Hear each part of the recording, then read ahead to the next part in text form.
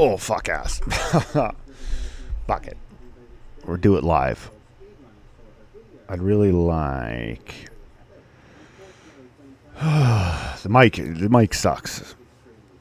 I really wish that this monitor port was not on the microphone itself. Yeah, I don't know. I don't know what I'm going to do with this setup. So, I don't know. Streaming setup's tough. What do you do, right? Monitoring would be nice. Gotta just do it, right?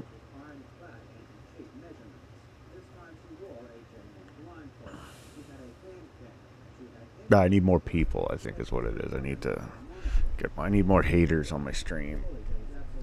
I need some people I can dunk on. Just for content. I don't know. I just play video games all day. I'm trying to monetize my enjoyment of video games.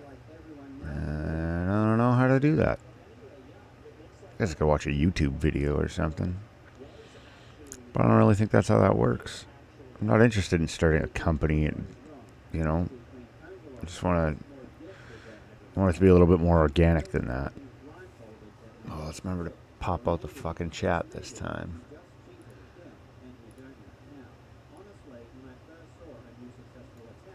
Make sure I pop out the chat this time, because I keep forgetting to do that.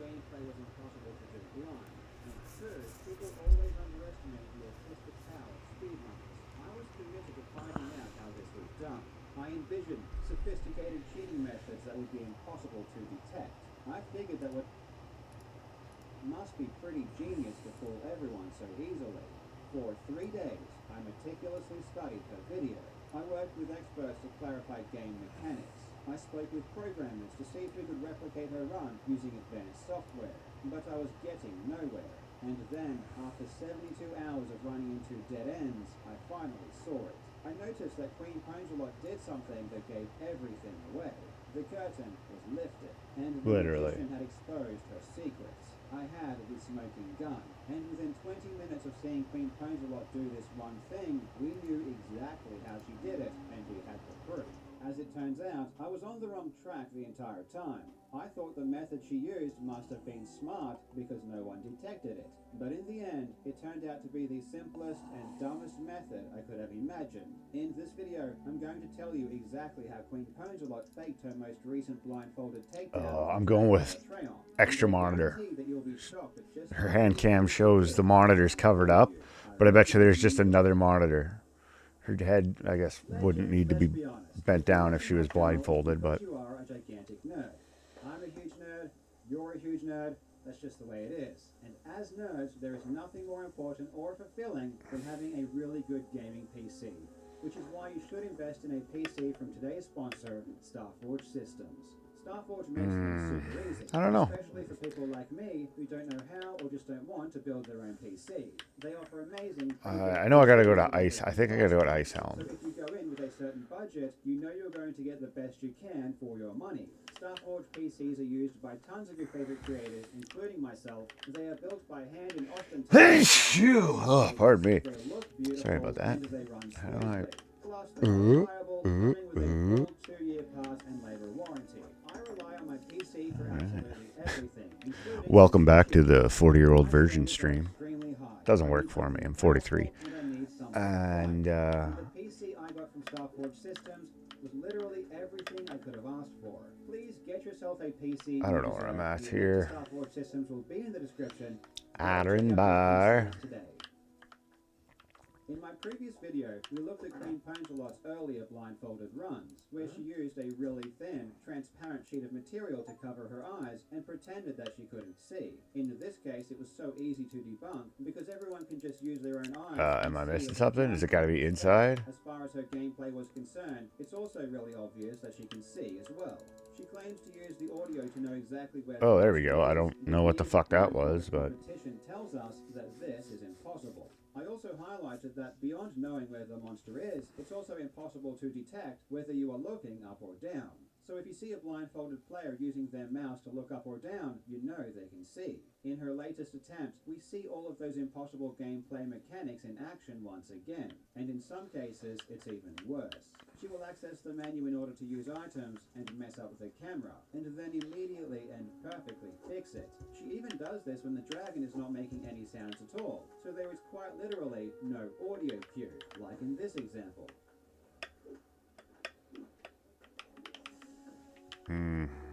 Beyond the impossible vertical movement, we also see crazy head tracking in real time that is just laughable. I mean, just look at this gameplay. Look at this gameplay. Oh, what is this? Hello, go boy. Melted in a crucible. Alright, what do I got here? I wonder if those go away when they're done. Food tokens, guild tokens. Read, what do I need for that? I need a shit ton of core stone. Camera on its head perfectly as she does it. It's hilarious. And remember, looking up does nothing. It doesn't let her hit any higher. So there is literally no point in doing this other than to see the head, which makes no sense if you're blindfolded. All of this seems very confusing because she appears to be wearing a proper blindfold. And as I mentioned before, her monitors are even covered up with paper, meaning that she can't see them anyway. This led me to consider other ways she might be playing without seeing. One way would be some kind of aimbot. Aimbots are common in many games. Nah, it's not an aimbot. Some kind of sophisticated software. It's definitely just this would solve the problem of locating another monitor. What is that, Core rate or whatever?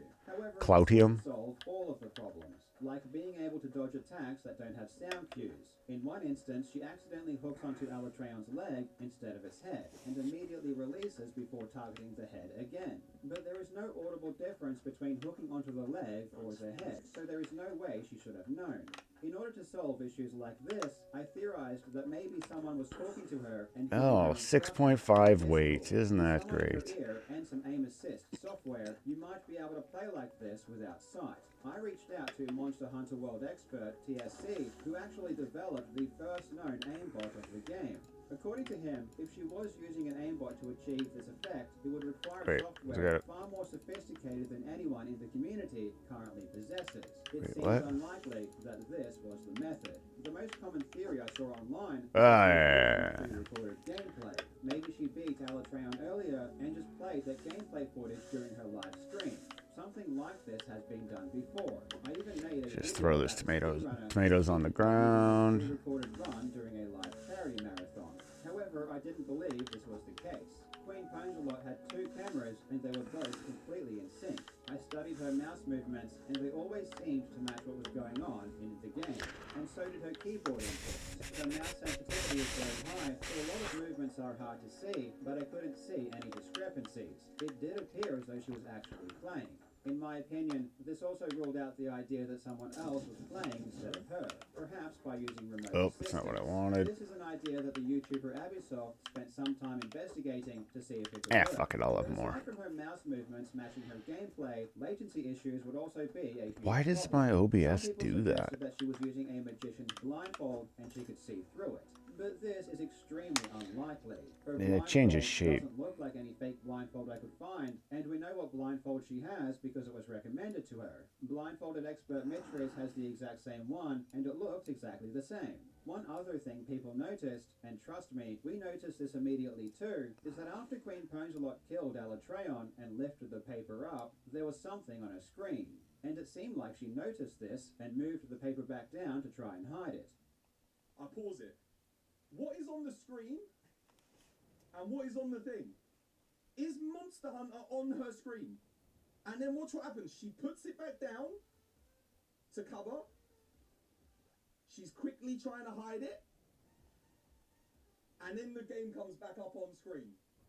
This is the Windows Start menu, and the reason it appeared is because she hit the Windows key. In fact, she hits the Windows key multiple times throughout her blindfolded attempts. This bugged the hell out of us, and we had no idea why she was doing it. Could this have something to do with her gameplay? Wait, why did I come over here? Fuck. I mean, one of these. Oh, to scale. This caused her inputs to stop working.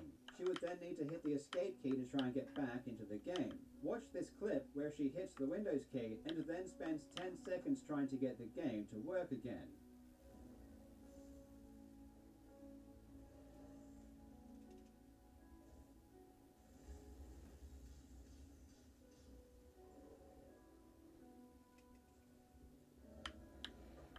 Oh, watching the clip.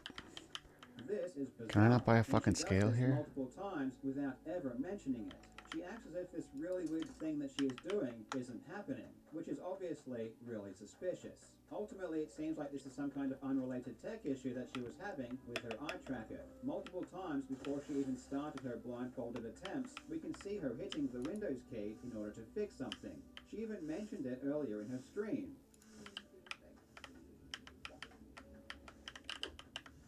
Well, now I'm getting into it. I can't even gotta cut the tomatoes on something.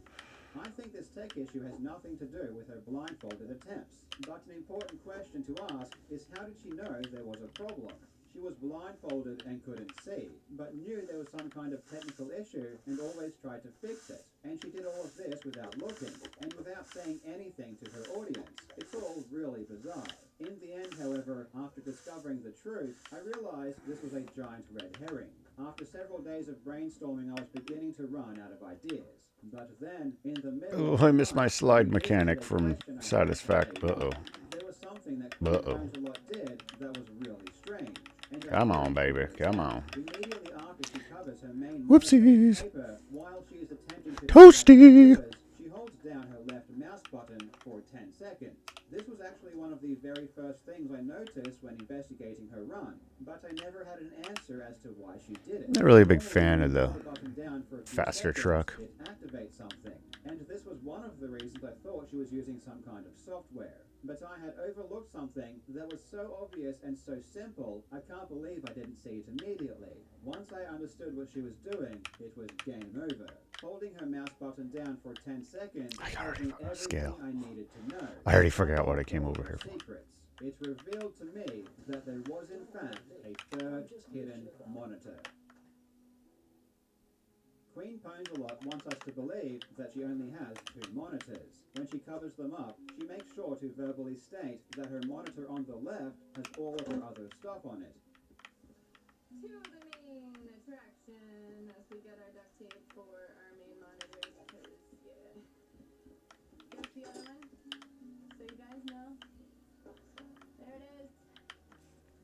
Cloudium pipe. Boom.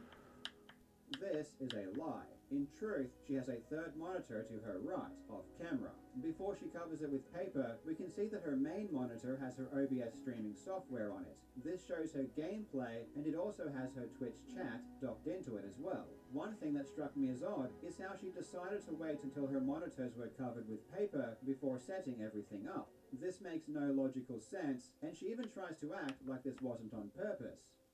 No problem. Alright, alright, cool. Now, oh god, I'm sorry, I didn't think this one. But the reason she did this is because she had to ensure that what she did was hidden from the camera.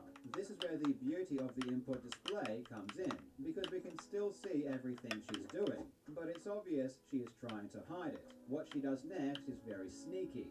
She lifts up the paper on her main monitor, which has her OBS on it. She clicks on her OBS window and holds down the mouse key. Then, while she is holding down the mouse button, she distracts her audience with verbal diarrhea.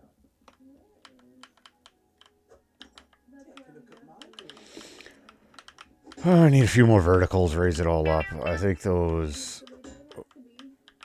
would work a little better if they drop down into the... That I should have seen immediately. What is the most common thing you do when you hold down your mouse button? Move a window around. While talking, she drags her OBS to her hidden monitor on the right. We can confirm this with the input display. We can see her hand move it to the right, and she even looks at her hidden monitor on the right when she does this. That's why we go through what we go through, right? You know? And it's the way I should just get into like cheat streaming. Get famous by just like, oh, watch me play Hydroneer blindfolded. Hidden monitor to see this. Immediately after this, Any she percent can run. move the OBS Hydroneer blindfolded. New category. That's dishonest. I'm not. I don't know. Like I said, I think it'd be interesting. It'll be something I do later on. She moves her mouse to the left, she looks to the left, and she even says that she's moving something. However, we can see on the input display, she doesn't even click her mouse. Now, despite the fact her monitor on the right is supposed to be a secret, she cannot help but stare at it constantly. She does. Even responds to this exact message in chat while looking at it. However, mid-sentence, she realizes how stupid this is and stops talking.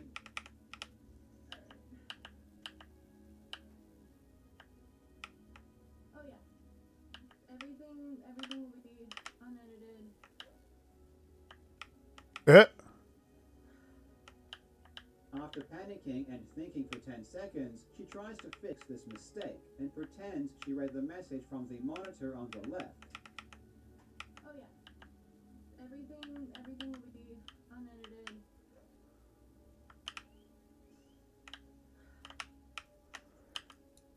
God, it just seems like so much work. I don't understand how people do these things. The funny thing about Queen Congelot reading chat from her hidden monitor is that it's completely unnecessary. There is no need to have chat there in the first place, and it just causes her to constantly look at it, making it obvious it's there. And it also causes her to screw up by responding to it. I'm guessing she just couldn't help herself, and she really wanted to see all of her fans talking about her as she was playing. So we know that she has a monitor to her right, but how does she see it? Well, the secret is in how she's wearing her blindfold. She's wearing it very, very loosely. It's barely able to stay on her face, and on top of that, she wears it very high. This is not how you're supposed to wear a blindfold. Anyone who owns a blindfold like this knows you don't wear them loose, you wear them tight. If you wear them loose, light gets in. By wearing her blindfold loose, she can see through a small gap between her nose and the blindfold. The gamer Juzzy has already replicated her exact setup. In his case, he showed his two monitors which he turned off, he wore a proper blindfold, he used the exact same input display, and he had a hand cam. With all of this, he also killed Alatreon in expert fashion. What in the fuck is going on here? Here, he explains how he did it. As you can see now, my monitors are off and I'm blindfolded, but despite my short-sightedness without glasses, I can clearly see the target I'm shooting. And why is that? It's because there's a secret here. Right now, I'm wearing the blindfold, right? But I can see out the gaps between my nose and my blindfold, and if I wore it even looser, I'd be able to see out the sides left and right in my peripheral vision. Then the next step of the trick is the fact that another thing you guys noticed, there's two monitors here, right? But they're not the only ones. And the third monitor on my left. On top of wearing her blindfold very loosely, Queen Congelot also sits back in her chair and looks up in an unnatural way. This is to get a better viewing angle. Before her attempt with the new blindfold, she had spent around 1 hour playing with her old blindfold over multiple days and weeks. And for that entire time, she always sat like this. She was leaning forward and looking directly in front of her. This is because while her blindfold was partially obscuring her sight, she could see straight through it and was looking at the monitor directly in front of her. With the new blindfold, she can't see through the front of it, which is why she has now completely changed her sitting position so she can see down and to the side. This is not a normal way to sit, and world-class blindfold speedrunner Bubsia confirms that when you see someone sitting in this position, it's a giant red flag. And if I curve up even more, but that's already looking very sus, I guess, if you sit there like your neck breaking. If I sit like this, for example, I can see half of my monitor. I can see OBS right now, literally. I can see the volume meter going up. Picture. If I turn a bit, I can see the other monitor. And it's as simple as that. There is a hidden monitor on the right, and she is playing through her OBS, which she discreetly moved to it. I can't believe I spent so much time researching aimbots when the solution was so stupidly basic. And while it's so easy just to say there was a hidden monitor, which some people did, it's an entirely different story to provide concrete evidence. The fact that we can literally see her move OBS to the hidden screen, the fact that she reads chat from it, the fact that she stares at it constantly, the fact that she wears her blindfold so loosely, and the fact that she sits in such a weird position all prove beyond a reasonable doubt that this is the way she cheated. But here is my favorite part. After she has killed Alatreon, and while paper is still covering her screen, she looks directly at the hidden monitor and moves the camera around perfectly. What? It's like she's trying to hide it. And beyond all of this, Fuck. the simple fact remains, the way she played the game is impossible to do if you can't see. Now let's be real for a second. At the end of the day, this entire thing isn't a big deal. This is just silly, fun internet drama, and it's just really interesting to learn how Queen 1.94. I didn't think to check it. About this. I just love trying to expose video game fraudsters because I enjoy it. This whole back to 3.1. entertaining, but make no mistake, her behavior is not healthy, and it's not a good thing. There are gamers who spend thousands of hours legitimately trying to do amazing things. 4.5. Blindfolded gaming takes a lot of hard work, and it takes a lot of ingenuity. And Queen Congelot keeps taking a giant steaming dump on all of their efforts. Because of her actions, people are going to trust the accomplishments of real gamers even less. 5. Skepticism will disproportionately 5, rise, 6. So and the yeah, it public would have been will half become off. more Damn it! I know. skeptical. Yeah, well, Maybe you that's win the some, thing. you lose some. The amount of people who threw common sense to the wayside and took her runs at face value is pretty shocking. Maybe people do need to be a bit more skeptical, and maybe this lesson was an important one to learn. Let me know what you think in the comments. I worked with a group of gamers who helped me do research for this video, including the YouTuber Abisoft, who is also releasing a video about this most recent run. I know for a fact he is including many details I haven't mentioned myself, so if you want to learn even more, please go and check out I didn't bring his the video fucking as bowl well. back. The link will be in These the animals description. Thank you so much for just watching. whip you the bowl on the legends. I ground. hope you're having a fantastic day, and I will see you in the next video.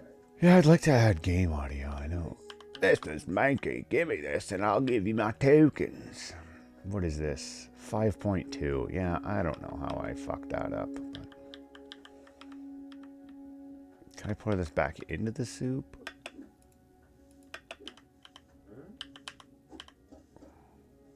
Can I? Damn it.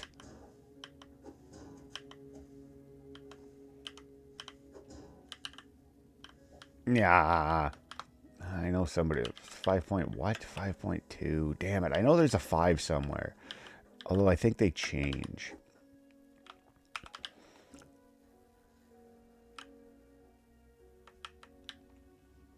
I think they change. Boing. I don't know. I'm going in completely blind. I am trying so hard to not use the wiki.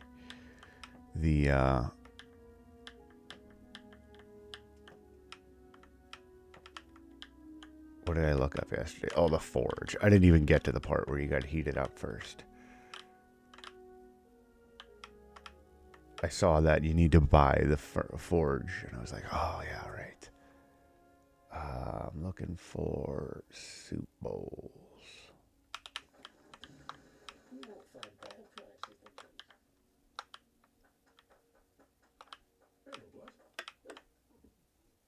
I don't remember what he wanted.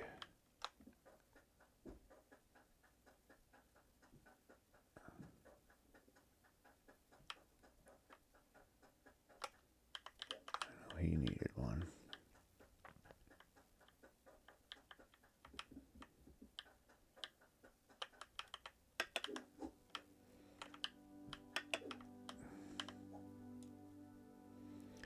Alright, hold on a sec. I gotta go park behind Ma in the driveway. BRB.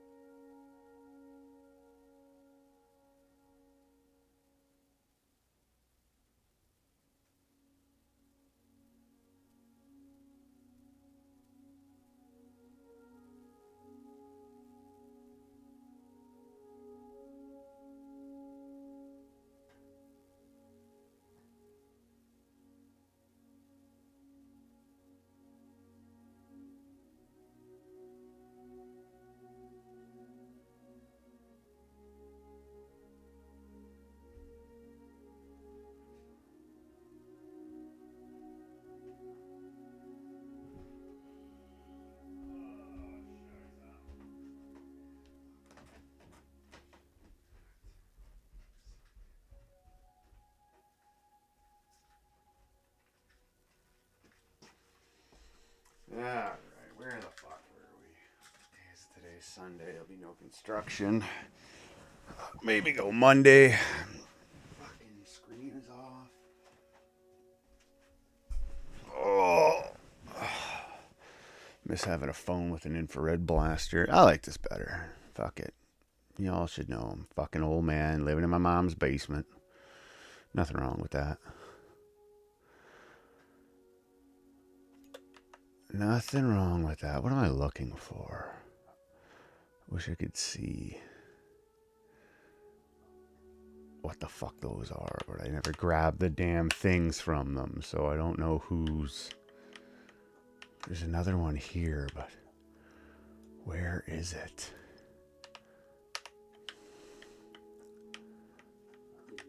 Oh, a one-weight tomato soup. Good enough. Fuck it. Take my fuck up, sir.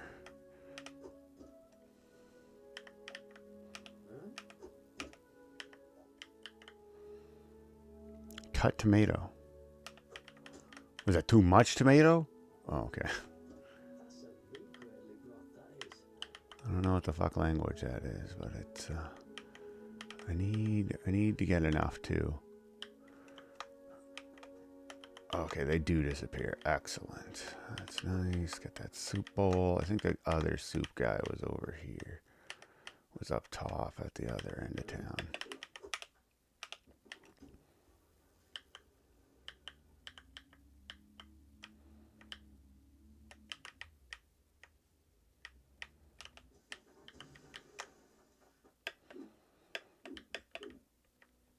I think it was this guy. Actually, I think he threw it off.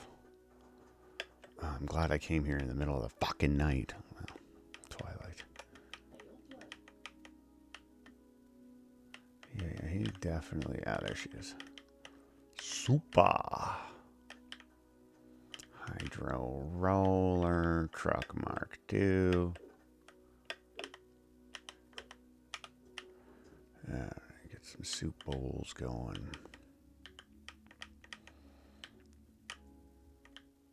Burp.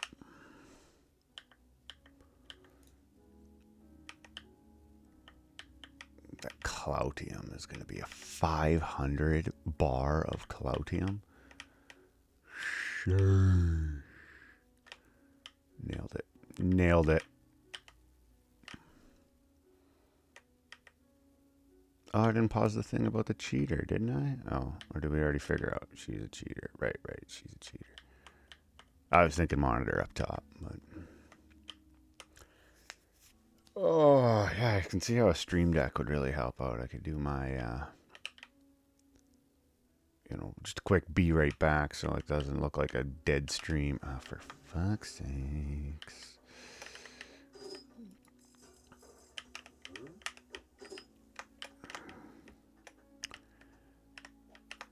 Could use a sprinkler to simplify all this would be nice. This should be a 6.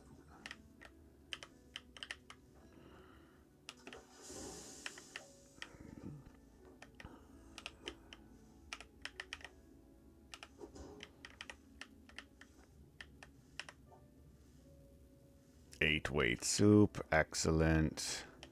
Fuck was he? Ember Cradle. I think that's this guy over here, Ember Cradle, because I'm at Ember Cradle. Yeah, that's the guy. Fucking have that up, bruv. Well chuffed.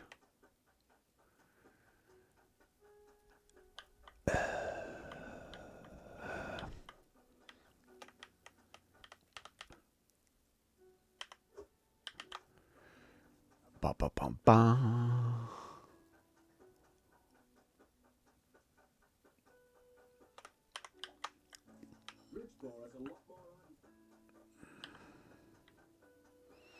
It's true. It's true. They do have a lot more items that I can't find anywhere else. Soup bowls.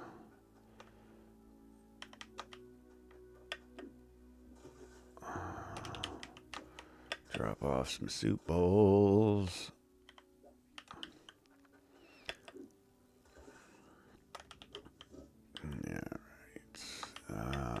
else do I have? Do I have...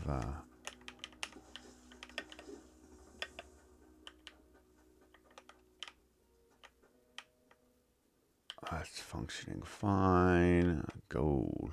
Gold. I don't think there's anything in here.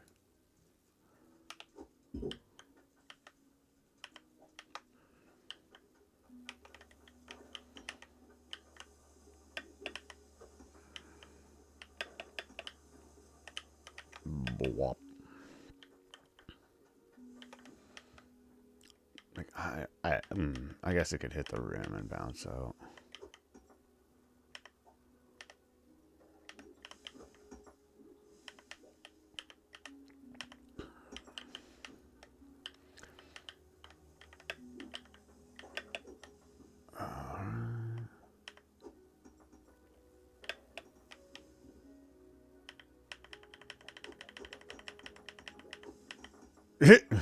Scheiße. Oh, okay. Yeah.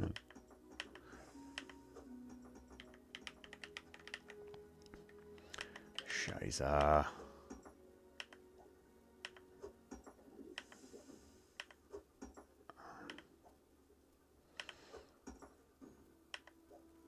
Huge.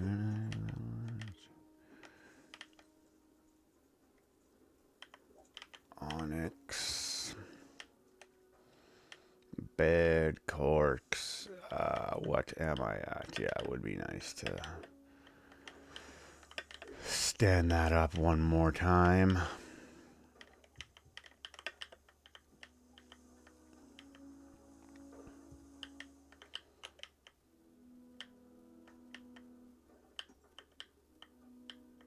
I could go up one more time there.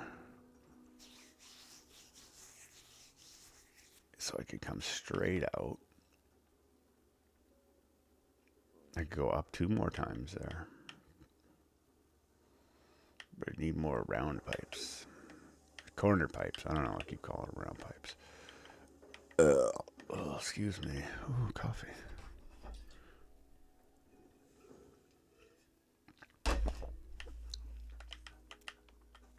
I've got money.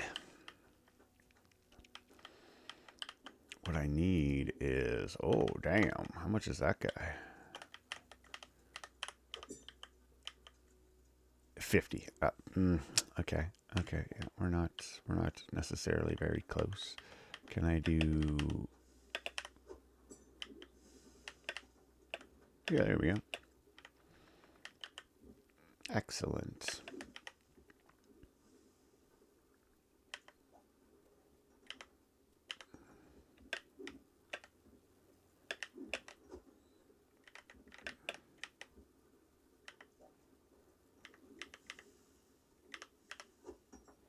Cloutium ore.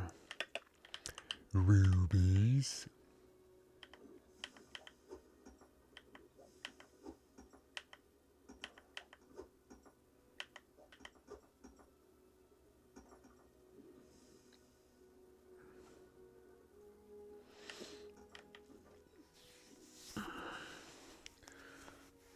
Wonder if I can put those on a vertical.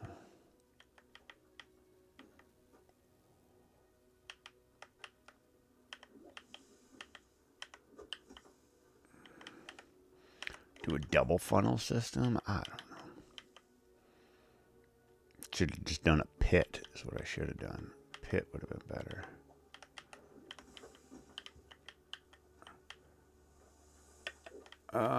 I guess go find more work to do.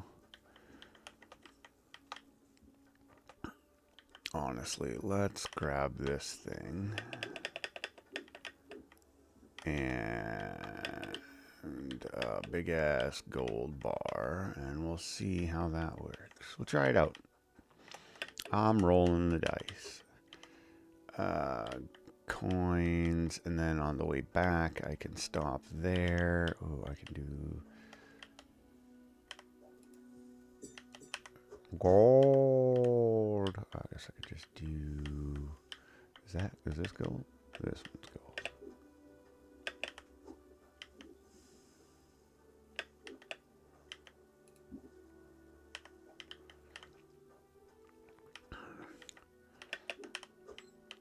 I don't know. You know what? Seems how I don't really feel like making 2 trips. Because this is a forged iron drill.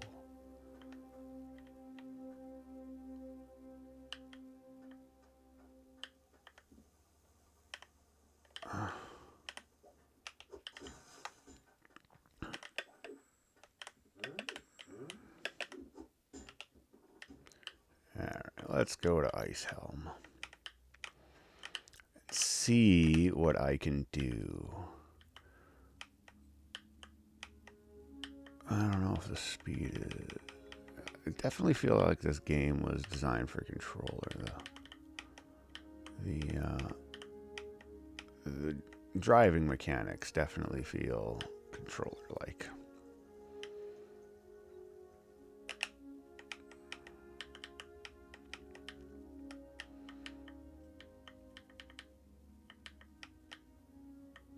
Which is less than ideal. For me, at least. I'm not having...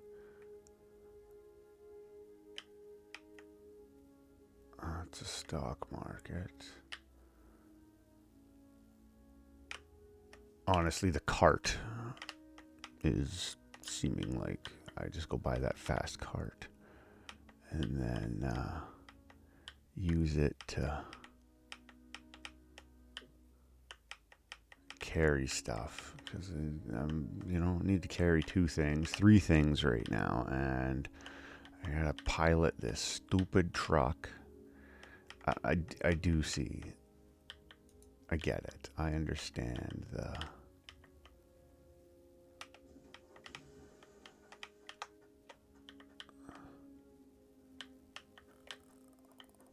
I do understand the cute little...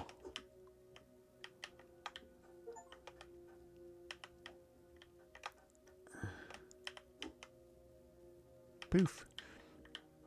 The roly-poliness of it. I get it, but... Wait, can I go down the ice chute? No. Missed opportunity.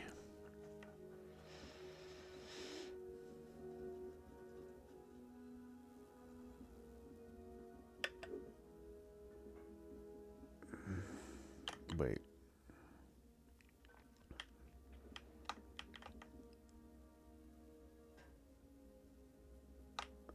That is strange. No, that's the up. This is the down? Wait, where's the down? Okay, you put the thing I want, then the bar, and you pull the handle, and then it gives you a new thing. Is what I'm... That's the up. Where's the friggin' down? I don't know why it's doing that loading thing. Some sort of weird culling. Tools and equipment. What? There's a fucking store here? Ah. Ah.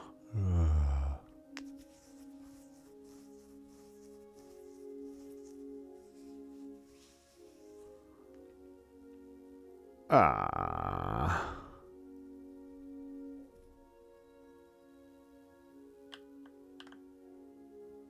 Core stone. Cloutium.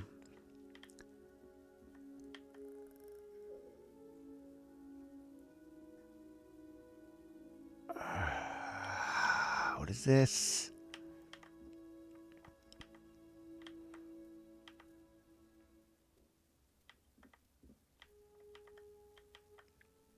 Yeah. Well, I'm definitely feeling the learning. Merging hook. Gem polishing hook. Ugh, I can get everything at Icehelm. Less than ideal.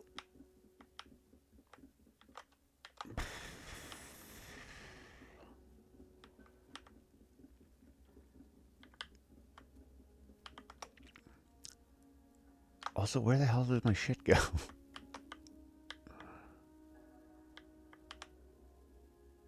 Oh, there's something down there. That's to send stuff back up. Where? There's obviously a down portion.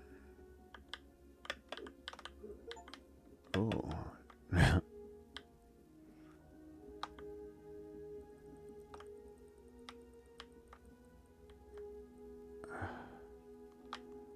um.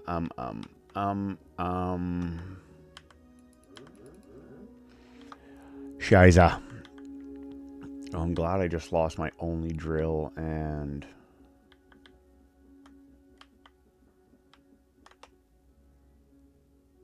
some sort of pipe network coming this way.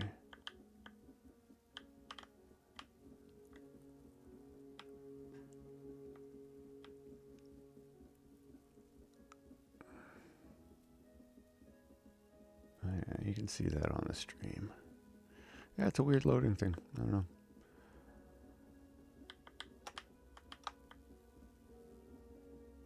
What is this? What do we... Oh, there we go. Thank goodness. All right. Well, at least I know where my money will go. For sale. What is this? Is this a...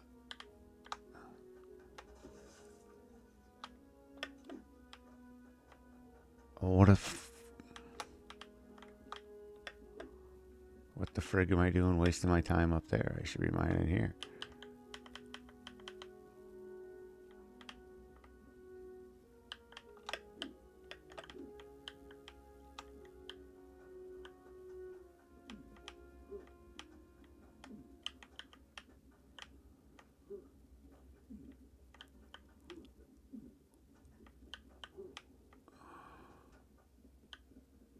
Oh, now I... Oh, there we go.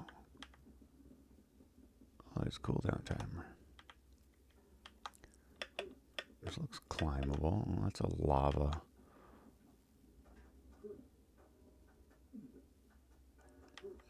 Hmm.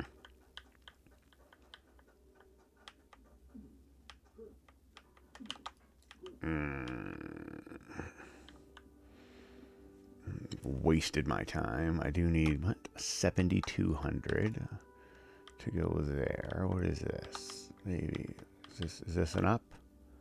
Up into the truck. All right, so it's too early for you.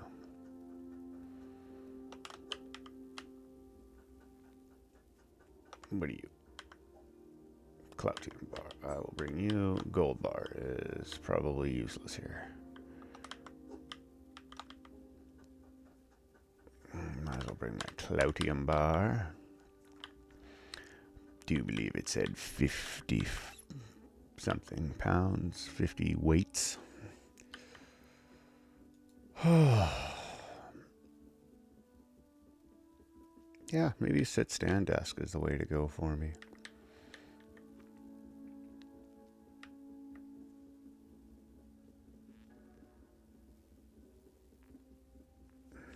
I need 7,200 for that.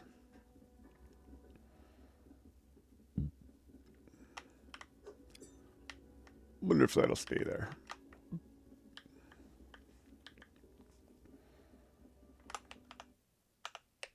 What other speed running?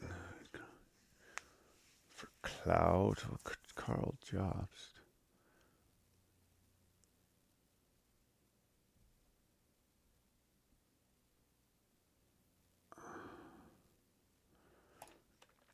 I'm a Jobst fan. I guess maybe the other guys are good, but complete dominance over a game. Since the birth of video games half a century ago, gamers everywhere have been clamoring to show they have mastered the hobby better than anyone else. There are many ways you can display your skill, but which is the best indicator of a player's overall competency? In the early years, by far the most widely accepted metric for one's ability was the high score. high score. If you can make the number bigger than everyone else, you are the best player. It's interesting to look back on those more primitive games and realize that high scores were such an integral part of their design. As technology progressed and the immersive quality of games improved, the need for a high score as a motivator diminished. Simply experiencing the game became incentive enough to keep people playing. Score counters gave way to detailed storylines and complex gameplay mechanics. In its place, a new metric would be needed in order to differentiate the strong from the weak, and that metric was time. Gamers went from trying to play for as long as possible, eking out every point, to playing as briefly as possible. Now, if you could make the number lower than everyone else, you are the Well, best. Cloutium's the only thing I can get right Another now. form of gaming competition was beginning to emerge as well. By this point, video games had sufficiently evolved in complexity to facilitate deep and rewarding player-versus-player combat. With the fighting and real-time strategy genres coming fully into their own, the birth Forged of iron modern intake esports booster really design. began. I don't And know. let's be honest, when it comes to pure work ethic, nothing rivals the output seen in esports teams, especially those in Oh, because I can make a new drill. Ah, yeah, yeah. More drills. Brah, more drills. Brah, brah, brah. It's hard to argue that anything tops what is seen in games What the fuck is going on? but ultimately, achievements in this field are hard to quantify, as by definition, they're against other human beings with all of their Intake abilities. booster. I'm just not. Whether you believe high score competition, speedrunning, or esports is the pinnacle of gaming, will come down to Fuck it. preference. But there is one relatively Because there's one for each level, so I might as well find out what the hell they are. no hit. To be fair, no hit has always been around in some limited form, but in the Definitely last should be few carrying years, a cart with it's me grown all in the time. popularity.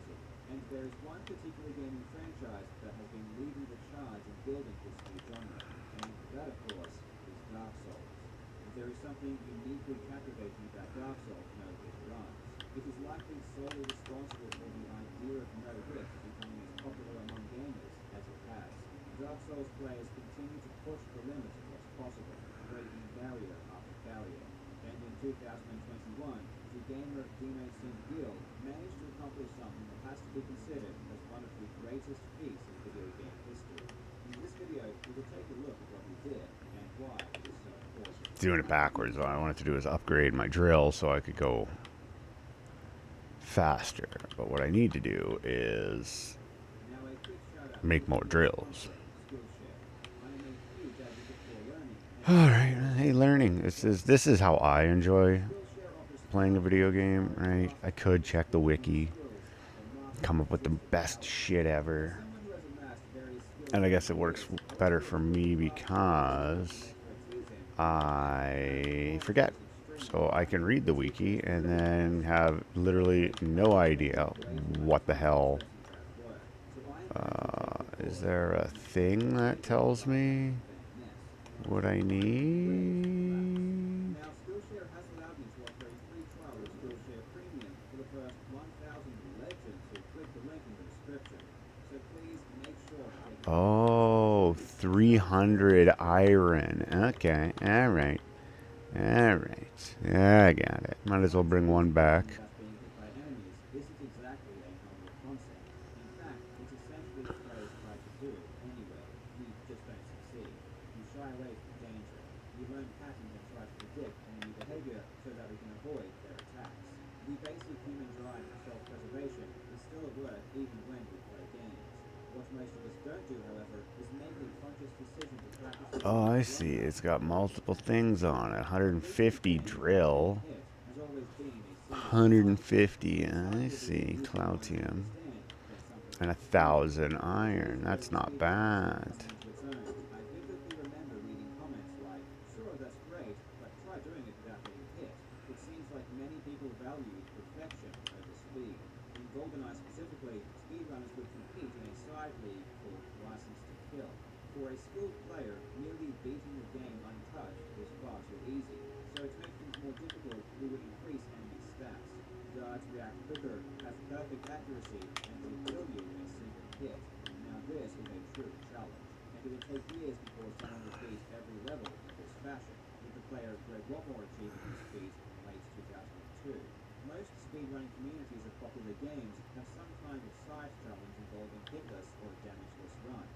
Some games even have this challenge built in, like the Golden Strawberries of Celeste, which can only be earned by completing an entire chapter without a single death. But nothing comes close in terms of both magnitude and insanity to the community centered around the Dark Souls franchise. The original Dark Souls was a phenomenon, and is cited as one of the greatest video games ever made. It is undoubtedly a classic, and is near perfect in every way. It is also extremely difficult, which frustrated the most casual of gamers, but served to make the game... Alright, well, we're on it. We're on it. The combat in Dark Souls was amazingly well crafted, and boss fights offer an experience that is both tasks demanding, complex, frustrating, and fair. As long as you've attained the requisite amount of skill and knowledge, you can make pretty short work of them. The steep learning curve combined with a rewarding Nope. grind over the game once Just you missed get it, eh? is one of the reasons it is seen as the pinnacle of game design.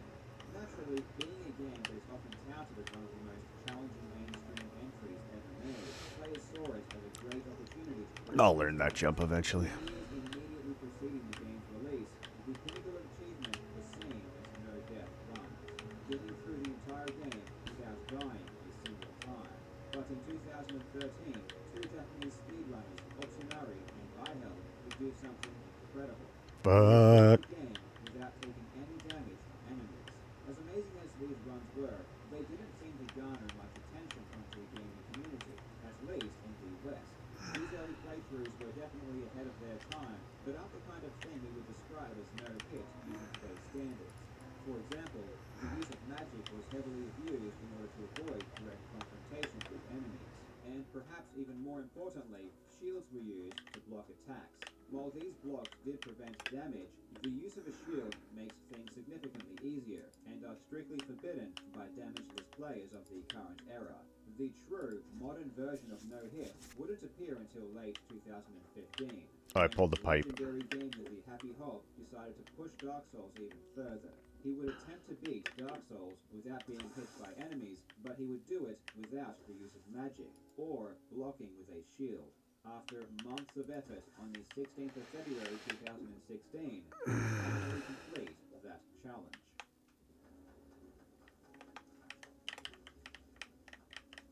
Oh no.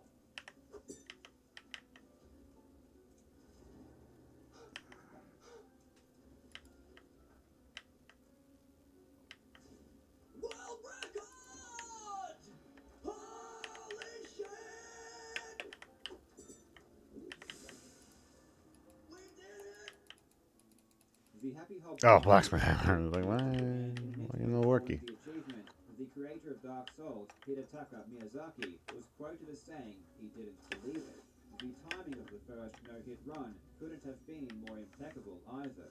At this point in time, the gaming world was anxiously awaiting the release of Dark Souls 3. There was plenty of hype surrounding the upcoming installment, and Hulk's no-hit run inspired gamers to secure their own world first. They wanted to be the first person to beat Dark Souls 3 without being hit. It took gamers 5 years to beat Dark Souls in this fashion, but Dark Souls 3 would be conquered in only 3 months. While Happy Hulk's original Dark Souls run 87. Need like there was 1,000 now a iron. group of committed gamers racing to topple the third game. After an intense race, the honor of being the first person to beat Dark Souls 3 Because it gives you your change anyways.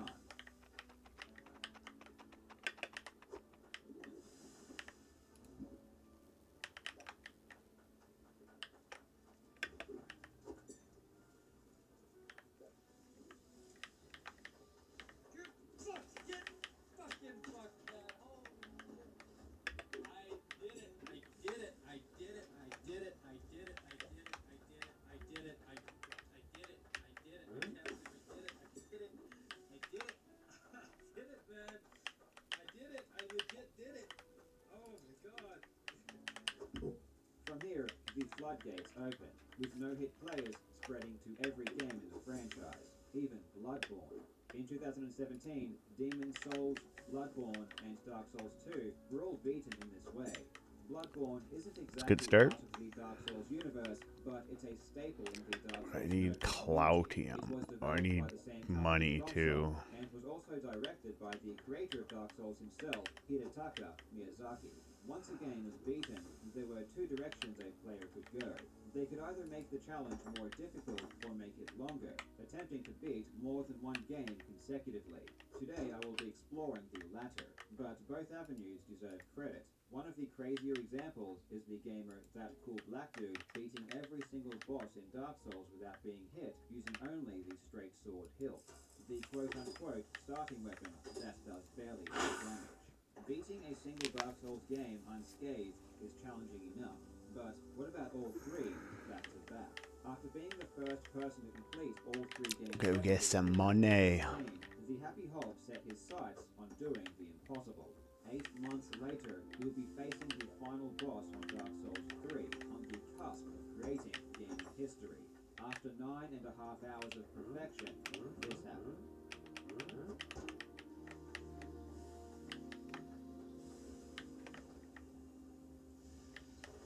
No! Oh my fucking god! No fucking way. No fucking way. One of the most infamous tropes in Dark Souls or even gaming history, it shows how unforgiving the games really are. With each extra game added to a no-hit marathon, things become exponentially more difficult.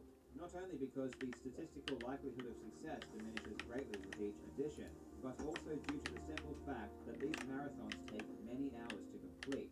By the end, players are physically and mentally exhausted, but even up to and including the final boss, a single mistake will cost you everything. Thankfully, Hob wouldn't be deterred, and after another month of effort, on the 9th of March 2018, he would do this.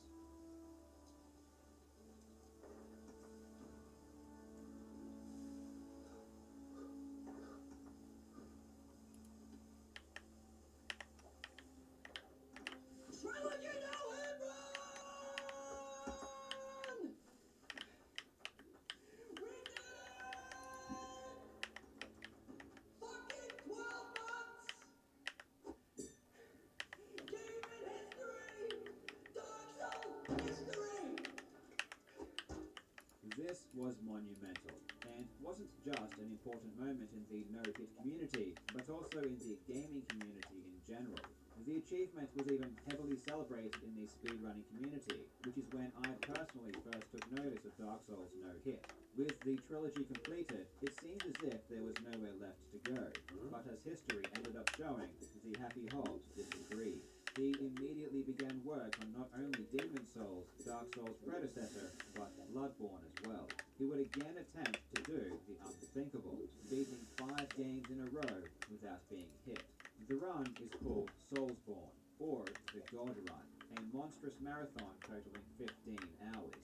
When runs take this long, the fails become even more painful. In early March of 2019, Hob would be on the 5th game of the God Run, and this happened.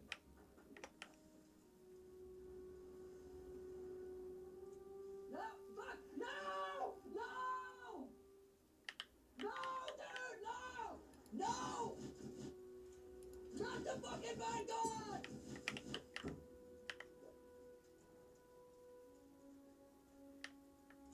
This wasn't even on a particularly difficult boss, but Dark Souls no hit is extremely punishing, and runs can end at any moment. Hob's plan was to complete the run before the release of the next FromSoft game, Sekiro, scheduled for release in late March. Truthfully, it seemed like an impossible task, but on the 21st of March 2019, one day before release, Hob would do this.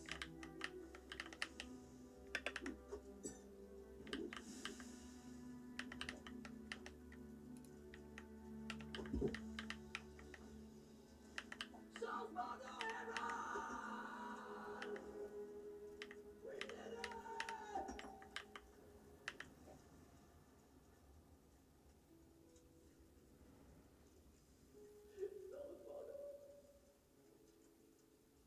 This was it. The run to end all runs. 16 hours of perfect play. There was surely nowhere to go from here. Well, at least until the next day, when Sekiro was released. As stupidly difficult as the God Run was, Hob decided that it still wasn't enough. He immediately began work with Sekiro, and once he had finished it with no hits, he would attempt to complete the sequel to the God Run, the God Run 2. 6 games back to back. In 2016, the mere idea of completing a single game was almost unthinkable to most people, and when you look at the reactions of the gamers that were the first to do it, you can see how important it was. It's really crazy to think how far the community has come since those early days. The Happy Hob would work on the God Run 2, otherwise known as Soulsborne Hero, for the next 1.5 years. The difficulty of these marathons had become so great that if you did decide to give them a go, you'd almost certainly need to dedicate months or even years. The Happy Hob himself had been the face of Dark Souls no-hit since day one, being the first to beat the original Dark Souls, the trilogy, and Soulsborne. It seems almost inevitable that he would be the one to first complete Soulsborne Hero. But shockingly, this wouldn't be the case. On the 12th of October 2020, a relatively unknown streamer by the name of Dobby Summer would be the first.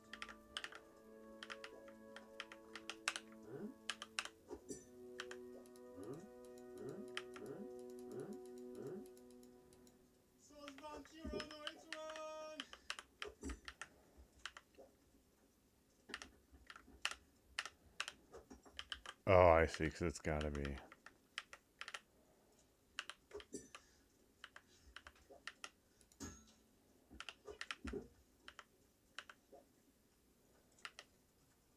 A truly monumental achievement that surprisingly didn't really get any attention. Nonetheless, beating 6 games back to back to back without getting hit was already one of the greatest feats in video game history. As I mentioned earlier, there are 2 directions no-hit runners can go in order to make things more challenging. They can make runs longer or implement restrictions to make them more difficult. By this point, we had essentially reached the end when it comes to games that one could reasonably add that made any sense. There were just no more similar FromSoft games. Now players were required to make things harder, and that's where we come to the challenge known as SL1. In Dark Souls, players collect souls, which are dropped by enemies or bosses, and are also found as consumables. These souls can be used at bonfires to level up our character. Increasing our level enables us to raise our stats, which is important for multiple reasons. Many weapons require our dexterity stat to be at a particular level before we can equip them. Soul Level 1, or SL1 for short, is a category of no-hit that restricts players from ever leveling up their character. This impacts the run tremendously. As we just mentioned, weapons require dexterity, so players can only use weapons that don't do as much damage. This extends the length of almost every... Alright, so I turned all that gold into coins, so hopefully we'll check, but... Boss fights contain various phases that become progressively more difficult. For example, in Dark Souls 3, there is a boss called Dragon Slayer Armor. This fight has 2 distinct phases, and in the second phase, which begins when the armor gets to around 50% health, pilgrim butterflies from either side will begin raining down projectiles. So now you need to deal with both the armor and the projectiles, making it significantly more complex. However, in unrestricted no-hit runs, once the boss gets to around half health, players can execute an attack combination that basically ends the fight immediately, skipping the second phase. They can do this because the weapon they are able to equip outputs a sufficient amount of damage. SL1 players don't do enough damage for this combination to work, so they are forced to deal with both phases. And it's not just damage. Players can't even raise their endurance, meaning that their stamina bar never increases. Every attack, roll, and sprint costs stamina, meaning Are they all the same? players can take are Gold limited bars. as well. But by far, the game that is impacted the most is Dark Souls 2. In the second installment, not only are we limited in the ways I just mentioned, but the amount of invincibility frames we get when rolling is directly tied to our stats. At level 1, our iframes last only a quarter of a second. This is half of what we get in other games. To appreciate just how much more difficult Dark Souls 2 is for SL1, we only have to look at how long it took for someone to finally beat it. Dark Souls 3 SL1... Oh, fuck yeah. What is it? What is it? Is it up? Is it up? Dark Souls Oh, what's 2 up? SL1 wouldn't be beaten until January of 2000. Come on, you. Accomplished by the Papa Finn. This was only 2 months before the Oh, fuck yeah, brah. back without the level restriction. Amazingly though, even with the insane difficulty of Dark Souls 2, players did get to work on beating all 3 Dark Souls games back to back at level 1. On the 4th of October 2019, legendary no-hit runner Skrilla Killer was on the perfect Skrilla Killer. I don't know, it's a good name. Dark Souls 2, the most difficult of the 3, and Core stone. Do I want that? Nah, it's fine. game. I do want to upgrade my... The battle is extremely complex and has many different stages. It's an amazing Food. showcase of every skill Sitch. a I noble need runner needs to possess. a sprinkler. Everything is Do I? intentional, even down to which direction the player rolls when I gotta involved in unlock attacks. radishes, You so. need to know when you can and can't attack, and you need to know when you should keep your distance or going close. In standard no-hit runs, this fight lasts around 3 minutes, but in SL1 it takes 7 or 8 minutes, more than twice the length. And there is no downtime. I can in buy this token fight. stuff It's there. What do actually I? Oh, a watering can. Oh, I've kind of already figured that out. Oh Wait, my talk god. about this piece. Oh my god. Not a chance.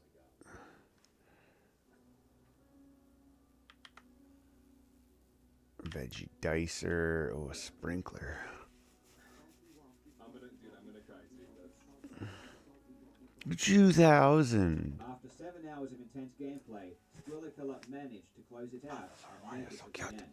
Beating the Dark Souls trilogy These without are being hit trees. and without leveling is an amazing achievement. Arguably as challenging, or even more so, than the Soulsborne run of 5 games performed earlier that same year. But of course, the story doesn't end here. And if you've been paying attention, you probably know where this is going. Those are After expensive almost a year of too. working on each game individually, the gamer Dino Guild decided to take on the most difficult challenge. Oh, yet. but this guy will He pay me attempted in. to complete Oh. the God Run, 5 games back to back without leveling his character. To even consider attempting this kind of I'll have run to see. is a testament to how far the community had come. While the individual tends to get all of the credit when a run is performed, the only reason these insane feats are even possible is because of the years of research, theory crafting, and dedication of many runners who devote their time to creating new strategies. But at the end of the day, someone has to be the one to actually do it, and that man was Dino Guild. In 2021, he began daily attempts, and shockingly, it wouldn't take long before he would get some runs. And before I show you some clips, I just want to point out that during these marathon runs, you can play the games in whichever order you like. Switching the order around not only reduces boredom, but also allows runners to remain fresh on each game. On the 17th of January, he would be on Damn game it. 4, Bloodborne, and this would happen.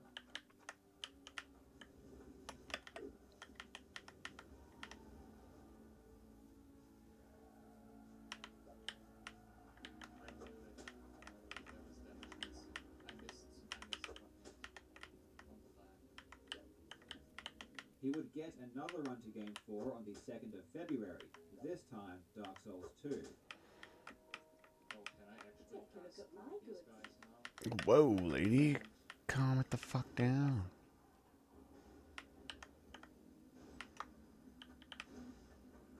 You died. February 12th, again he was on game 4, playing Bloodborne. Oh!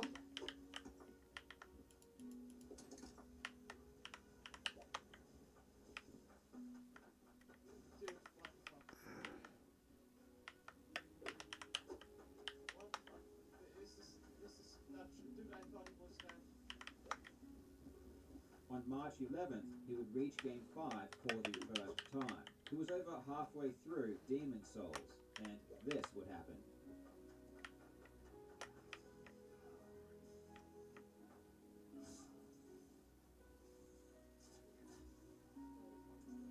No way. No fucking way! I threw 1,000,000 scouts! In what universe would you fucking shoot at me?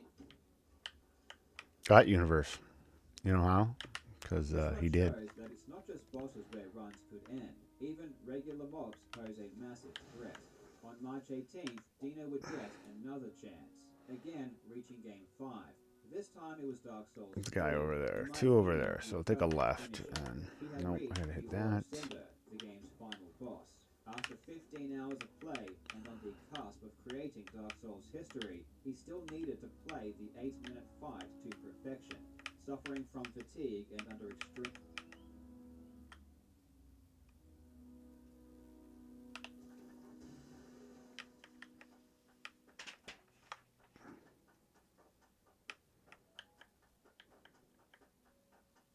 I'll trade you for some guilt.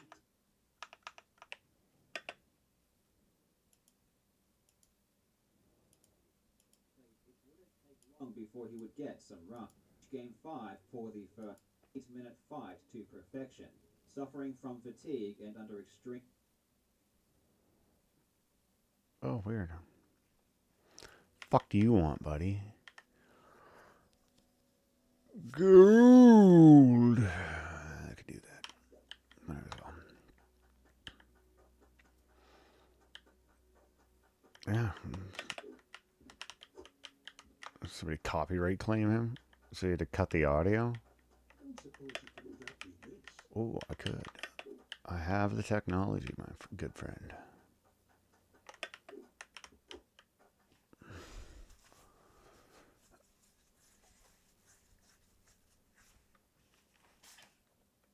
Is he just going to show this whole 8-minute fight in entirety? Is that why it got copyright claimed?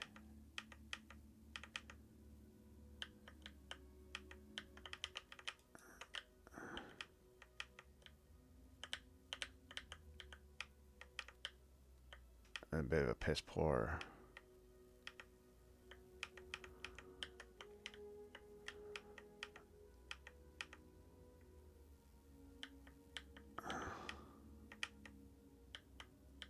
I mean, I understand protecting your brand. Fuck, settle it down, bruv. Yeah, cheeky cunt.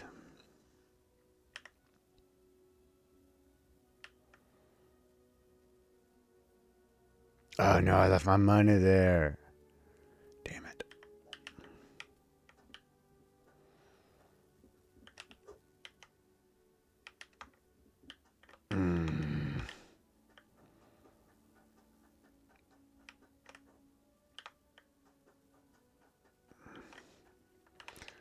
Honestly makes me emotional every single time I watch it. Dina managed to beat Bloodborne, Demon Souls, Dark Souls, Dark Souls 2, and Dark Souls 3 back to back without being hit a single time and without increasing his character a single level. Truly one of the greatest achievements in video game history. The question now is, will this ever be taken further? And if so, who will be the one to do it?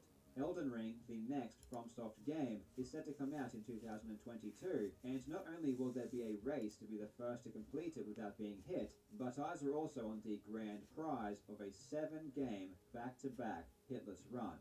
One thing is for sure, it doesn't look like the madness will end anytime soon.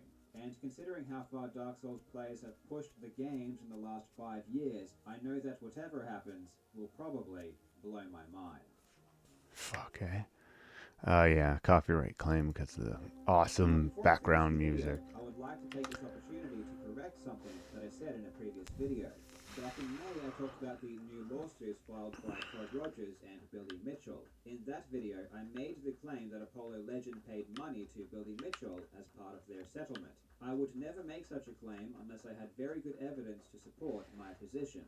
In response to this, Billy Mitchell released a video accusing me of lying and claimed that no money was exchanged. He didn't provide any evidence to back up this claim, nor did he attempt to get in contact with me to clear up any misinformation I may have had. However, I did investigate further, as I would never want to provide false information to my viewers. I reached out to a member of Apollo's family who graciously agreed to clarify some details. According to them, despite Mitchell's best efforts, Apollo Legend would not pay any money, and in the final version of the settlement, there was no clause indicating that he was required to do so. Therefore, the statement I made in that video was almost certainly incorrect. I sincerely apologize for providing false information, and no matter what kind of relationship I have with Mitchell, I do not believe that it is ever justified to lie or mislead. Mitchell also claimed that I was accusing him of murder. This is certainly not the case. I do have my opinion regarding the impact of the settlement on Apollo's decision, but ultimately, it was no one's responsibility but his own. The only reason I mentioned it in that video was because I felt like it was important to let you know what happened, as I know many of you enjoyed his videos. As always, thank you so much for watching, you legends. I hope you are having a fantastic day, and I will see you in the next video.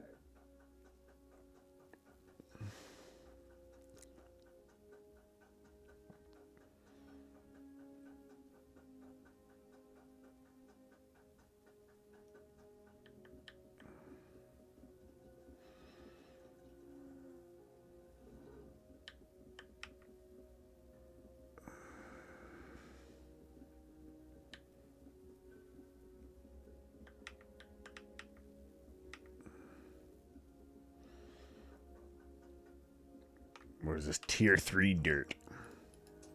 Fucking buying it, I'll tell you that much.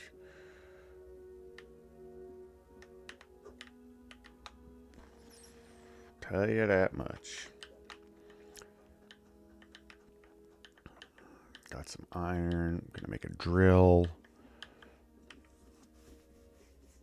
Should not have put that money up there. Could have bought all my stuff I need there.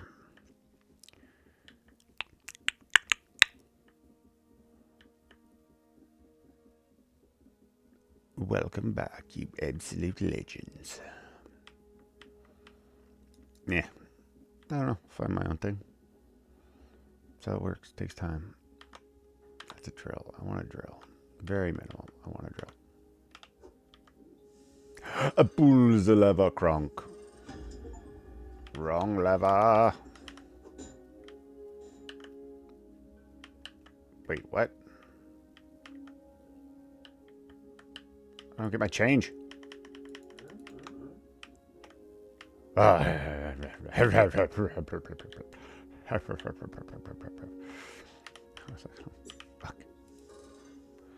Better get my fucking change. Yeah, buddy.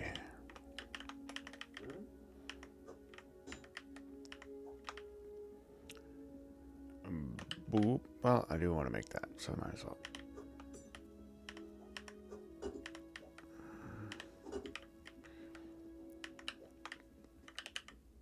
Don't know what that is.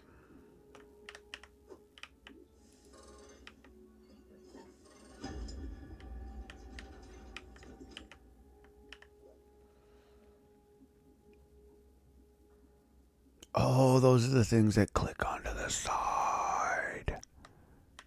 Okay, okay. Can I grab this from here and save myself a trip?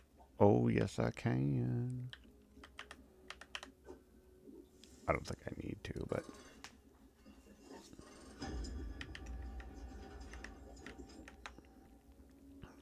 I don't need them. My collodium might be fun for the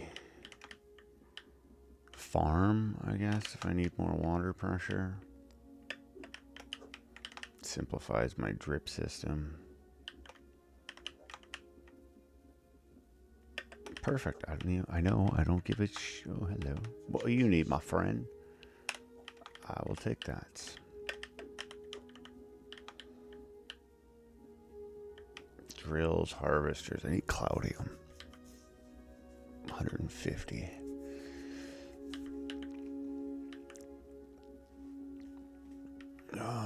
Actually, I should send a drill back down. A drill and a harvester, eh? The bunny harvester.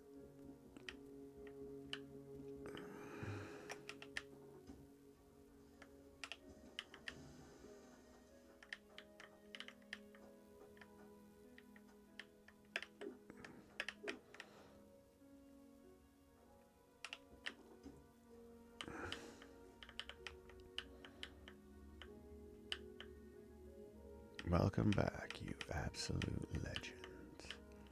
Fucking legend. Oh yeah, bank it off the tree. Rocks aren't as bad as getting stuck on the sign and a rock. Yeah, I don't like this big one.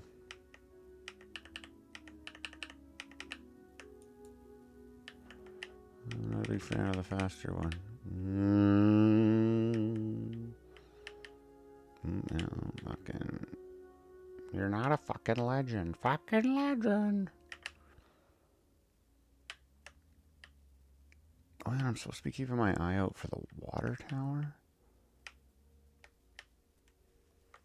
I mean, I know what a water tower looks like now, but I don't know what a medieval water tower looks like. Everything's a freaking castle out here.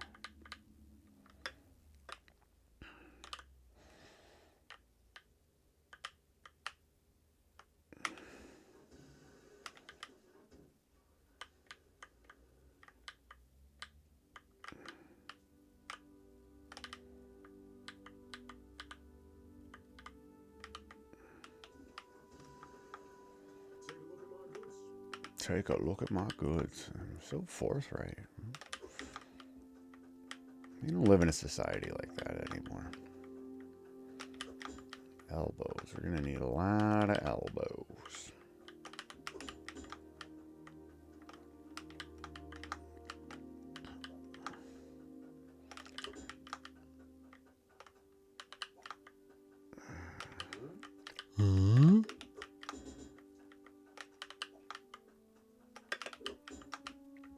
A variation. Just a couple of different ones. Might be nice.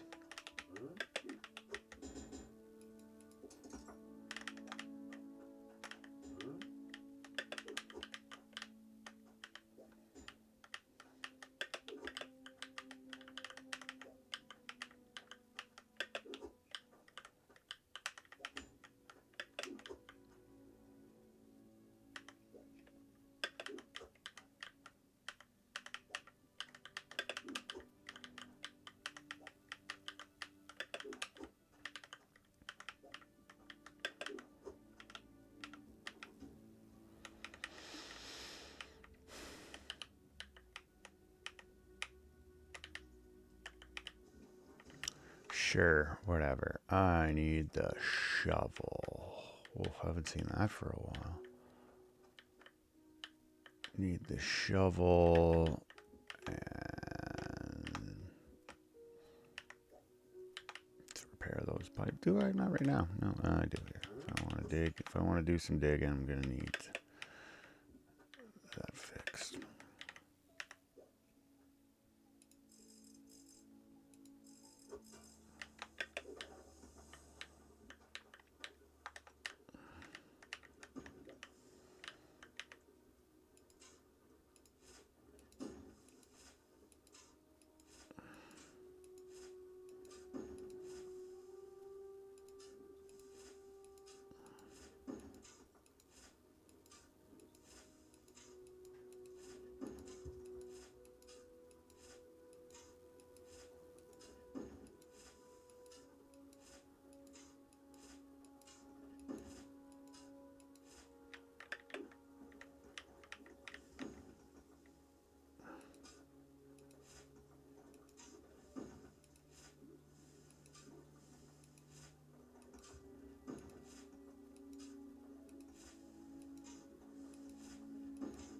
So I can see what I'm doing.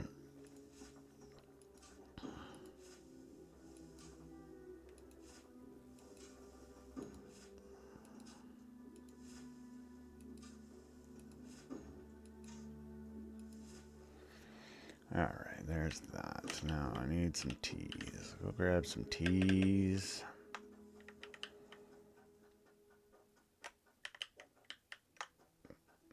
Fucking elbow. Beauty.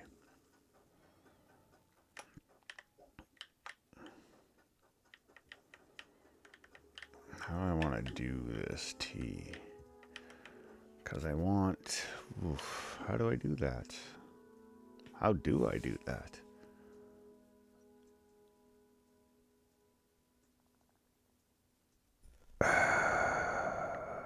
Fucking water filter.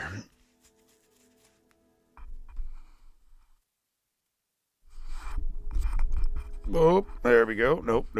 There we go. That's a little better. Right about there. Yeah, how do I tee that off? I gotta come in a different direction with the water. Yeah, gotta come in a different direction.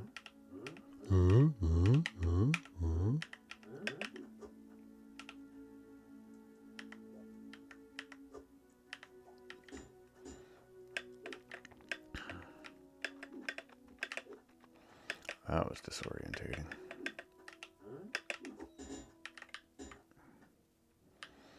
Okay, so this doesn't need to be here. I want to come out of here. That guy's gotta go. I could do it that way. That works.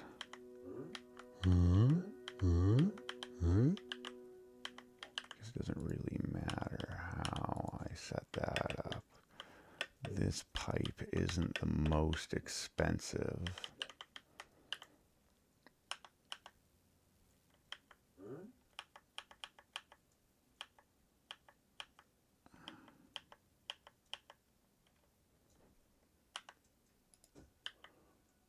No, I need a straight pipe off of there.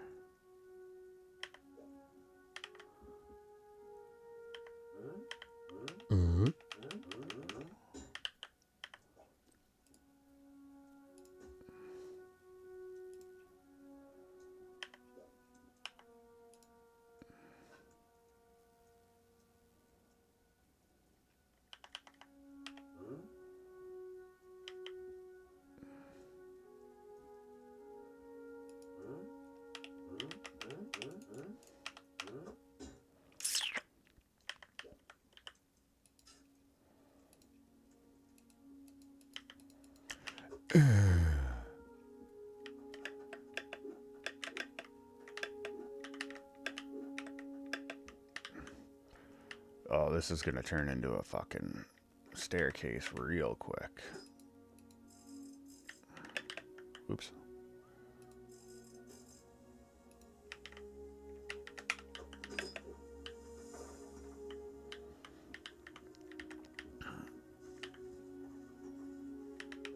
No thanks. Fuck off.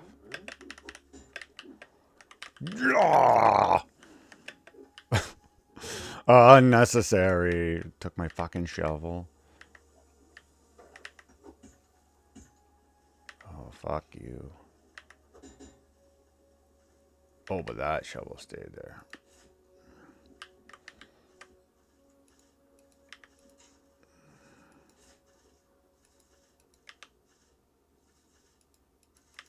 Why are you fucking me? Oh, is that the bottom? Tits.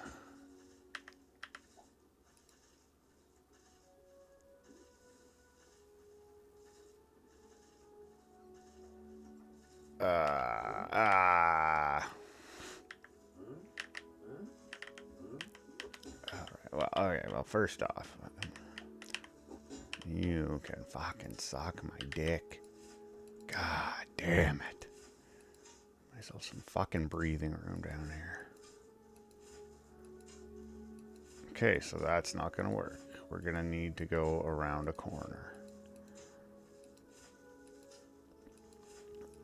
Myself some fucking breathing room.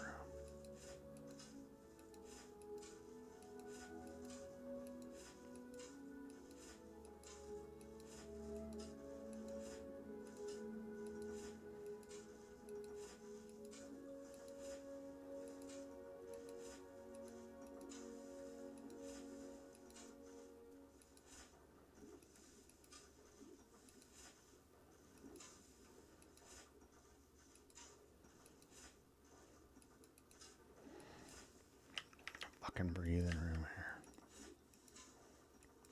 So I can put shit down. Out here in that motherfucking voice. Oh, I wonder if character speech is a thing. I don't mind this characters talking. I don't want to fucking hear them. Oh, maybe I'll mod the game files. I'll have to mod the game files. I used to be good at that kind of stuff. Simple little things like that. Used to be good at it. Oh, yes. Alright, so this way is not going to work.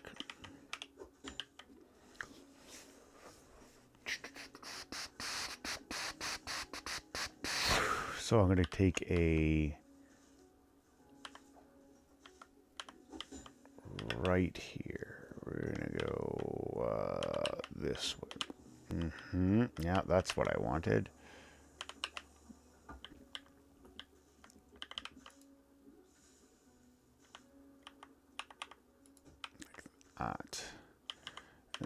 Nope.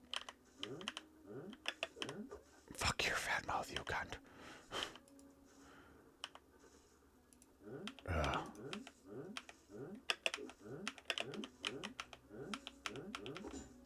Fuck, that's irritating. Nope, I need you. I mean, do I need you? No, but I will need you at some point.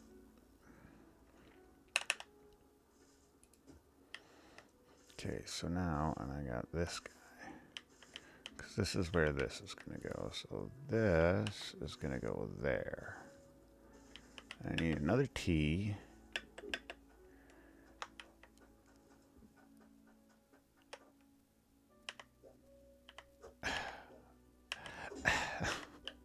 I mean, I will need those, but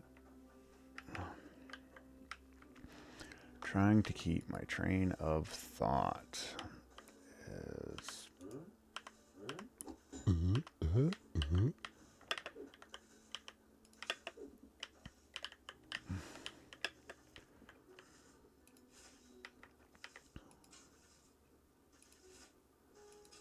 I could just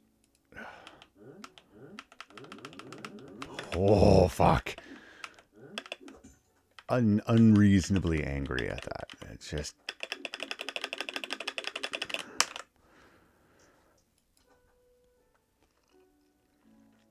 hello and welcome to 43-year-old virgin loses his shit due to a video game.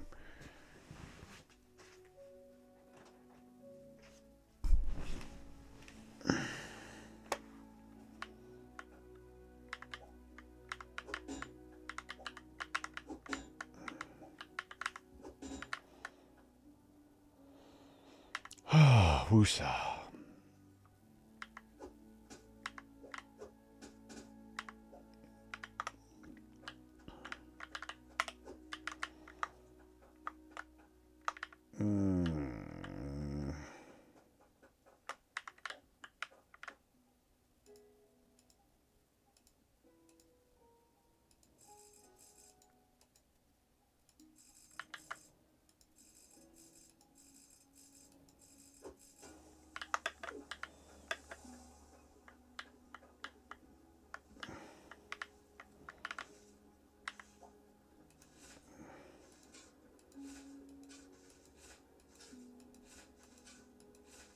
Lots of irritating sounds in this game. Just the water dripping constantly. Everything is kind of irritating, really.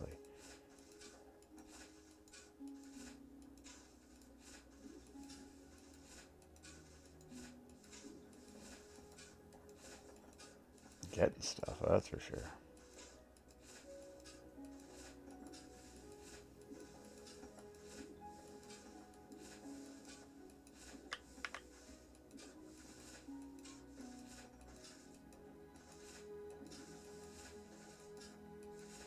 Oh, Chico's chicken.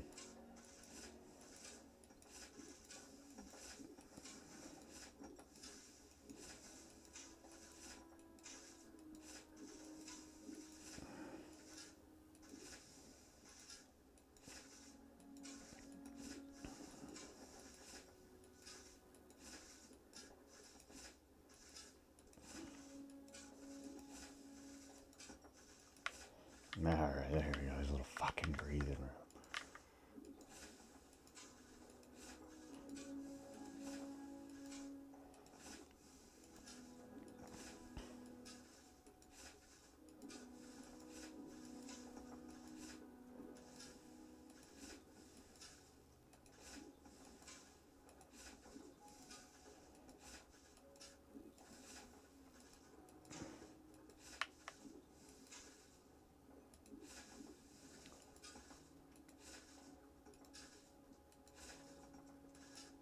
I gotta go this way anyways, because I know that the deep doo-doo glitching through the ground earlier, accidentally. I know that the lowest point... Oh, that's not what I want.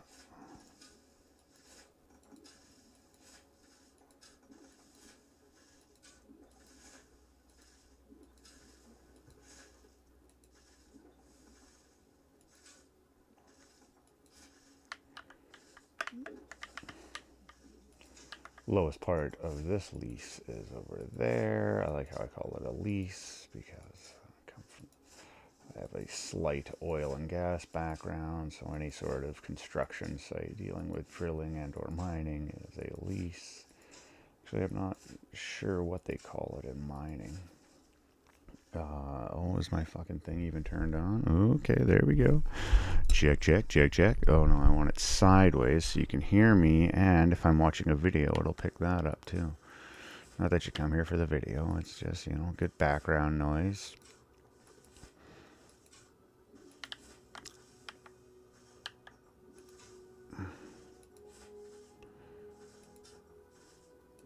There we go, like that. Okay, drop that. Did I bring down another one of those? Did I? I thought I did, yes. Alright, so this guy needs to go like that into this guy. Rotate. Why can't I do that? Alright.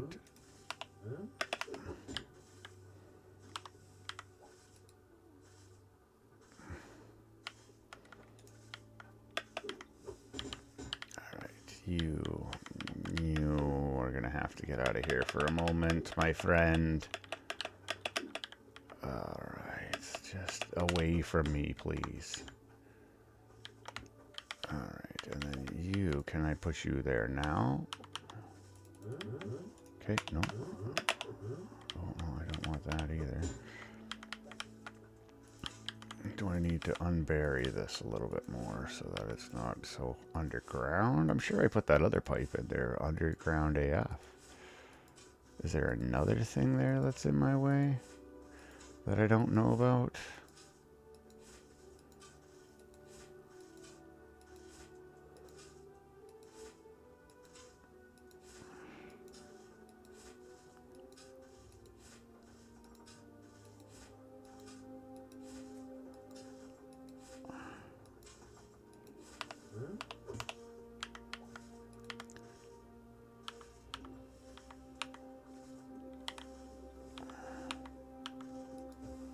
Okay, like that.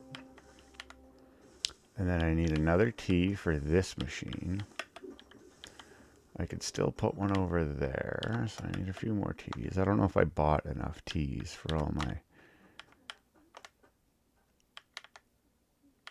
That's it. Okay, I'm gonna need a lot more T's.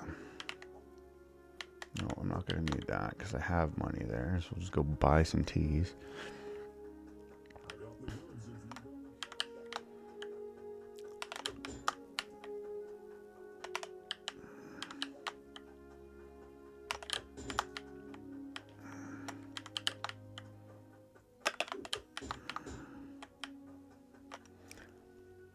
I think 3's gonna be good.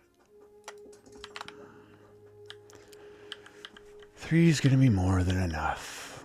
A decent little mining setup. I do gotta pop it up in the air a little bit, but so okay, so that guy, and then you want to twist it that like that, and then I want to put an elbow on it, but I can't see.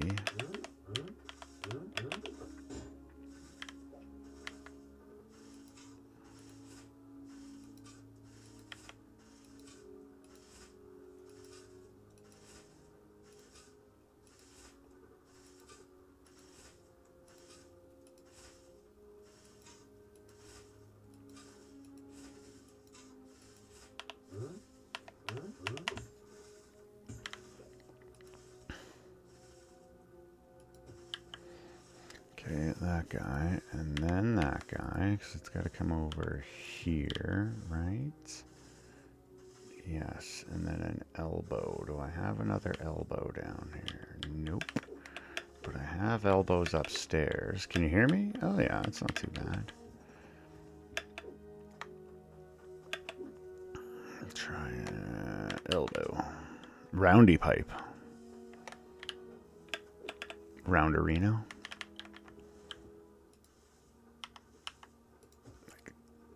No, I need one more on there. Okay, I need another straight pipe. Can never be too straight piped.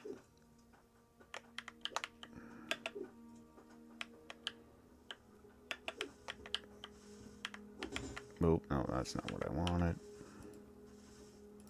Like that. That's what I want, but it won't let me because there's too much. It won't let me build it underground for some reason.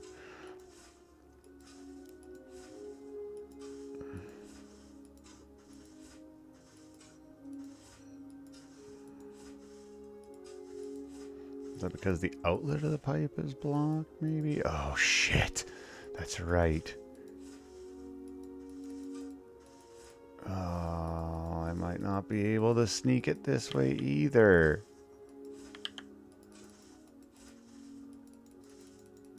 Oh, after all that.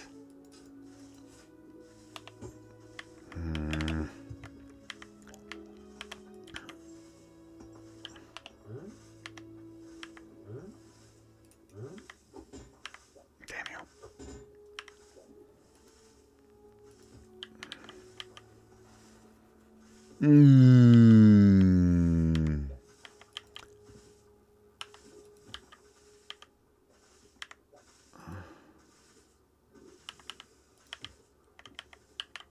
Actually, I think that works. Yeah, yeah. Yeah, what's this? A left conveyor. Right? Yeah, yeah. I mean left.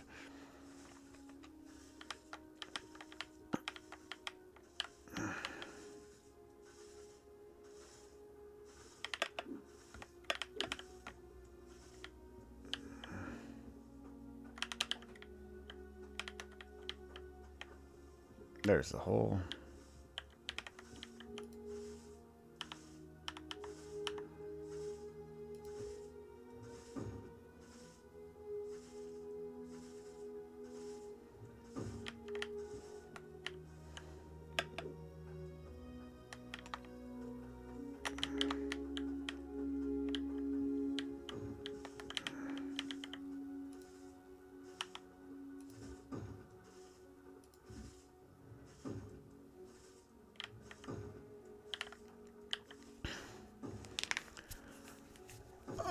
I can do that with 3 elbows, actually. 1, 2, 3, and it would just, because I'd have to fill that back up, though.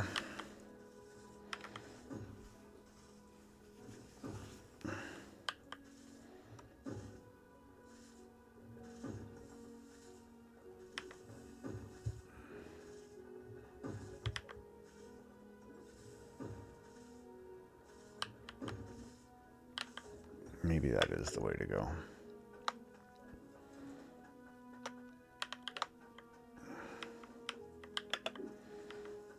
Just puke them out into one.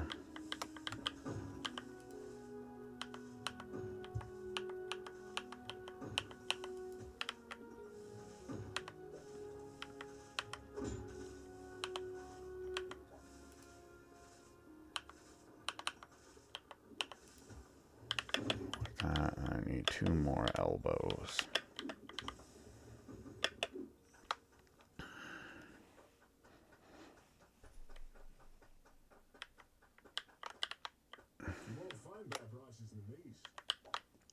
Yeah, because it's garbage. I buy garbage for real cheap.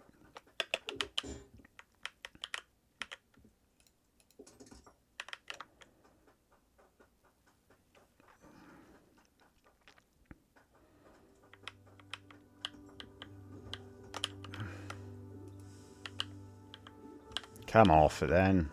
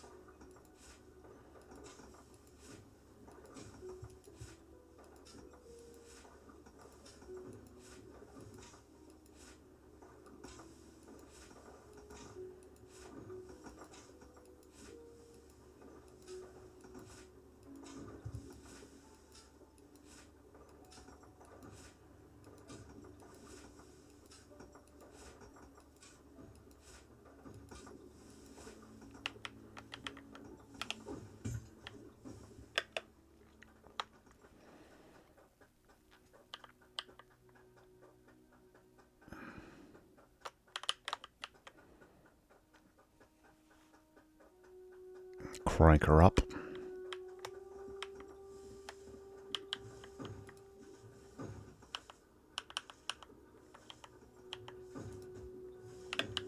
There we go. Good start. I'm like 7 of them in a row here.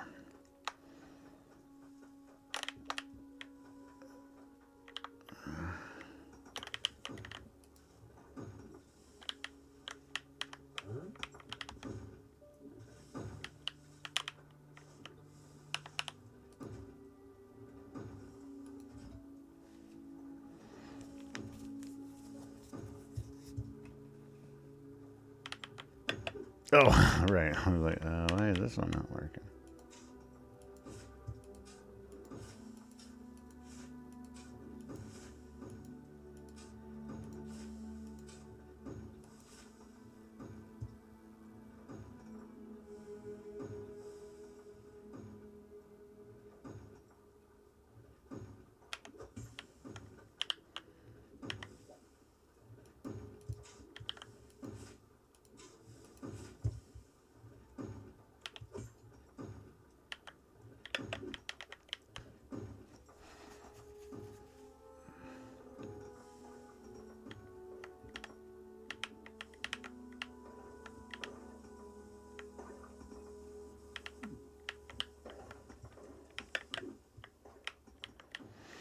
Yeah, I think that'll be my next project is, oof, it's a little tiny ball.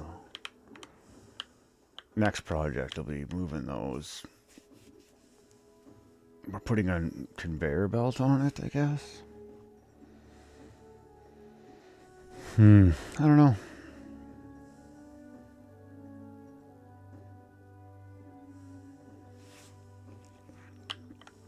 I could do more drills, get through more stuff faster. What I need is a harvester, so I believe that's this guy. That's some sort of this. I could plunk that.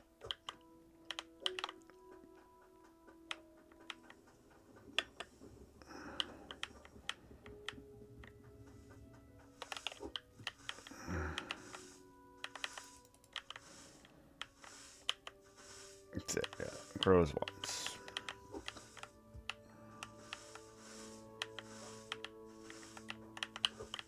Grows once and you gotta replant it. Actually, do I? Let's see. Because last time, I think you only gotta buy seeds if you want to expand.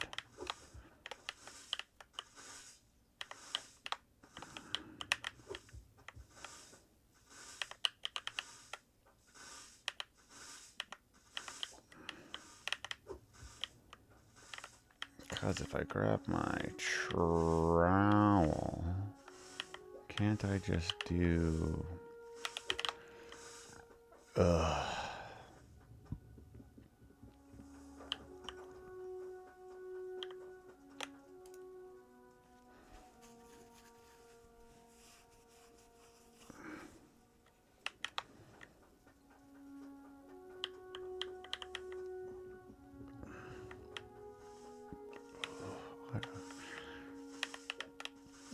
Can't I just do that?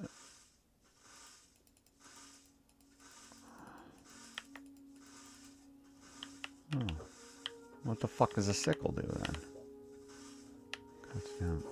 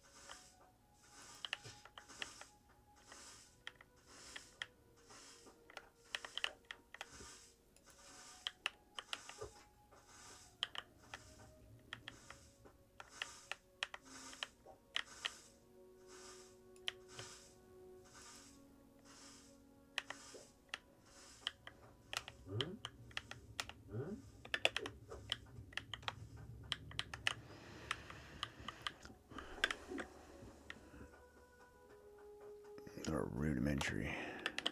Those are stacking up.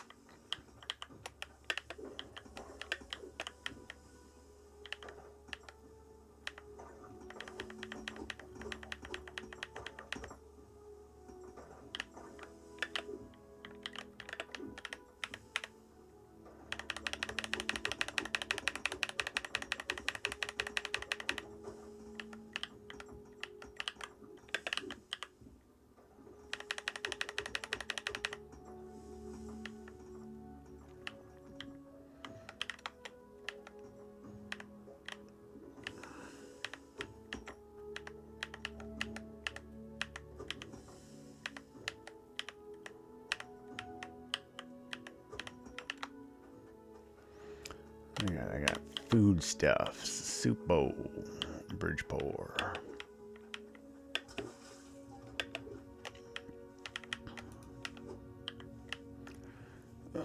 Cut tomatoes, 3.5.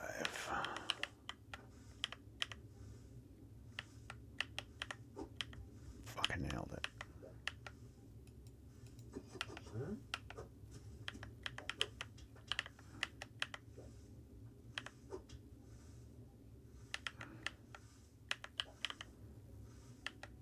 $2.79.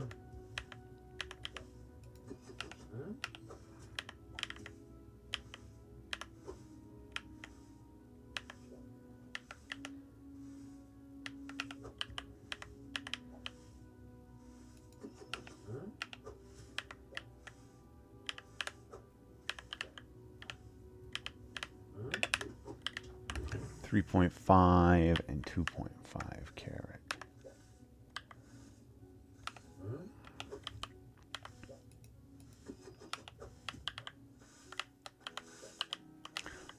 .6, so it's got to be at least 0.9. Perfect.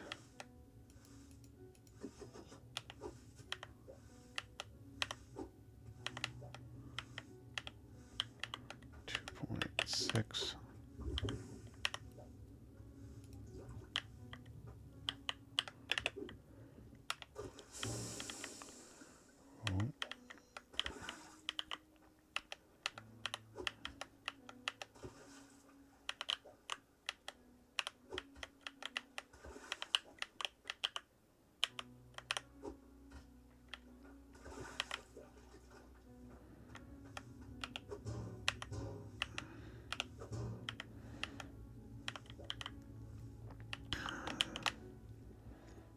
This one's going to bridge pour somewhere. Sloot.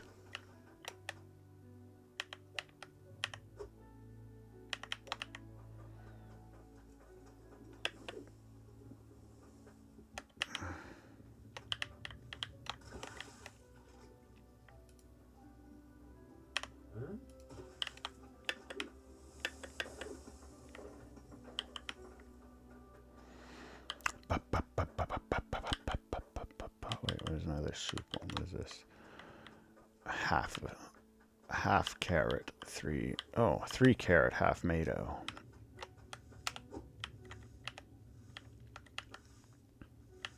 Half mado, 3 carat.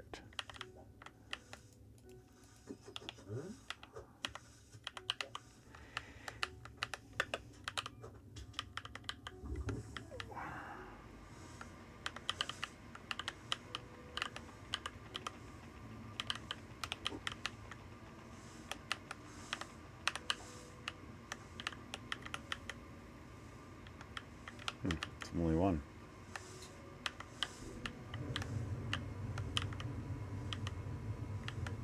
You're gonna need all that.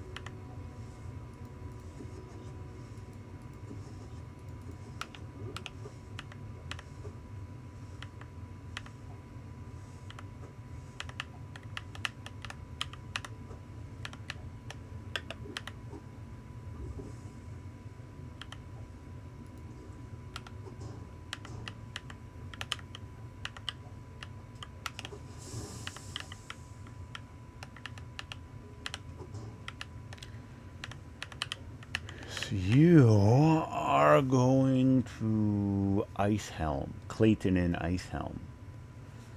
And you're going to Bridgeport.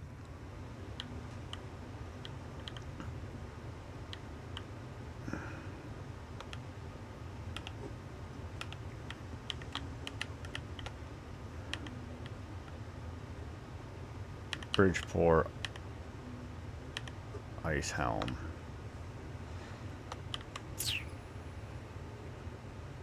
$160 weights.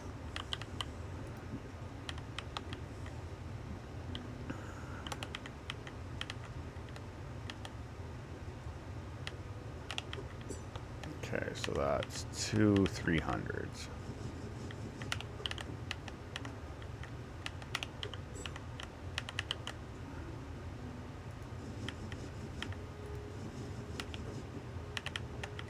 $150. 75. Half of 75 is 37 or something like that.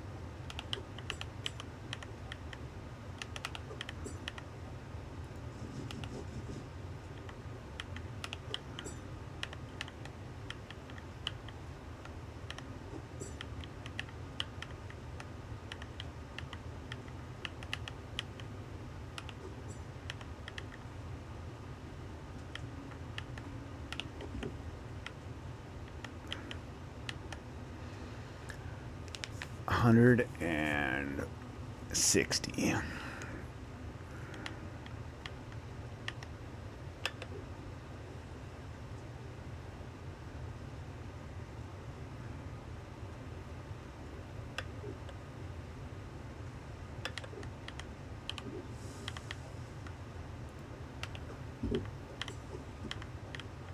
So that should be 170.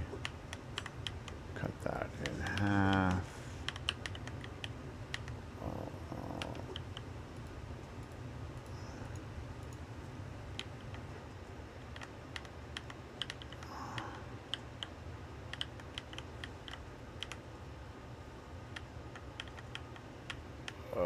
Gold, iron. 95 weight iron.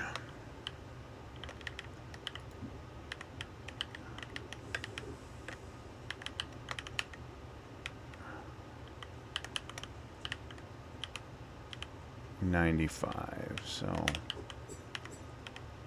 almost 200 each. Right? Yeah. It's supposed to be 96.5. Shit. Actually.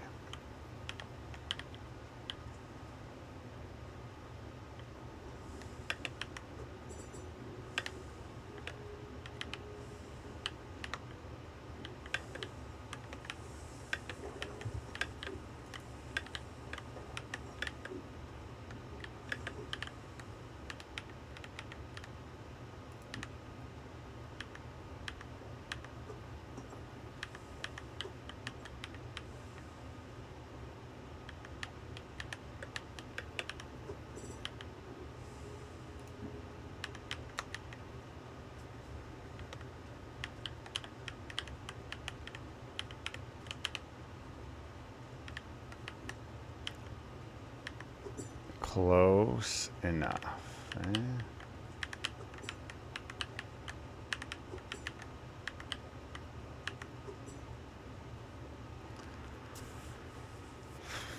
It'll be tough before everything cools down.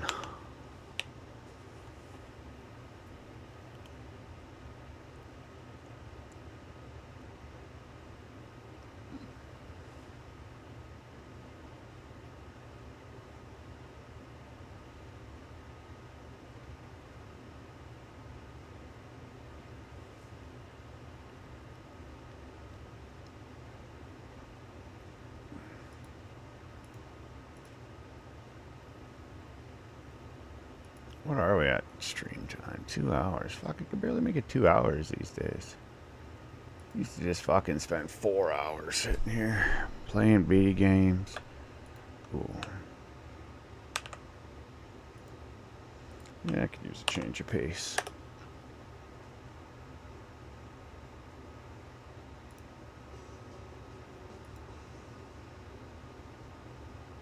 Our main story tonight concerns the courts. The dignified palaces of justice which during COVID brought us spectacular moments like this. I believe you have a filter turned on in the video settings. Yes, and I don't know how to remove it. I've got my assistant here, she's trying to, but I'm prepared to go forward with it. I'm here live, I'm not a cat. Perfect. You know a hearing's off to a shaky start when a lawyer has to clarify that he is, and I quote, not a cat. And I did not want him to uncat himself there. I wanted that man to spend the rest of the hearing as a photorealistic kitten looking like he just witnessed a double homicide. Bridgeport. Specifically, we're going to talk about Prospect. which is Oh, a Gilton. monumental year. Not only will it take on cases concerning the availability of mifepristone and whether Trump's immune from prosecution for his role in January 6th, it's also considering a case centering on something called Chevron deference, which I know sounds like the title of a spy novel that you burn through in an airport, but it's a vitally important legal precedent that says that when there is ambiguity in the letter of a law, court should defer to regulatory agencies' expertise. Very basically, do you like it when the EPA regulates pollution or the FDA regulates drugs? Much of their ability to do that comes from Chevron deference, and if the court guts it, it'll be much easier for private industries to block government regulation. So this is going to be a huge year for a court that has seldom been more powerful, and yet respect for it has seldom been lower. The court's public approval rating has dropped to a 50-year low, with just 18% expressing great confidence. It's true, and it's hard to think of anything people have less confidence in right now, aside from maybe the window seats in Boeing planes. And there are understandable reasons for that, from the unpopular decision overturning Roe v. Wade to the fact that 1/3 of the court was appointed, sometimes under dubious circumstances, by a man who never won the popular vote. But the past year has also introduced us to a whole new reason to question the court's integrity, thanks to a steady drumbeat of stories like these.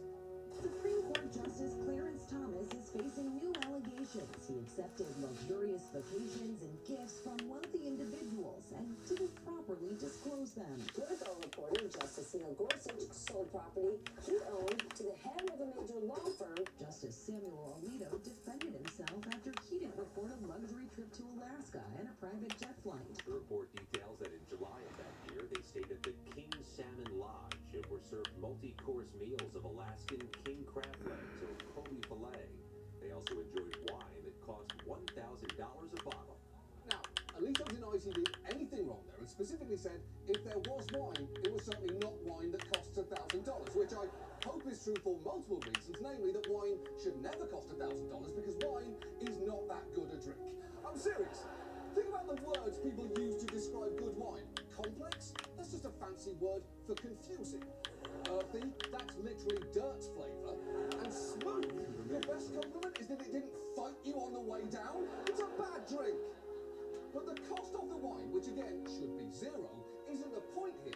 The fact is, stories like those have further undermined public trust in the court, which is a big problem, because it's an institution that relies on respect. It can't enforce its own rulings, and without public buy-in, it could theoretically be ignored. Chief Justice Roberts himself recently wrote, public trust is essential, not incidental, to our function. So these scandals are a huge issue for it, and given that tonight, we thought we'd look at how deep this court's problems go, and a possible solution that might go 1/9 of the way towards helping things get better. And let's start with a striking fact, because when it comes to what ethical rules the court is required to follow, there basically aren't any. Congress can impeach a justice in extreme scenarios, but short of that, the court essentially regulates itself. And that has happened in the past. In the 60s, Justice Abe Fortas was involved in a number of scandals, including taking money to advise a businessman who wound up having a case before the court. But despite the fact that getting paid for outside work was legal, and that Fortas both returned the money and recused himself from the case, the mere appearance of impropriety caused lawmakers of both parties to call for his resignation, and he stepped down, saying that he was doing so for the good of the court. And just a few weeks later, the US Judicial Conference unveiled a new ethics policy. Where the hell is this guy? One tiny exception. See if you can spot it. The United States Judicial Conference today issued a code of ethics which forbids all federal judges, except Supreme Court judges, from accepting fees, gifts, or compensation of any kind for off-bench activities. Yeah, the Supreme Court justices were exempt, so that new rule solved every problem except for the one they just had. And there have been multiple tweaks to the Code of Ethics over the years, with the one constant being that the Supreme Court justices are not covered by it. And even laws that apply to them are basically... Oh, he was on a hill, wasn't he? Because they are the highest court of the land, there is no one they can answer to. Now, over the years, the justices have noted that they voluntarily follow certain rules. For instance, they're required to report any gifts worth more than $480. That is how we learned about Ruth Bader Ginsburg receiving a $4,500 opera costume, Ketanji Brown Jackson receiving a floral arrangement from Oprah worth $1,200, and Antonin Scalia receiving 2 firearms and $950 worth of dictionaries, which is slightly weirdly phrased because $950 worth of dictionaries could either mean one very luxurious dictionary or 120 regular ones. But while those gifts were disclosed, others haven't been. Scalia had a habit of not disclosing trips that other people paid for, and actually died while staying for free at the hunting lodge of a business executive whose company had recently had a case before the court. And I bet that executive was very glad that he got the ruling before that very fun-sounding visit. And as we've already seen, some justices have run with that precedent. Remember Alito's fishing trip? When it came to light, he said that he didn't think the rules required disclosing it, and attempted to justify the free private jet flight with a laughable argument. Alito explaining that on that private jet flight, he was in what would otherwise have been an unoccupied seat. Oh, come on! Alito is considered one of the sharpest conservative legal minds, and that's the best he's got? Of course, if you hadn't been in the seat, it would have been empty, Samuel. That's not so much a defense of your behavior as it is an explanation of how seats work. Also, it's a private jet. All the seats are otherwise unoccupied. They don't overbook them like it's the 505 Spirit Airlines flight from Myrtle Beach to Vegas. And that feels ethically dicey even before you know that one of his hosts on that trip was a hedge fund manager whose companies have since had 10 cases before the court. And that's not a one-off. For years, Neil Gorsuch had been trying unsuccessfully to sell a 40-acre piece of property that he co-owned in Colorado. But coincidentally, just 9 days after it was confirmed, he managed to sell it.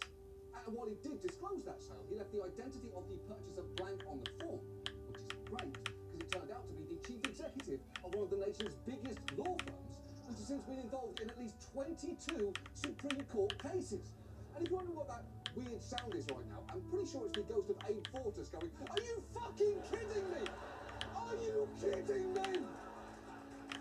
But the biggest offender on the current court is unquestionably Clarence Thomas. If you are unfamiliar with his work, I truly envy you. But very quickly, he's an extreme originalist, known for adopting hard-right positions years before other justices come around to him, from overturning gun laws to undermining the Voting Rights Act. He's also questioned whether poor people have a right to a lawyer, saying the Constitution only guarantees you the right to hire a lawyer, not to have one provided for you.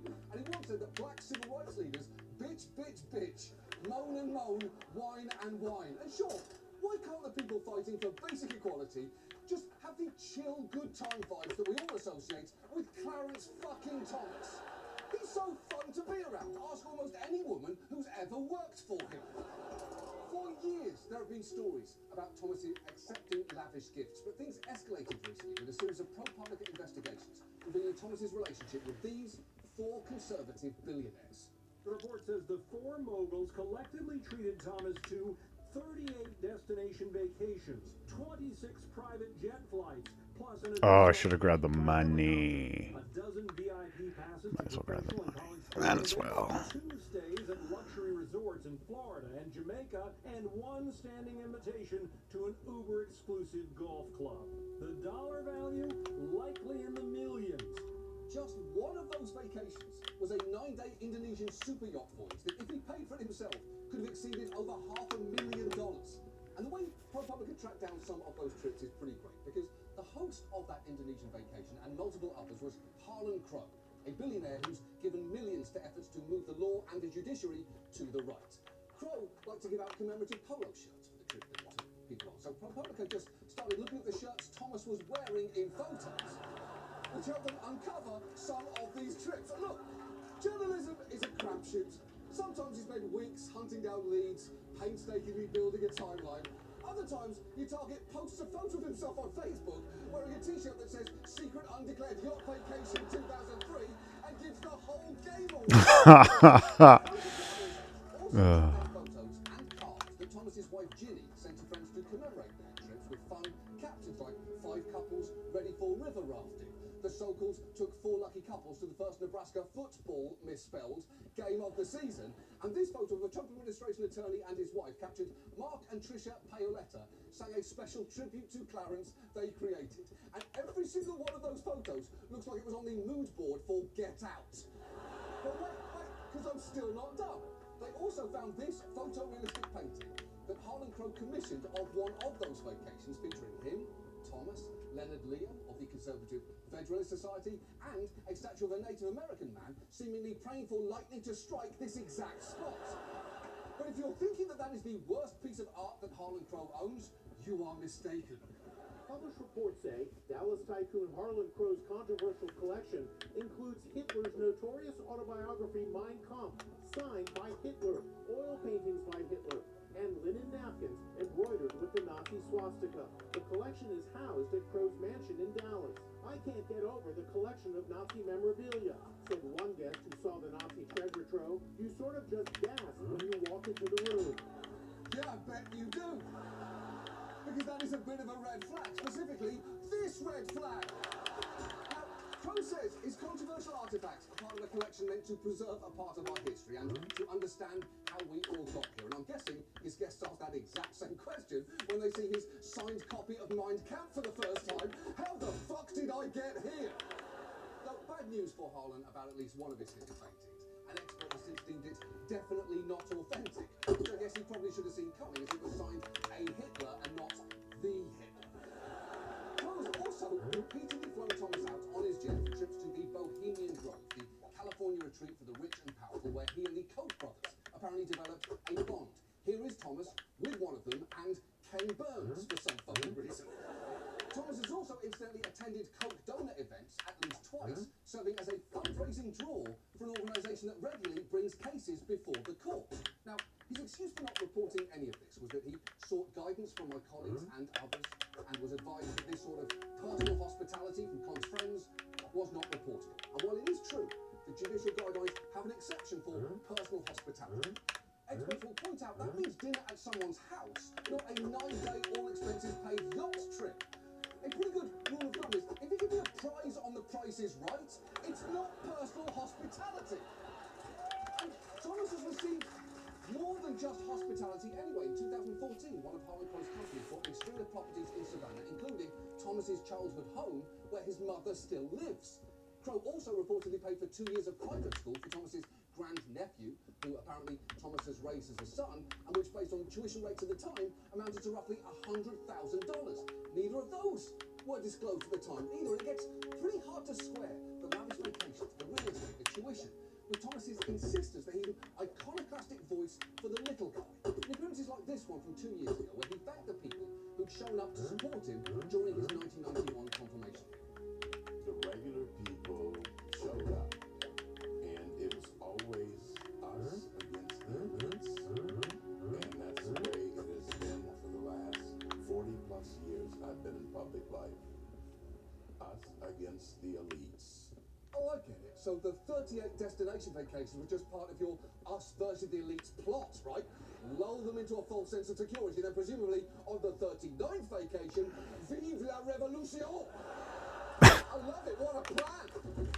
But that sounds like horseshit even before you see that this is how that talks. Oh, I don't want that. Why did I buy that? Fuck, I wanted to buy the other one. Scheisse.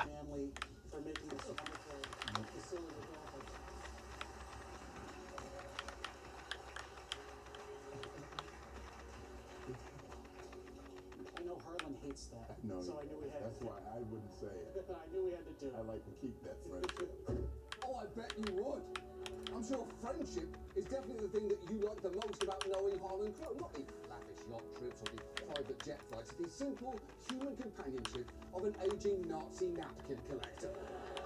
But perhaps the item that perfectly sums up the distance between Thomas's regular Scheisse. Oh, this one. tastes is his motor. It is his prized possession. He even showed it off during his 60 Minutes interview. One of the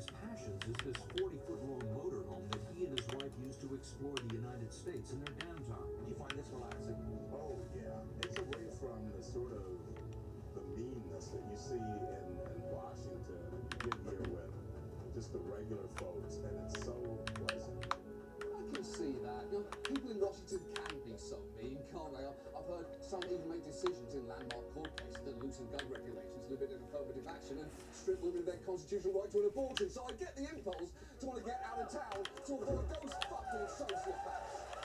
Thomas loves his motorhome so much, he can actually be a bit of a snob if asked inaccurately about it. One of you enjoys traveling cross-country with your spouse in a 40-foot RV? Who's that? Well, that's technically incorrect. It's not an RV.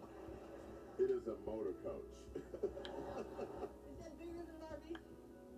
Well, it could be, but it is a better vehicle than an RV. An RV is normally built on a light truck chassis.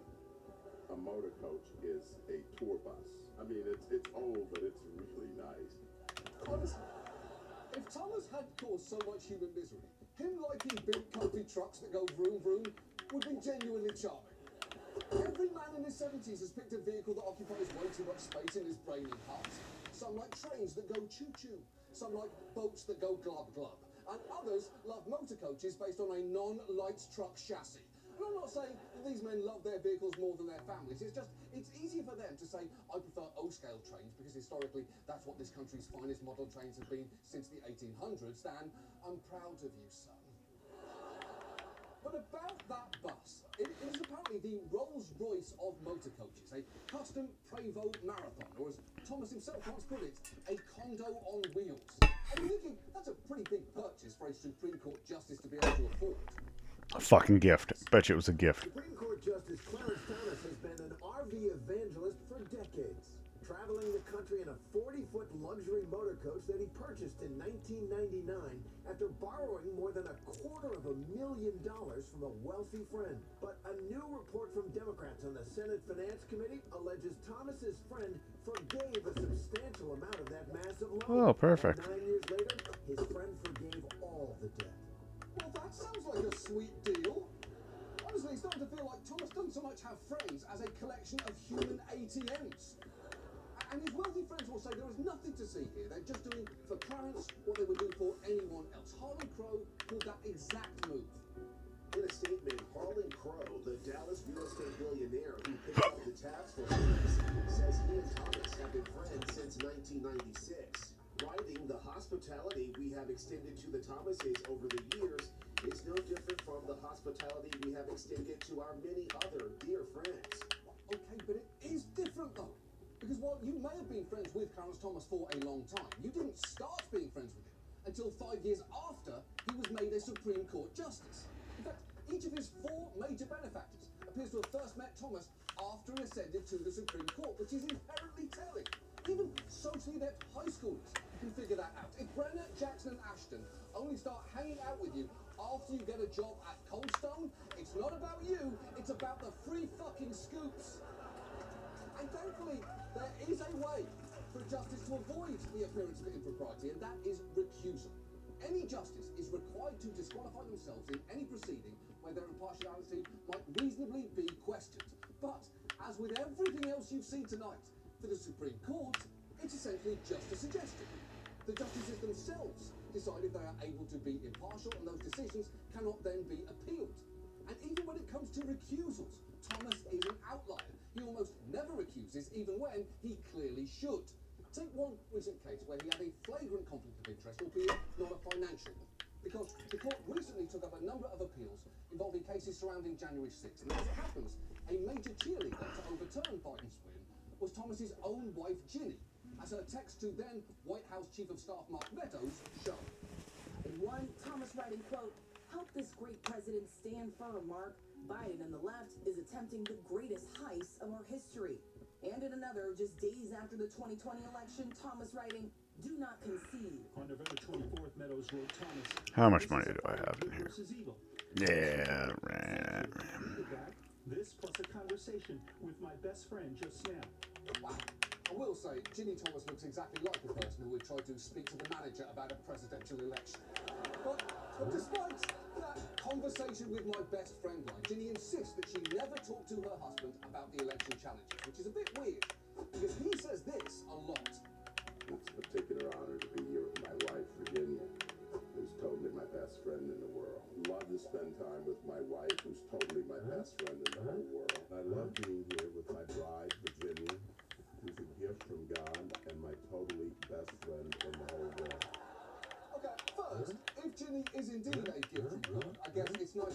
Thomas got at least one gift from someone who is not a billionaire.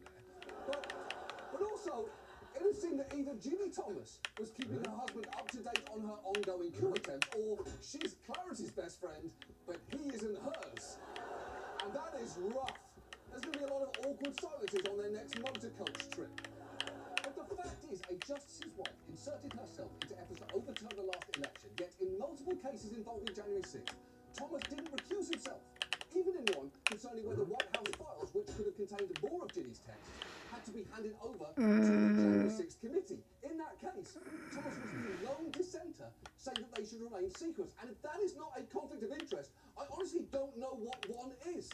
But look, the fundamental corruption might be bigger than anything one recusal could cover. Because I'm not saying that Thomas is only voting the way he is because of the trips and the gifts. His opinions were horrible before he ever set foot on a yacht. But that doesn't mean those billionaires haven't had a real impact on him. Because for years, Thomas repeatedly talked about money. In the 1980s, he told a reporter he planned to be rich and said that that means more than just a few $100,000 a year. But unfortunately for him, that's exactly what being a Supreme Court justice currently pays, just under $300,000. And he's been pretty vocal about his dissatisfaction with that, sometimes even publicly. The job is Who the not worth fuck? doing for what they pay. It's not worth doing. What kind of a fucking world do we live in? Is worth doing for the principle. You sure about that? If your job is writing opinions in a bathrobe and it pays 6 figures, most bloggers do that for free and they don't get to enjoy seeing their worst takes become everyone else's law. It was right around that time in the early aughts that Thomas reportedly said to a Republican member of Congress that unless he gave Supreme Court justices a pay raise, quote, one or more will leave soon, maybe in the next year. That set off alarm bells in conservative quarters. As that lawmaker Thomas spoke to recalls it, his importance as a conservative was paramount. We wanted to make sure he felt comfortable in his job and he was being paid properly. Unfortunately for Thomas, justices' salaries haven't been raised beyond inflation since then, but it may not be a coincidence that a handful of billionaires have suddenly stepped in to make sure that Thomas was never anything less than extremely comfortable. And in recent years, he seemed much less worried about his paycheck. Right now, what is the compensation of a justice of the Supreme Court? Oh, goodness. I think it's plenty. Well, it's not quite where you are, but it's... my wife and I are doing fine. We don't live extravagantly, but we are fine. Here's a fun fact for you. That was in early June of 2019. Guess where he was at the end of that month? On Harlan Crow's Indonesian yacht trip. A comfortable laugh of a man looking forward to a free trip and, fingers crossed, a free shirt to go with it. Basically, what I'm suggesting is, it's not that these billionaires have paid Thomas to change his views. It's that they like his views, so they're paying for him not to leave. Which is different, but not better. And if that was their plan, it has worked. Because Thomas is now at the heart of the new Conservative supermajority on the court and has plans to go further. In his concurrence in the Dobbs case, he said the court should reconsider previous erroneous rulings on sodomy, birth control, and gay marriage. And despite being known for the consistency of It's like, what the fuck? Is sodomy not ass sex? on which he's involved. Remember that Chevron deference that I mentioned earlier? 20 years ago, Thomas actually wrote a majority opinion that expanded Chevron's protections. But since then, there's been a massive conservative push to get rid of Chevron, led by the Koch organisation. You know, Clarence's Or oral intercourse? And a few years ago, I don't know if they know that. his earlier decision, writing that he determined that the doctrine is actually unconstitutional after all. Now, what caused that change of heart? I don't know. Was it 15 years of marinating in right-wing money and vacationing with businessmen who could massively profit from it being overturned? We can't say for sure. But we can all think it together, can't we? Ready? Let's do that. 1, 2, 3. Yes, it's because of the money. Oh shit, sorry. I thought it so hard it came out of my mouth. I thought it so hard. We focused a lot on Clarence Thomas tonight, but this story isn't just about his... Oh, I need a cork. It's about the courts. From the beginning, America, like most countries, was built on polite fictions by men who could somehow hold in their heads the idea that all men were created equal at the exact same time that they were drawing up the 3/5 compromise. And while we've shed a lot of those fictions, we still cling to the idea of the Supreme Court as a body separate and apart from politics. It retains a certain amount of mystique and ceremony. We literally put the justices on a pedestal and let them wear robes like wizards. confirmation hearings, they pretend to have no idea how they'll rule on hot-button issues, and we all have to pretend to believe them before we appoint them to a job that they can hold until they die. We don't treat them like what they are, which is people who can be motivated by ideology and greed like anybody else. But polite fictions can only be read so far before they break. And right now, it feels like the Supreme Court is at a breaking point. Stretch my back, fam. Balthazar. Why are you so damn cute? Codes, to term limits, to even potentially expanding the court. And honestly, if it were up to me, they'd also be dressed not in robes, but as Walmart creatures, to emphasise they're not magic, they're humans like everyone else. But if we're not going to do any of that, if we're going to keep the bar of accountability this low, perhaps it's time to exploit that low bar, the same way billionaires have successfully done for decades. And that finally brings us to the solution that I mentioned at the start of this piece, because Clarence Thomas is arguably the most consequential justice on the court right now. And he's never really seemed to like the job. He said it's not worth doing for the grief. So what if he can keep the luxury perks that he clearly enjoys without having to endure all of that grief? Well, I think there might actually be a way to do that, because Justice Thomas, we have a special offer for you tonight. We are prepared to offer you $1 million a year for the rest of your life if you simply agree to leave the Supreme Court immediately and never come back. It is that simple. Just sign this contract, resign, and the money is all yours. This is not a joke. If you watch our show, you know jokes aren't really our thing. This is real. $1 million a year until you or I die. We have spoken to experts who've all told us the best they can tell this is somehow legal, which seems crazy to me because it really feels like it shouldn't be. But as they keep pointing out, there are no rules in place to stop me from doing this. And let me be clear, HBO is not putting up the money for this. I am personally on the hook. You can make me really regret this. I've been doing stand-up tours to pay for your retirement for years, but this offer is not forever. You have exactly 30 days from midnight tonight to make your resignation effective. And if you are still on the fence, I actually have a little deal sweetener that I'm excited to show you. So please, come with me. Just come this way. Because we know you've got a lot on your plate right now, from stripping away women's rights to hearing January 6th cases you definitely shouldn't be hearing, to potentially helping roll back decades of federal regulations. And you deserve a break, away from the meanness of Washington. So you can be surrounded by the regular folks whose lives you've made demonstrably worse for decades now. The good news is, I think we can help you there, because since your favourite mode of travel might be in need of an upgrade, we are excited to offer you this brand new, top-of-the-line high-volt marathon motor coach. Look at this beauty, Clarence. It's worth $2.4 million. And it's got a full bedroom, yes, that is a king bed, 1.5 baths, a fucking fireplace, 4 TVs, a washer dryer, and I quote, a residential-sized fridge. And if you're thinking, what will my friends say if I take this offer? Will they judge me as they sit in their boardrooms and mega yachts and Hitler shrines? Will they still treat me to luxury vacations and sing songs about me off their phones? Well, that's the beauty of friendship, Clarence. If they're real friends, they'll love you no matter what your job is. So I guess this might be the perfect way to find out who your real friends actually are. So that's the offer. $1 million a year, Clarence, and a brand new condo on wheels. And all you have to do in return is sign the contract and get the fuck off the Supreme Court. Talk it over with your totally best friend in the whole world. Because the clock starts now. 30 days, Clarence. Let's do this. That's our show. Thank you so much for watching. We'll see you next week. Good night. How is this legal? That's pretty cool. Your move, Clarence. Your fucking move.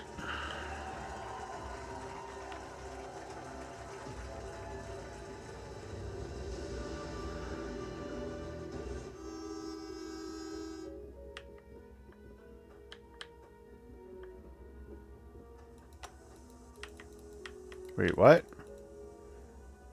Well, what the fuck is this then? What did I just pay for? Wait, I can't dig here? Oh, it's level 3 ground. Ooh. Right. Right, of course. Why wouldn't it be? Why wouldn't it be?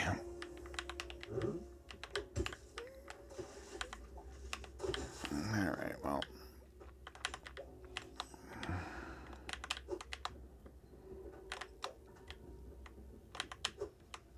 Yeah, alright, what else do I need? Well, I can come back to that. It's something.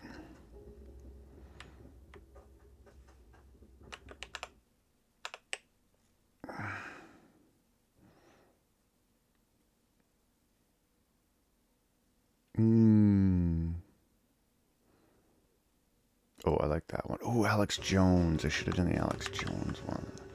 Like a good fill-in. I hope it's recent. Our main story tonight concerns school. For some, it's the place to make lifelong friends and enjoy first crushes, while for others, and I'm not naming names, it's not. It's different. It's different. We're going to talk about homeschool. During the pandemic, many parents were suddenly forced to do it, and while some struggled, others, like this family, absolutely thrived. HIJKLMNP URSTUVXY777745. Check, check, check, check, check. That is clearly check. Excellent, but it is also a pretty mean way to make other parents look like total shit. It's true. Significantly better than anything I did with my kids during the pandemic. It was much less singing certified alphabet bangers and much more hiding in the closets praying they would not find me. Also, quick shout out to the baby on the counter living her best life. She has no idea what's going on, but yet there she is in the centre of it all, like Mariah Carey on a New Year's broadcast. Now, fucking great. My family, like many, eventually sent their kids back to school, but for some, homeschooling isn't just a pandemic-era necessity, it's a way of life. And you may have nailed it. of homeschoolers being Christian conservatives who object to what kids learn in public school environments. And I admit, those people do exist. Take this man who offers this pretty shaky rationalisation for pulling his kid out of school.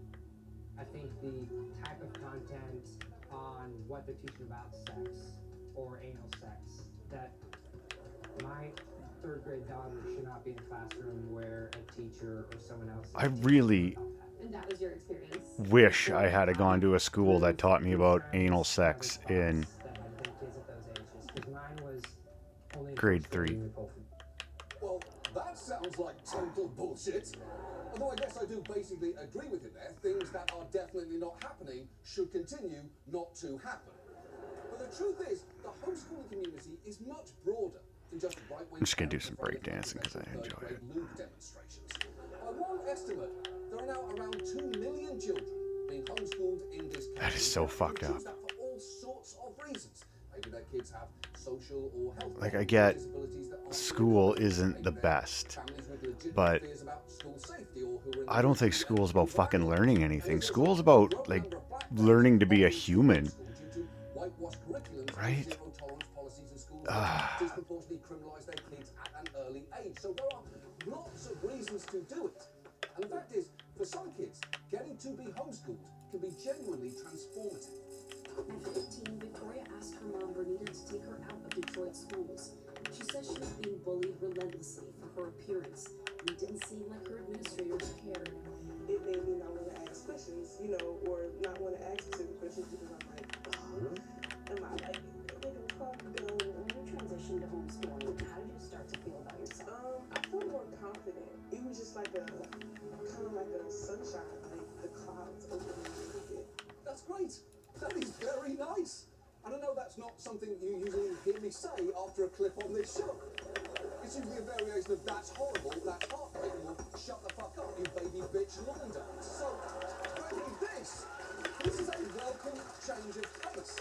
The point is, the ceiling of how good homeschooling can be is admittedly very high, but the floor of how bad it can get is basically non-existent.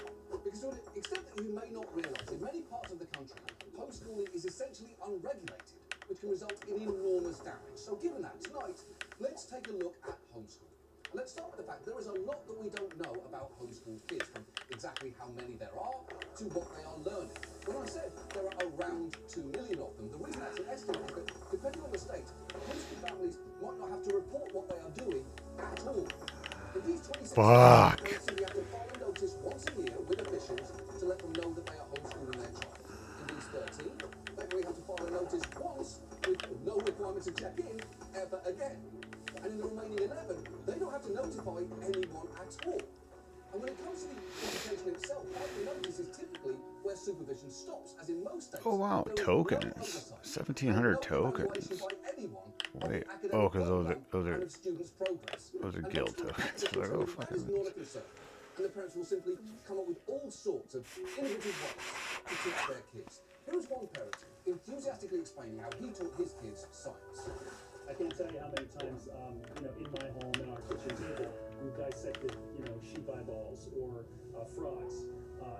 Kitchens are great. Oh, Clayton. For this kind of thing. Where does somebody get a sheep eyeball?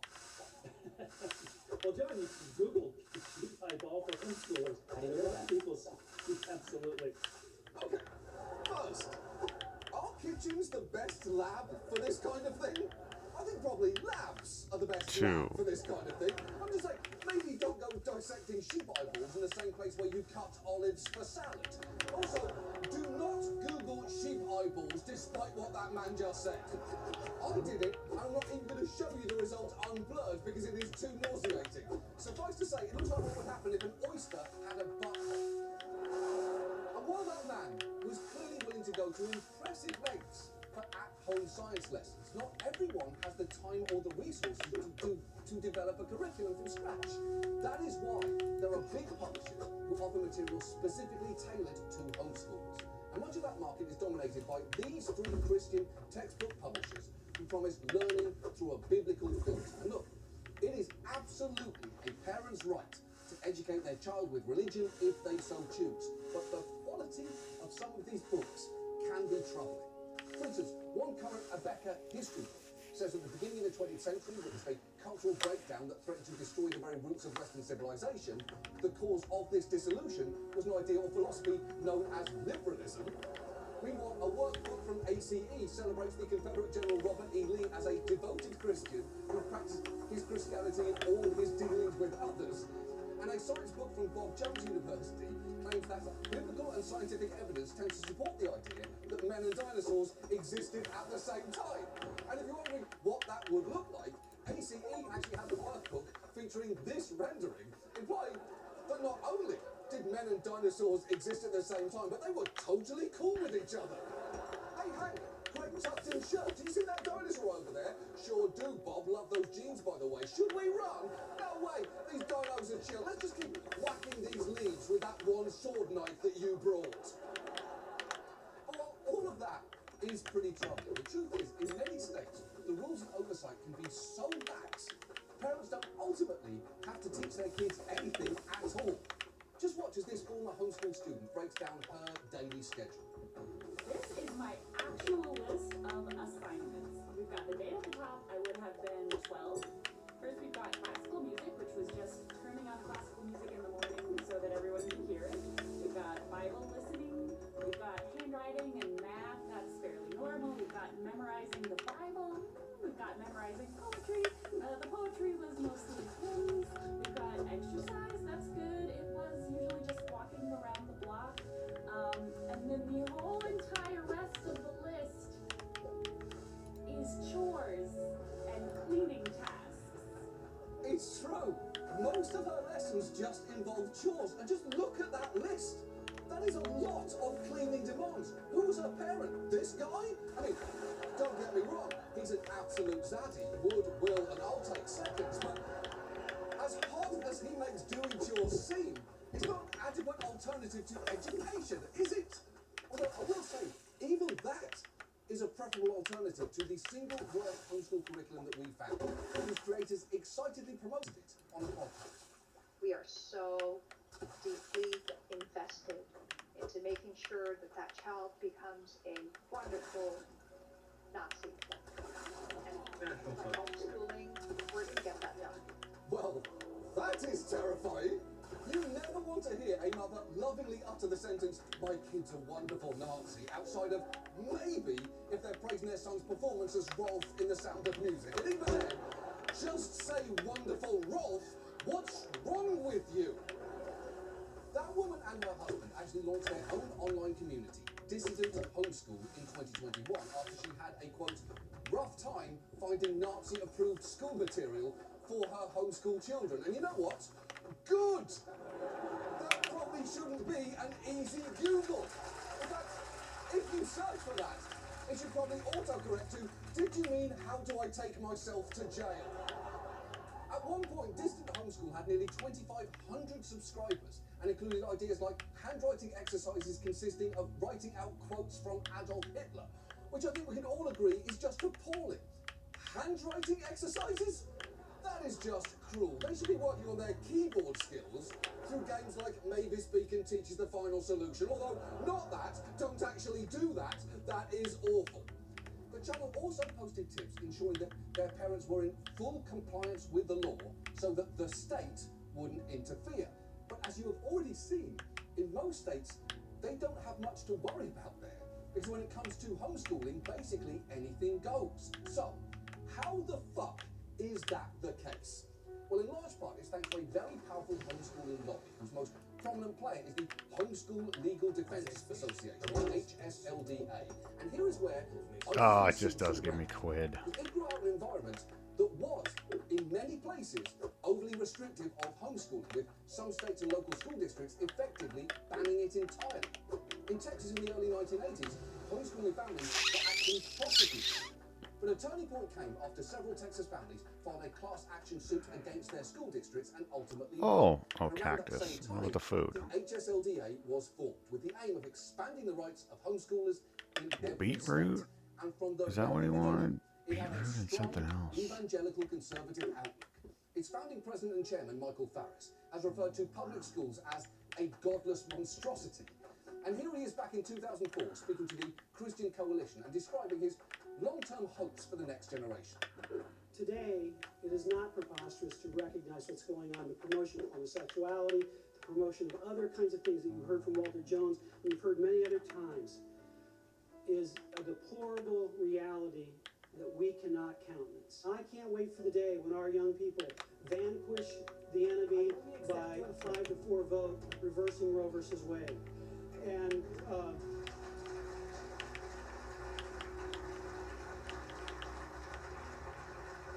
when we vanquish the I don't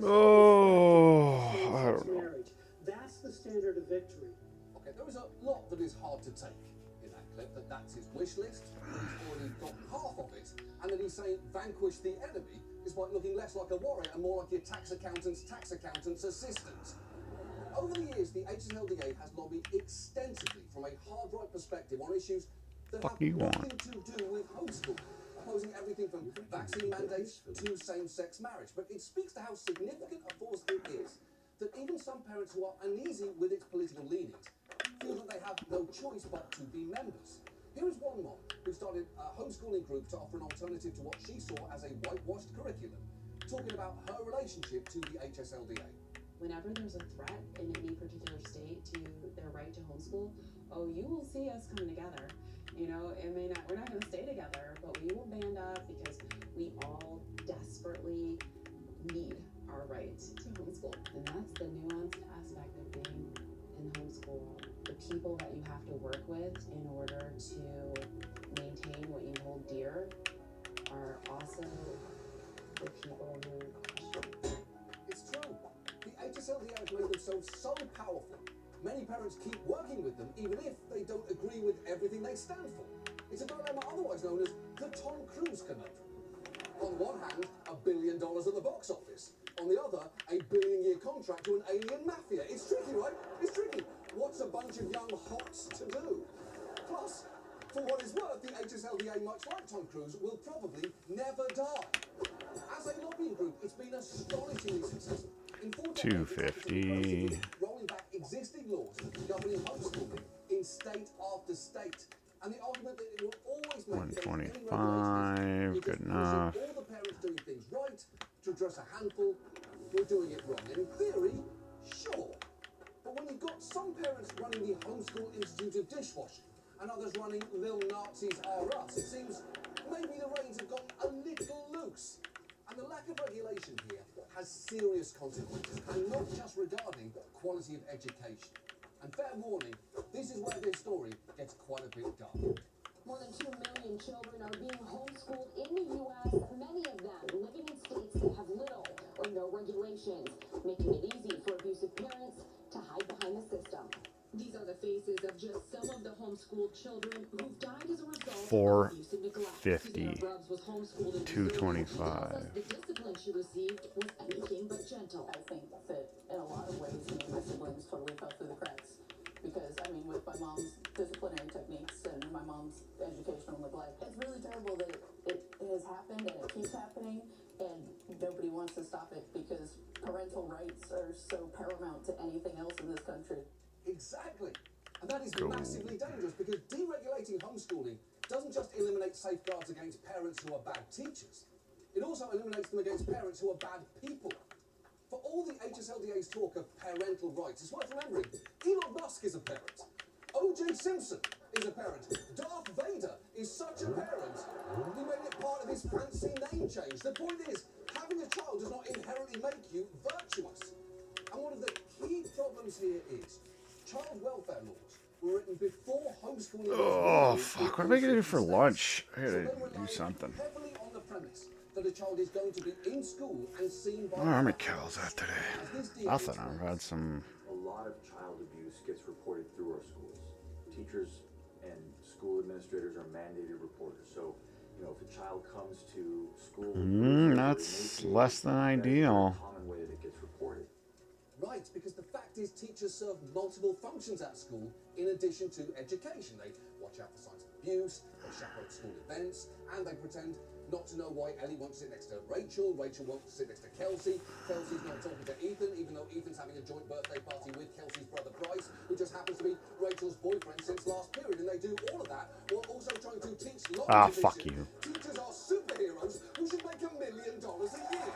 So, you can probably see the fact that it is possible to pull a kid out of school with no questions asked or follow-ups allowed could easily be exploited by abusive parents, especially as most states don't even screen homeschool parents for red flags.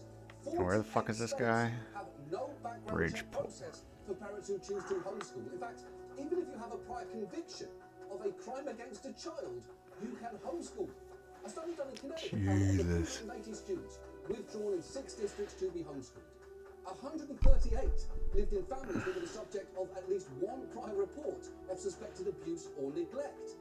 And yet, despite this, at every turn, the HSLDA has vigorously fought efforts to put any guardrails in place.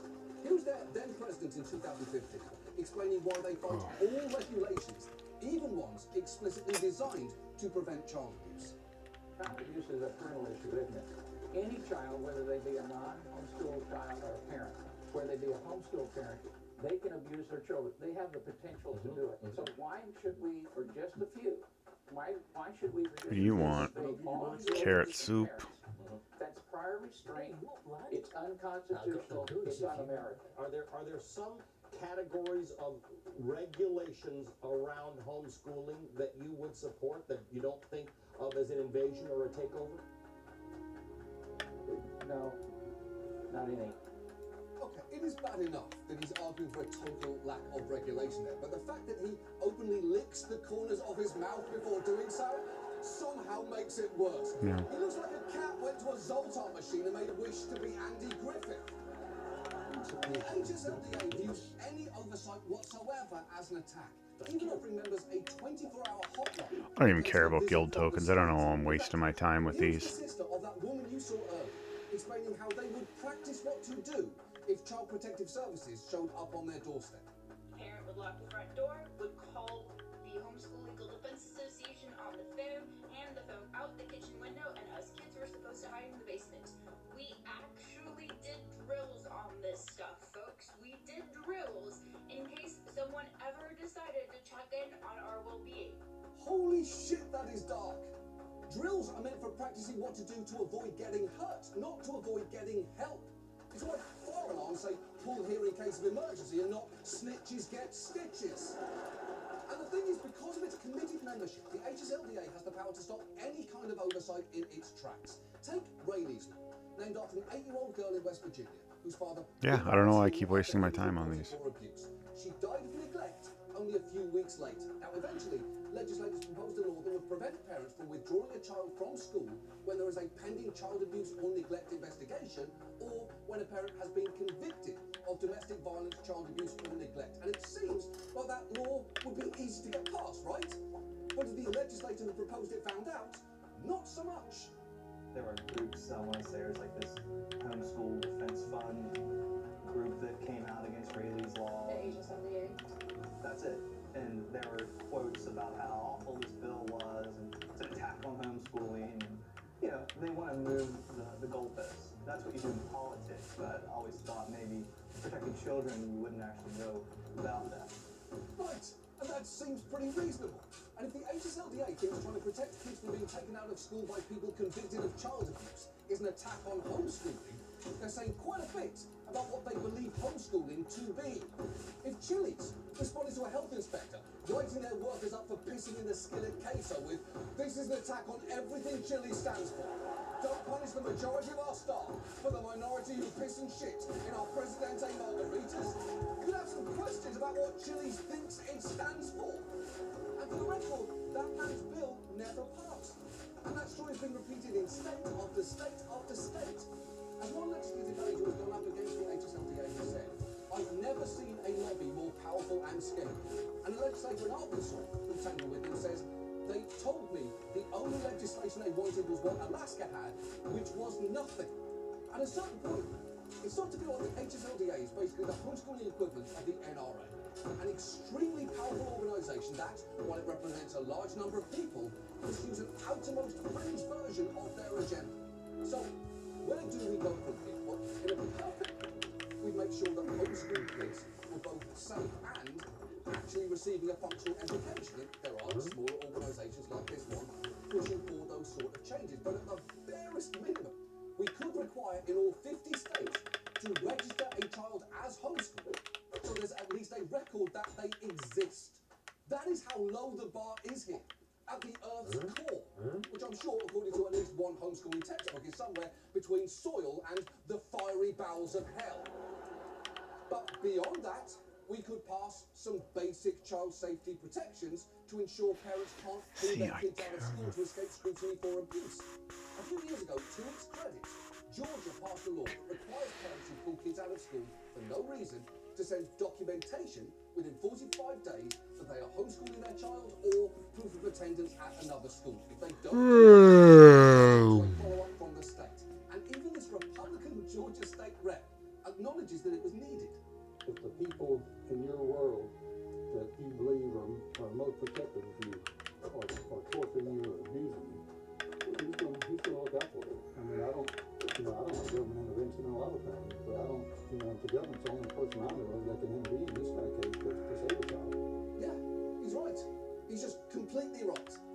And agreeing with a staunch Republican Georgia state rep wasn't something I had on my 2023 bingo card. I've almost got a full bingo, by the way. I'm just waiting on you-know-who to you-know-what. And to be clear, I share his ambivalence about government intervention here. I understand that involving social services and the government in people's personal situations poses a risk, especially to those who aren't wealthy and who aren't white. It's not like I love the idea of giving the state room to poke around in people's lives, or that I think our child protective services system is flawless, no notes. We're almost definitely going to be doing a main story on CPS one day. But it does seem like giving parents a get out of all scrutiny free, no questions asked card just isn't the answer. Because being a parent doesn't automatically make someone moral. And being with a parent doesn't automatically make a child safe. And the truth is, a few extra security measures would not hurt the many parents who homeschool their children responsibly, but they definitely safeguard against those who use personal liberty as an excuse to neglect or harm their kids. The HSLDA can say all that it wants that it doesn't support Nazis or child abusers, but the fact is, the policies that it relentlessly pushes for allow them to thrive. And basic reforms here just shouldn't be remotely controversial, because after all, this is about child welfare. This isn't rocket science. It's not even whole sheep eye dissection. Don't Google it, by the way. I cannot emphasize that enough. All of this is just basic common sense.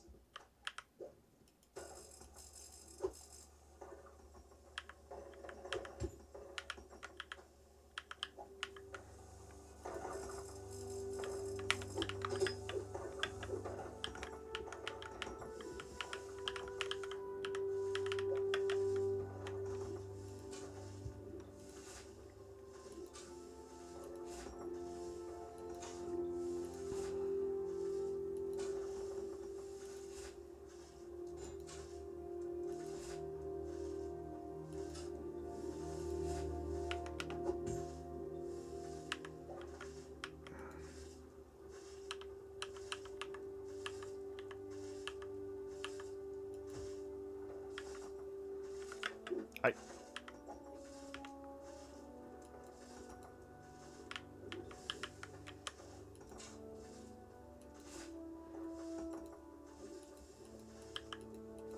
Shit.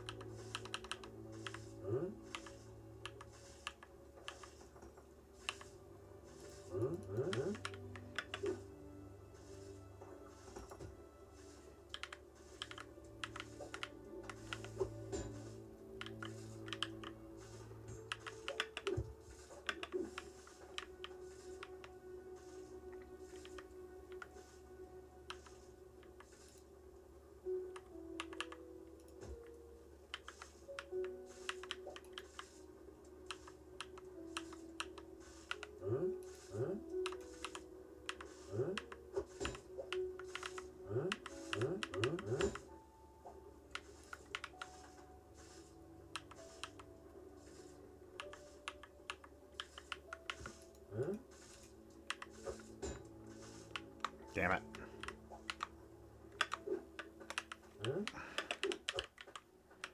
Stupid corner.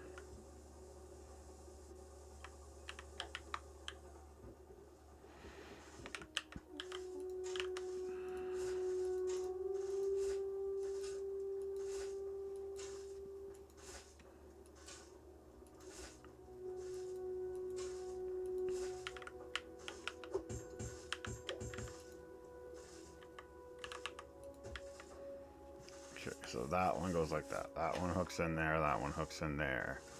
That one.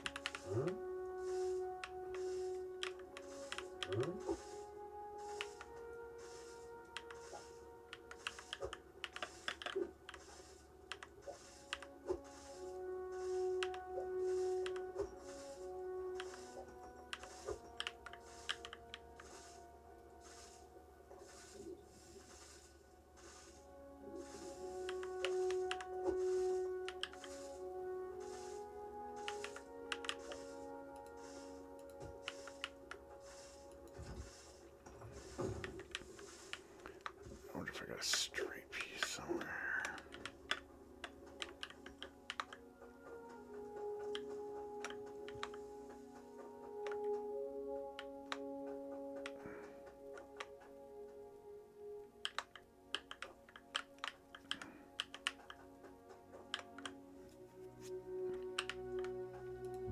Oh, it's iron. I didn't want iron. Oh, I can just do this.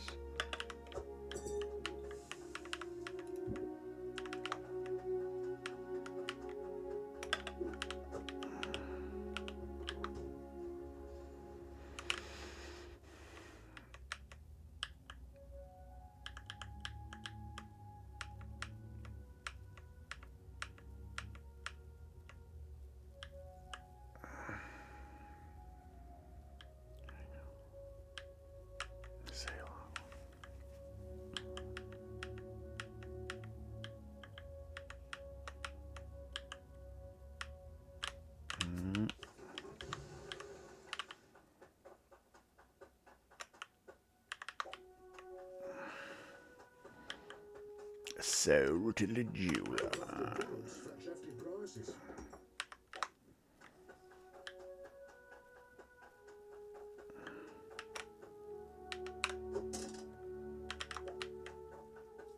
But I can move conveyors.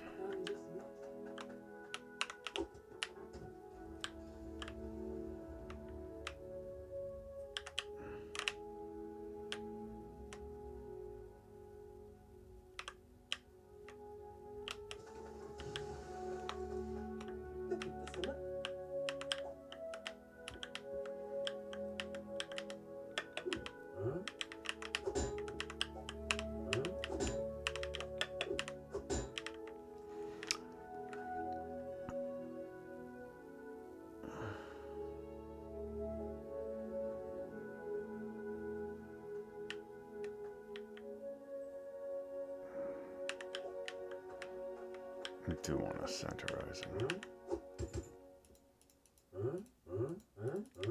What? Oh.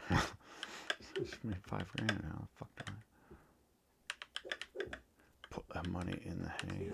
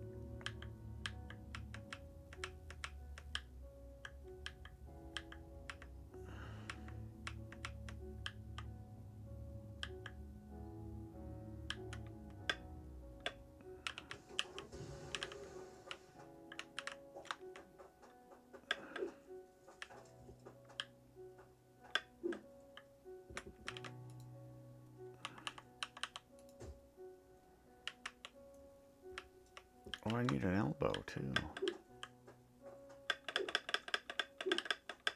Oh, I think I have one over here. The fuck is that? Stanky boot.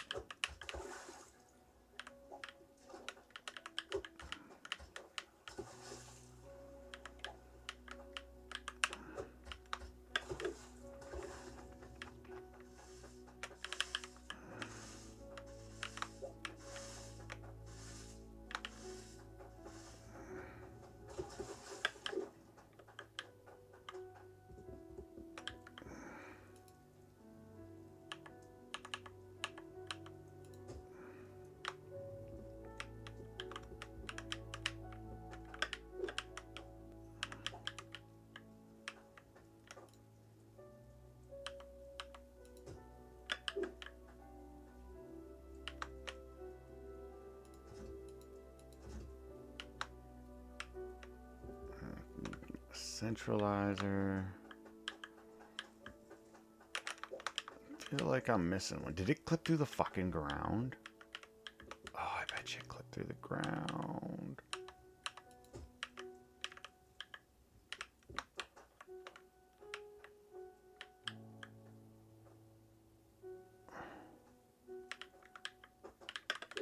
Oh, it's sticking out of the top. Yeah, yeah. Is it? Oh, yeah, there.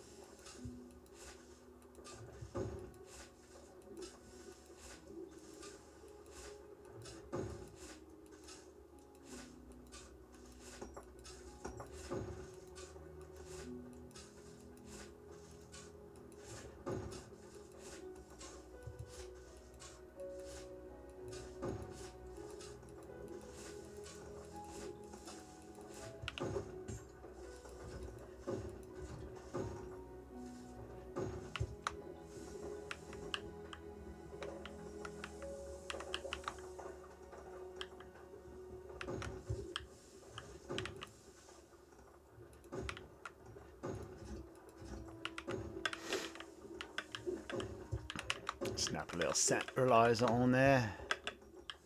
Just cause.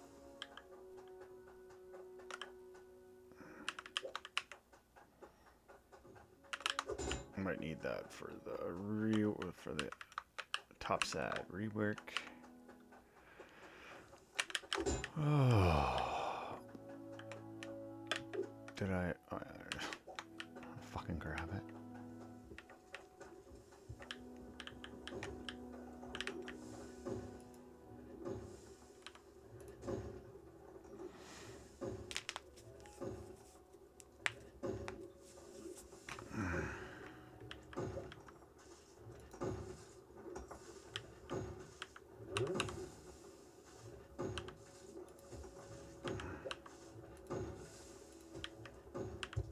No.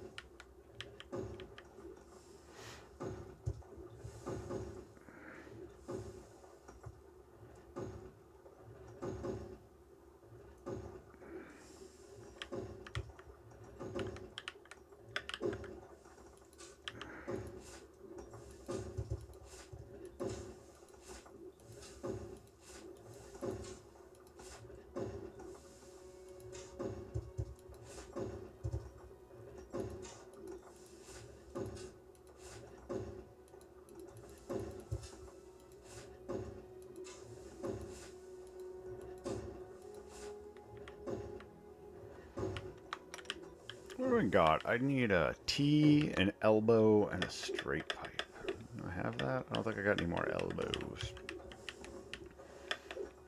I think I got T's. And a straight pipe.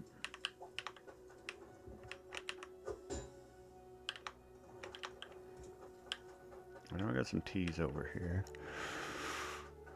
Elbow.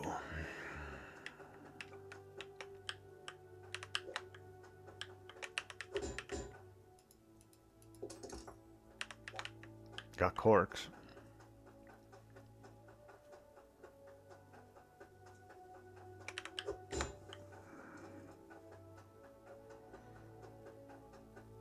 Oh yeah, another hour just flies by. What time is it?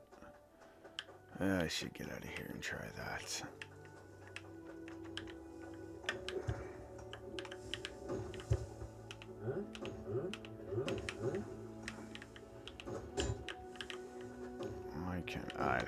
I caramba. I'm gonna need the hammer.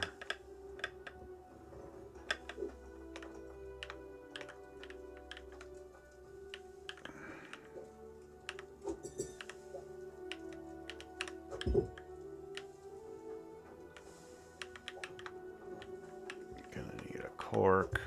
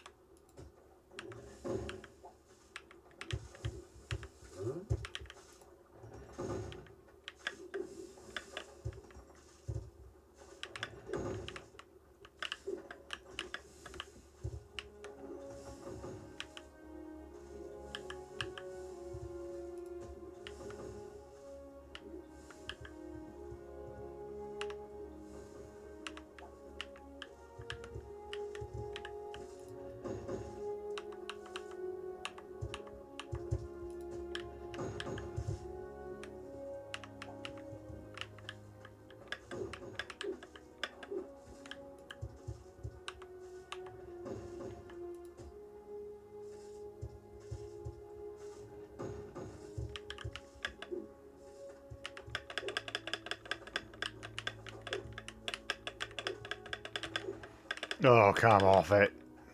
You piece of shit. My crouch? What is going on here?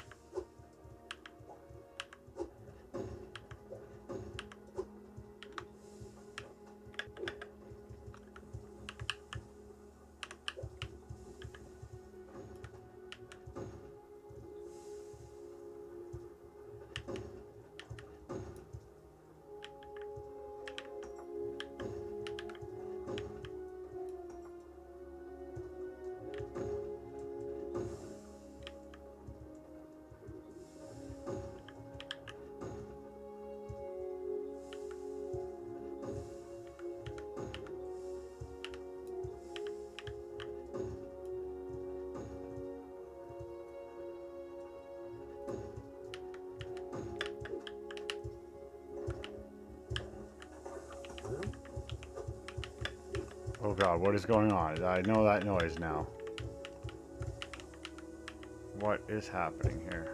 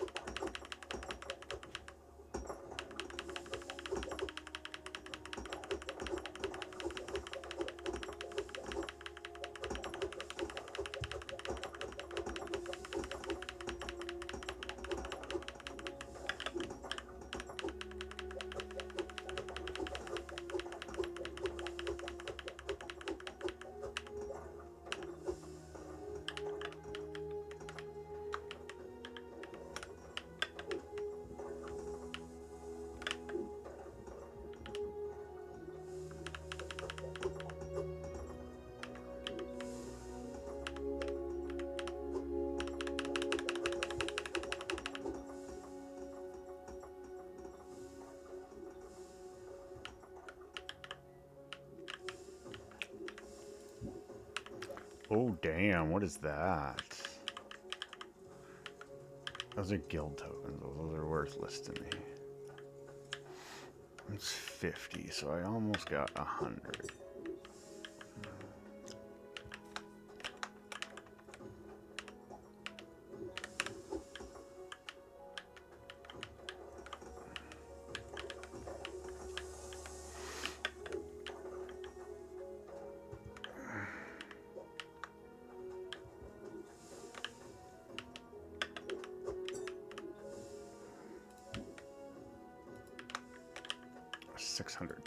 Oh, no, I got press E.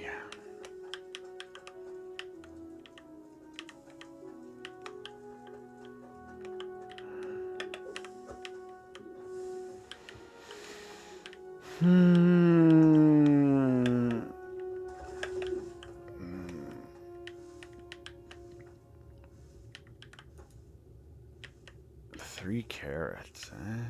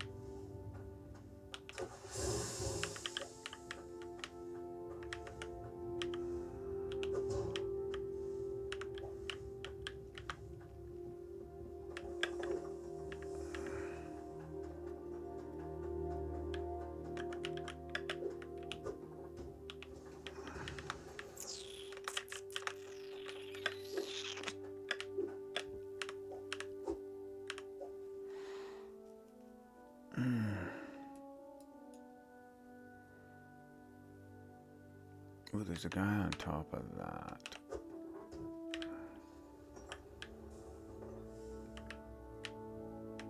What does this guy want?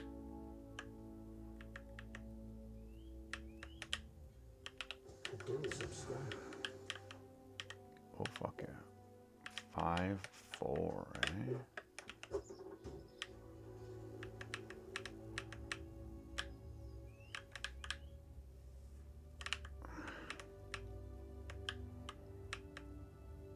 I don't know if I got 4 carat though. I could have nickel and dimed, but I didn't, so now I'm fucked.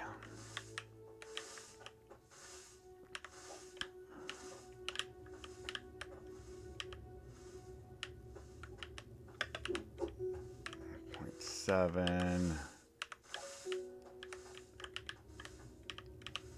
Oh, I can't see. Fuck.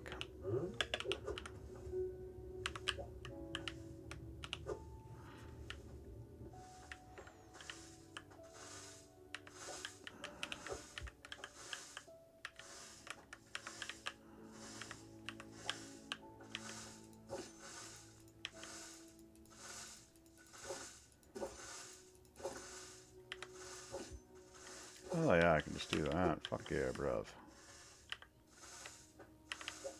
2 carrots.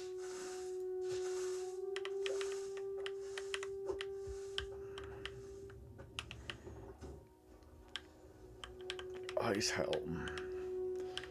Is there... Oh, actually, I do want to bring that with me. If I'm going to ice helm, might as well dump that out.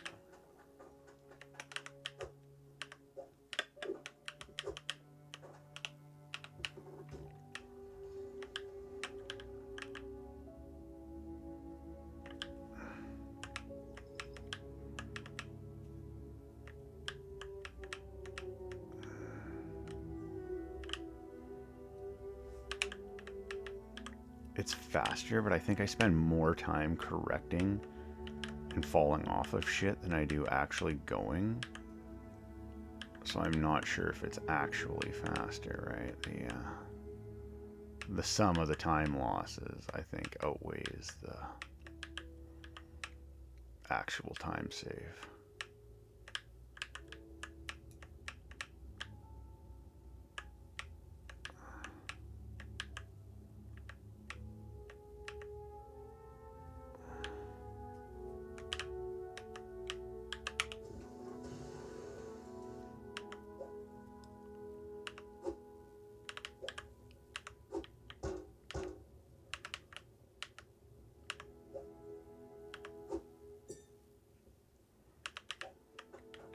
Nope.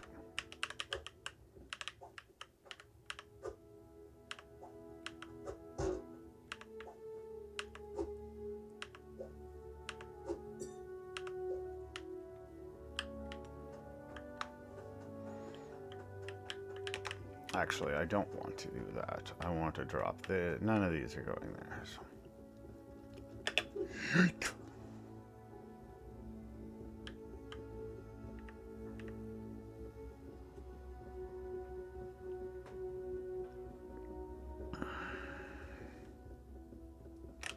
Oh, I don't have any friggin' iron. How much iron? I don't think that's enough iron. How much iron do I need for that? This is a... What's...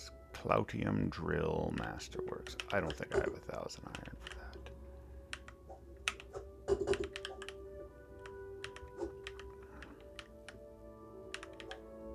I don't think that's 1,000. And it needs how much? 50 or 150? 150. Okay, so I don't have enough for that anyways. That's fine. That's fine. We're fine.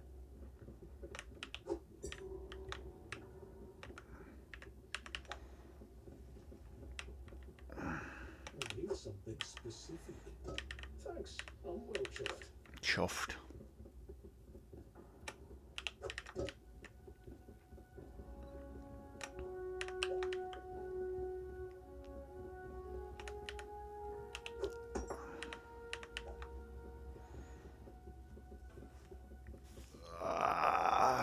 Golly. Drop frames. I don't know, my bandwidth is inconsistent at best. Why?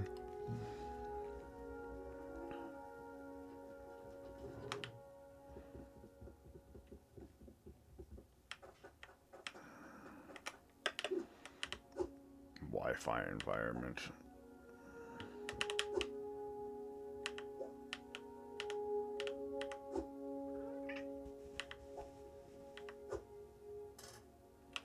Yeah, that's so. Thought I was coming back with a new drill. Turns out I am not.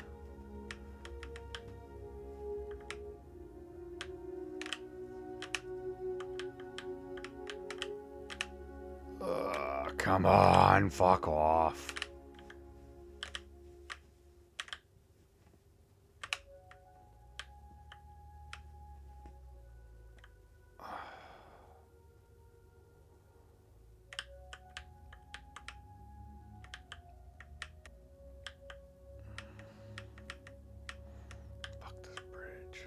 Fuck this vehicle. I think the ATV is just as bad. What are you doing, baby boy? Yeah? Yeah, is that so?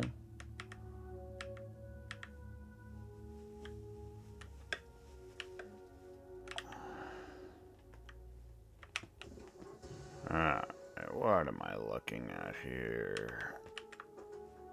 That guy needs carrots.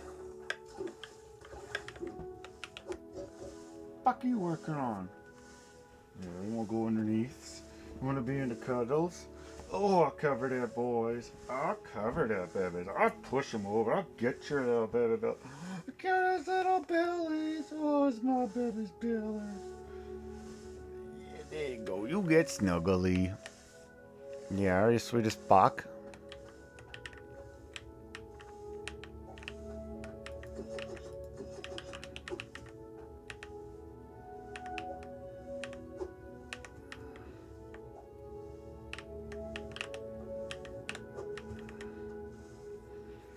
2.8. I need a 4 and a 2, 4 and a 5. 4.5 and 5? Alright, well, gotta wait for some tomatoes. Carrots. Corrados.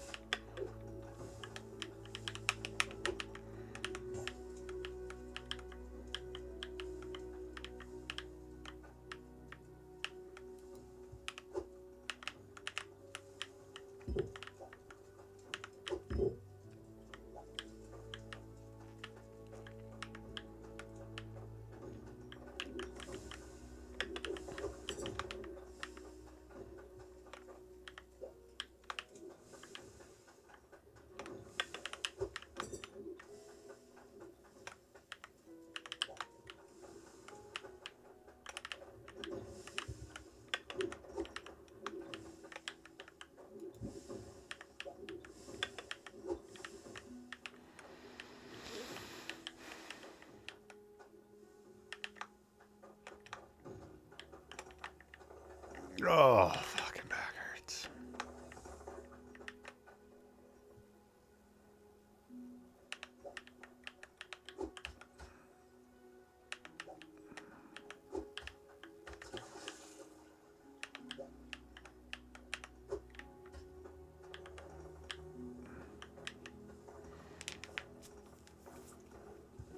Oh, this little bum is so pictureable.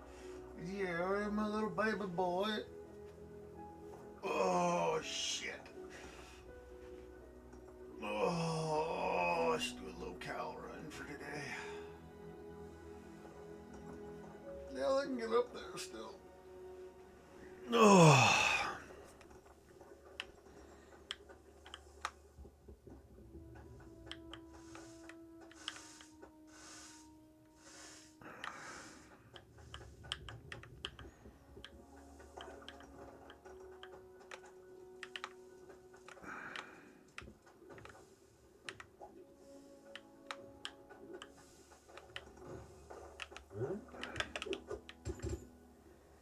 This extra shit I don't need.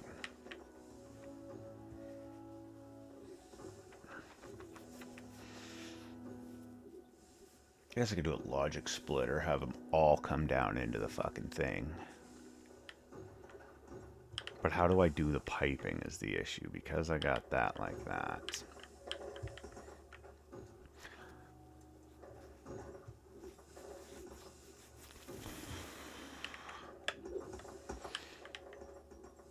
Just double out those. 2 more straight pieces. Which means more T's.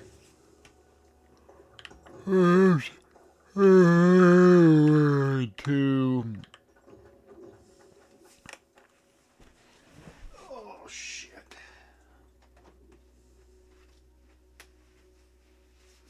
Fucking back hurts. Piss poor gaming setup. Not designed to sit here for hours on end. Yeah,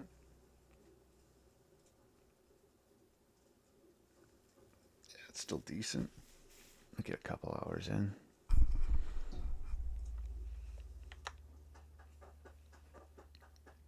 Ah, I got a straight pipe there, that's for sure.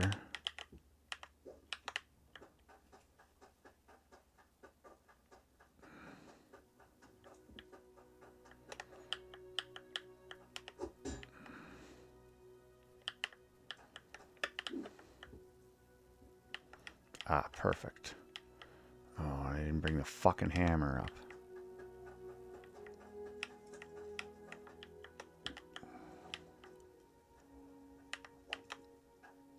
Filter burst. That's okay. Ay, ay, ay. A little tit sticking out, getting into my way.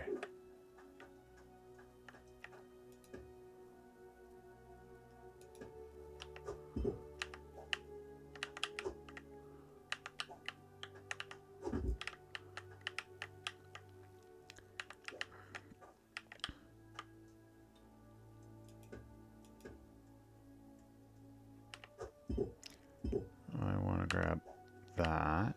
I put that there. I put you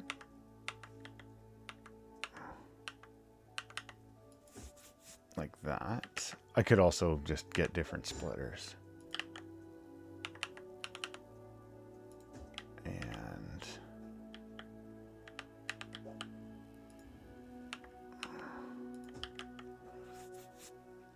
is that enough?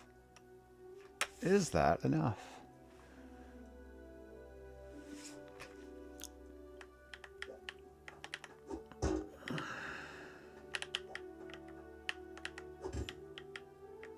Logic comes in there. Water comes in there. Fuck.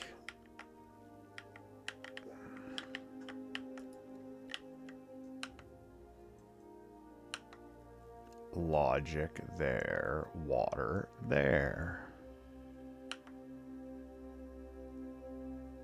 Ah. Why are they kitty corner? Adjacent?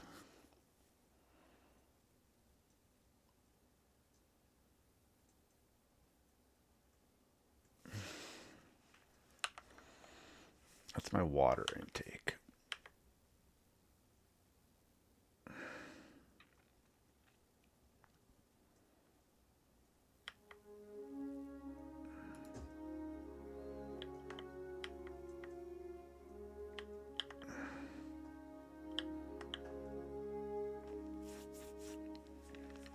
It has to be 2 because the fucking thing.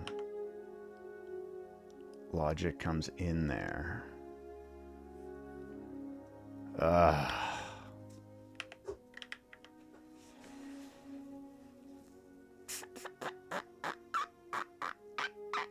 I guess I could do that too while I'm checking.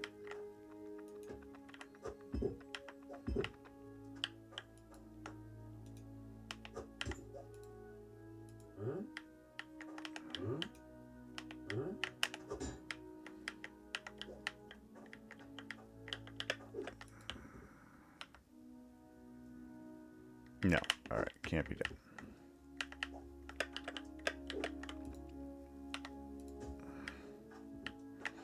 Do I need a gem polisher?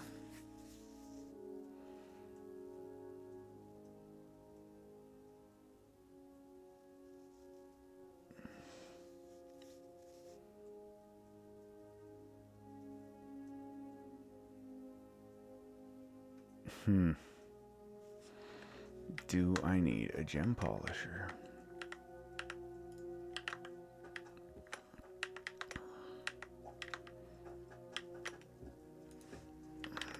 Exactly what I thought I'd be doing in the last 15-20 minutes of the stream, but oh, speaking of,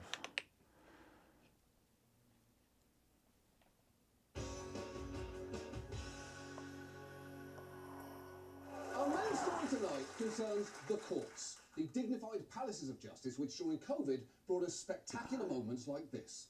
Mr. Ponton, I believe you have a filter.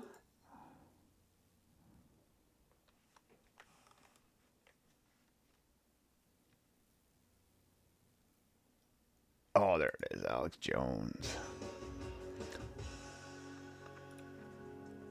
We're going to talk about the media, specifically one increasingly influential member of it, Alex Jones, the Walter Cronkite of shrieking batshit gorilla clowns.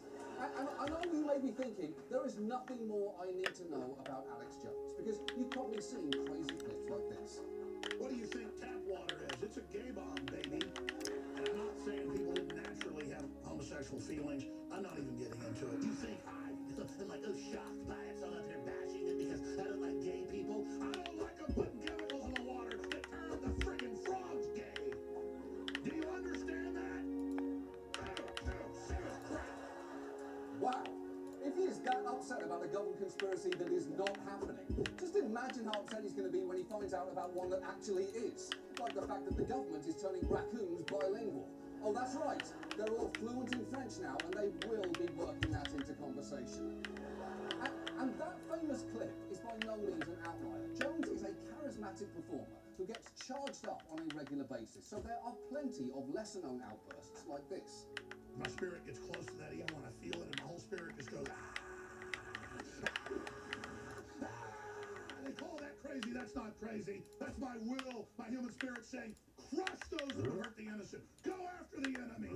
Build a civilization. Be honorable. Crush the snakes under your feet. Well, at least now we know what Friday Night Lights would have looked like if they'd given Coach Taylor a nasty PCP habit. Go after the enemy. Crush the snakes under your feet. Clear eyes, full house. Oh, God, there's snakes everywhere. Stop those snakes, motherfuckers.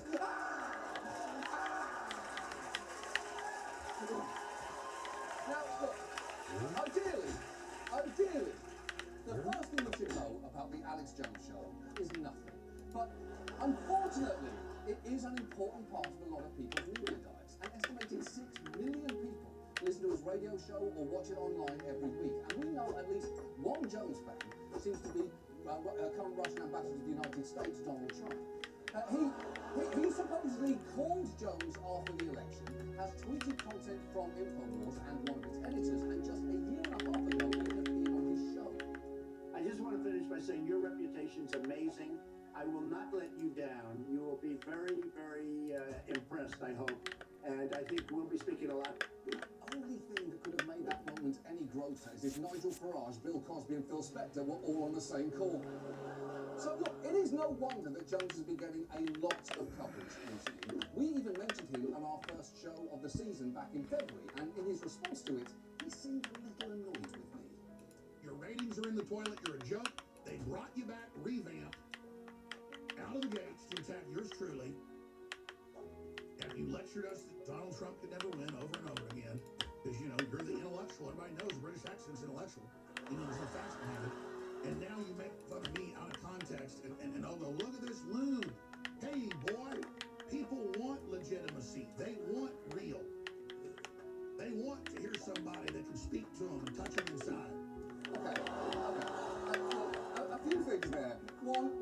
don't call me boy.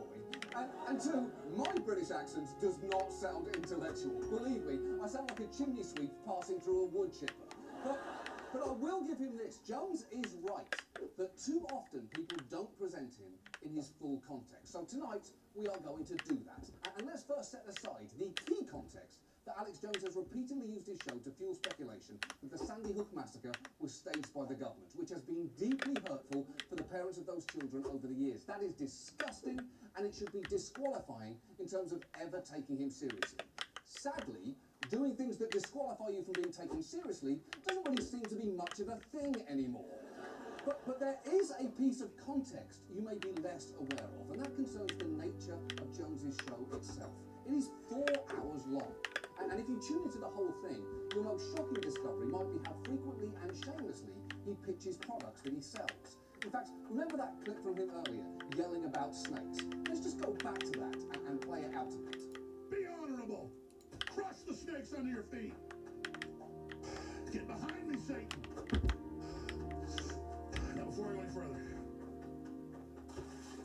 further, we gotta fund this operation. We got the very best nutraceuticals out there. I don't know if I can run this for another week or so. We want to run it through the end of the month, if that's like 11 days.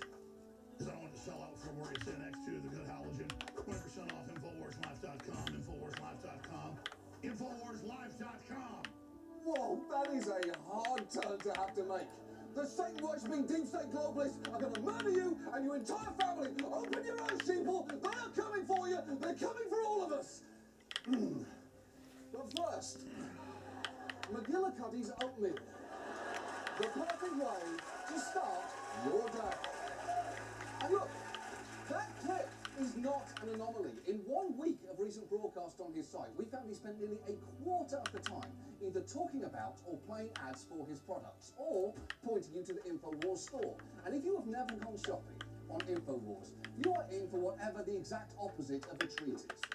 Because there's the kind of survival gear that you would expect, alongside more surprising items like organic shampoo, body wash, and deodorant, as well as products like Combat One tactical bath wipes, a $10 pack of moist towelettes that can be used anywhere needed, including the perineal area, which, if you're wondering, is this region right here. That's right, Alex Jones is trying to sell you sloppy wet rags for your taint. And when you are done wiping down the area between your genitals and anus with a glorified wet nap, why not pick up a Bill Clinton rape whistle, which, according to InfoWars, should be used to let Bill know you're in the crowd and that you know the truth. That truth, by the way, you just spent $6 on a whistle. Oh, that's right, we bought this. And by the way, our order came with a free 9/11 was an inside job bumper sticker that we most assuredly did not ask for. And look, radio hosts doing ads is not inherently unusual, but since 2013, Jones has increasingly focused on promoting his own products, which he sells on his site under his InfoWars Life brand, particularly vitamins and nutraceuticals, which I believe are the result of the word nutrition fucking the word pharmaceutical from behind. I'm pretty sure that's what it is. But this is a big part of Jones's business. 2/3 of his funding reportedly comes from selling his products, and there are a lot of them. And the reason I know that is we bought a whole bunch. Now, let me break them down for you. There is a Super Male Vitality, a Super Female Vitality, Wake Up America Patriot Blend Coffee, Lung Cleanse, Brain Force Plus, something called DNA Force that costs $120 a bottle, and Child Ease, a herbal blend, which according to InfoWars is designed to soothe the mind and bodies of children, which is a profoundly creepy phrase. And then there is Caveman True Paleo Formula with Bone Broth, a chocolate-flavoured drink mix made from bee pollen, stevia, and the dust of chicken skeletons. Now, according to InfoWars, it is one of the most popular new health trends in the world today. And by the look on Jones's face, it tastes exactly as good as it sounds. Pour that in on a couple ice cubes, and folks, it tastes, when it's creamy and thick, I think better than Ovaltine. And it has got all the bone broth and so much more. This is why the ancients, they believed, had such better bones and were so much healthier. You look it up. You could freeze is this? This is gonna be better than like Bluebell chocolate ice cream. Hmm. Okay. I know for a fact that Alex Jones did not enjoy drinking that glass of Caveman, because I have got a glass of Caveman right here, and I can confirm to you that it tastes exactly how you imagine a drink would taste that's made from chocolate and domesticated bird corpses. It comes at you in waves.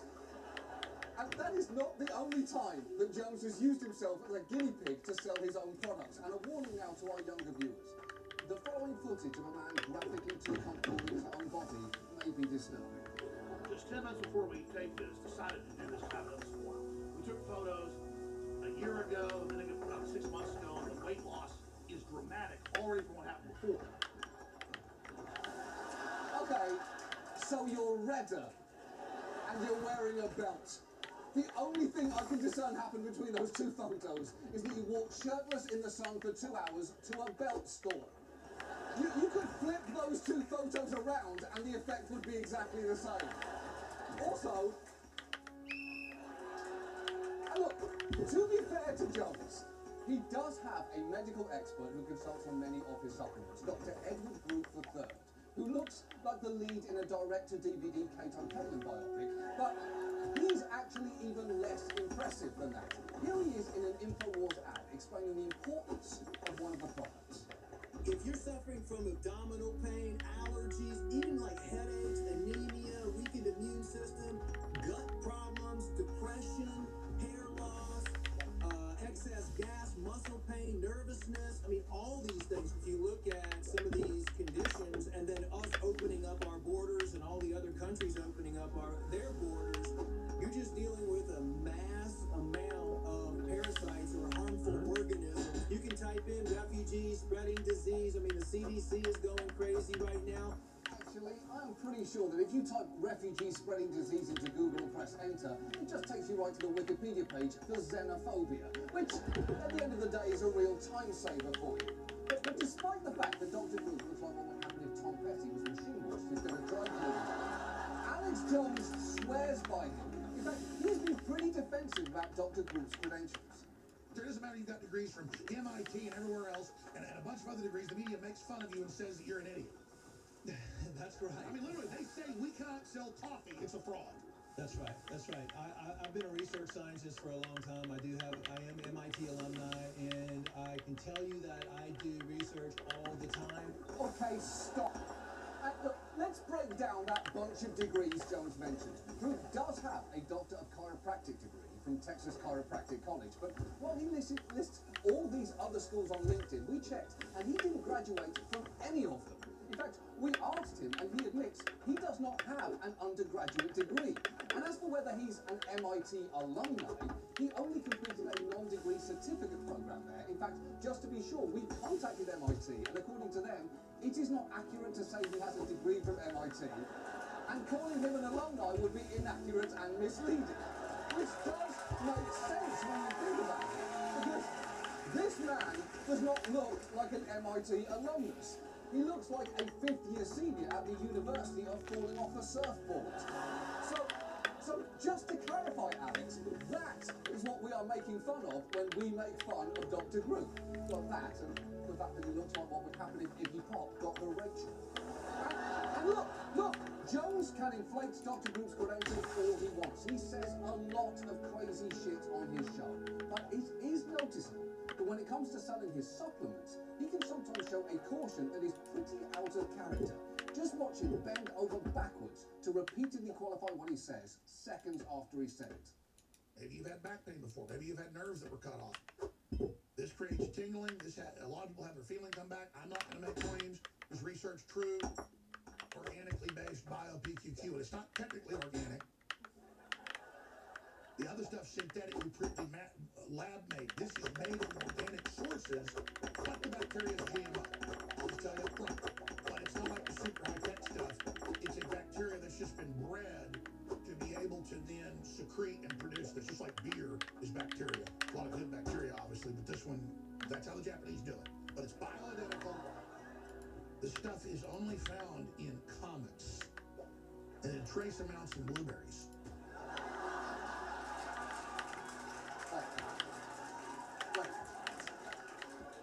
Okay, so let's break that down. It repairs nerves, but maybe doesn't. It's organic, but not really. It contains GMOs, which is bad, except for when he's selling you something, and you can only find its ingredients in comets. Oh, and blueberries. And it's the drop-off after that last one that is really incredible. You can only find this stuff in dinosaur bones, and in trace amounts in Ritz bits. And look, Jones's products don't come cheap. For instance, he sells this 1 fluid ounce bottle of vitamin D3 for $29.95. But ConsumerLab.com, a supplement watchdog, points out that you can buy the same amount of D3 from other sources for less than $4. But Jones will often give you a hard sell. Sometimes he'll tell you his products are different than the ones that you can find in stores, and sometimes he'll go even bigger. It is absolutely in the crystalline form, the strongest. You absorb it. So, folks, don't go out to the store and get iodine and say, one of the big chains, it'll kill you. Wow! Wow! I honestly did not know that you could imply your competition kills people. 4 out of 5 dentists prefer Trident gum, and the 5th dentist is dead because he put a piece of Wrigley's in his mouth, and that's basically suicide.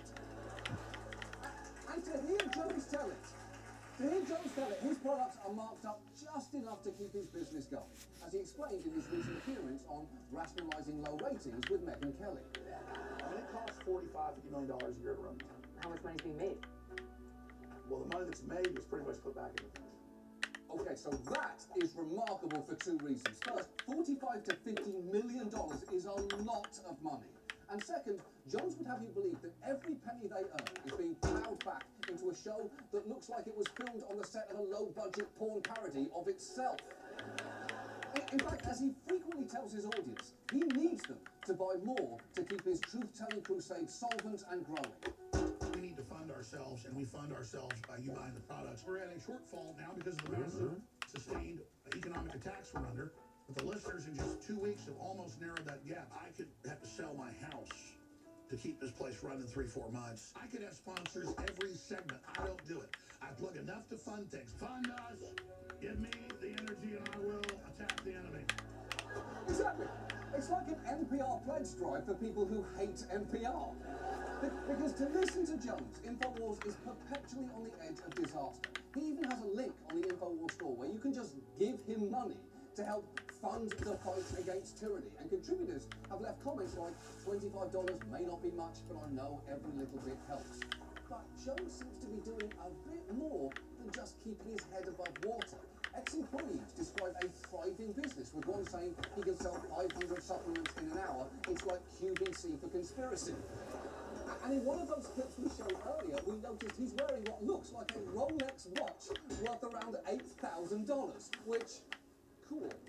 And as we looked around, we noticed he also seems to have another 2 different Rolexes, cooler.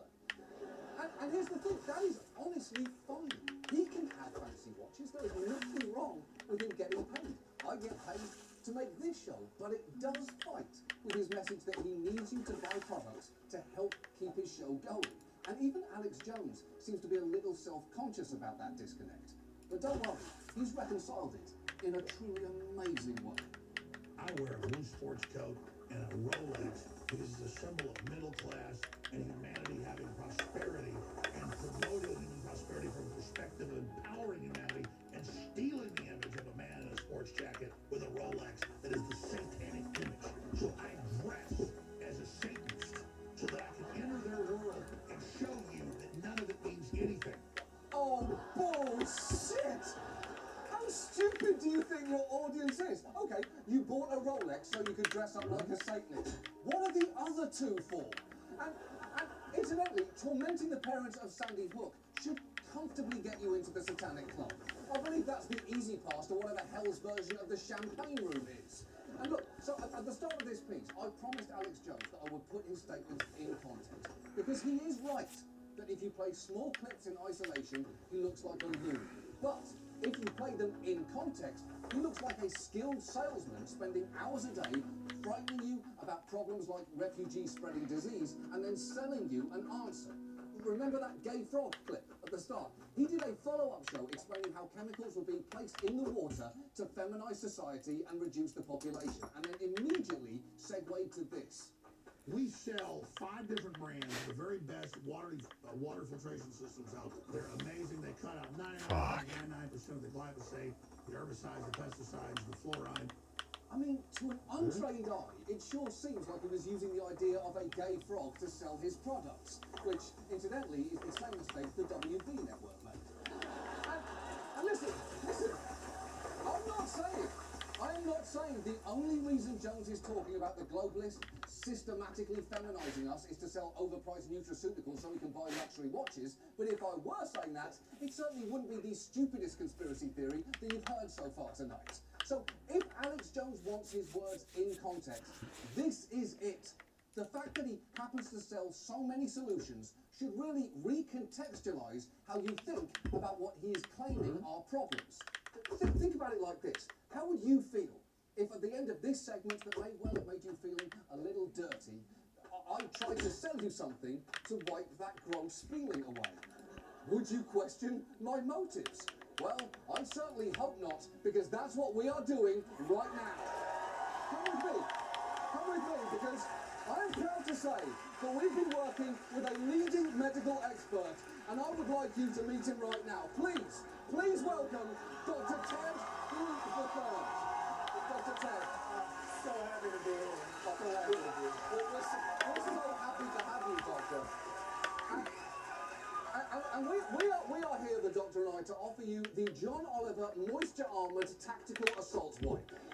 The first tactical wipe for use exclusively on the perineum. That's right. For goodness sake, don't use this anywhere else. You're going to want to just focus on this area right here. Okay. Right here. Now, Doctor, how is this going to make people feel better about what they've seen tonight? Well, my study showed that when you vigorously apply this tape wipe, it causes a sensation that distracts the brain from whatever it had previously been thinking about. Okay. And again, you've got degrees from MIT and everywhere else, and a bunch of other degrees. The media makes fun of you and says that you're an idiot. They do. But just for the record, you did go to MIT, right? Well, I've definitely physically been there. That's essentially the same. That's what I've been telling everybody. Now you can actually buy one of these wipes at infowipes.com for $1 million. This is real. They are actually available for $1 million a piece. And don't even think about buying a similar wipe in a store, because those wipes will kill you. Yeah, also, these wipes have the power to heterosexualize frogs. So that's very nice to have, because that's been a real problem with all the refugees. Right. And look, this tactical tank wipe has demonstrated incredible results. Absolutely, it sure has.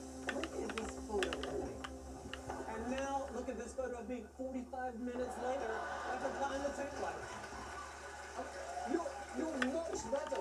I'm so much redder. So much redder. Disturbingly red.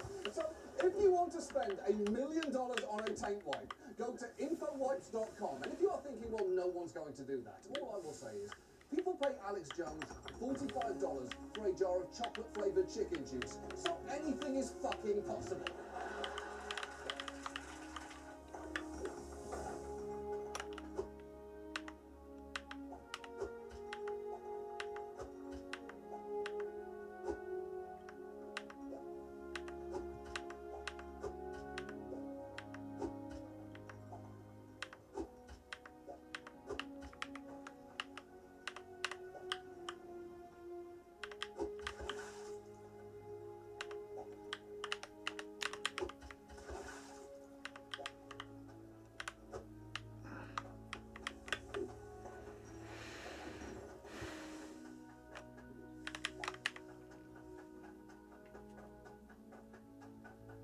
Oh, fuck.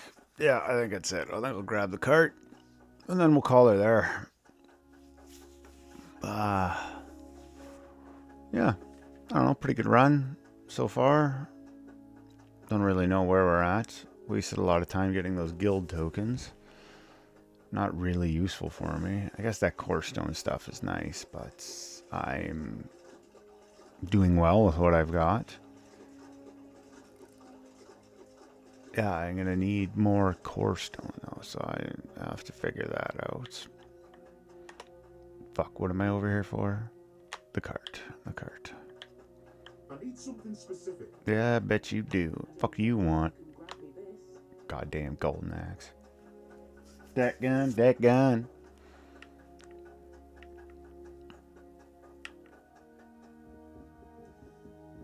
Looking for summit. Saw that. Speed cart.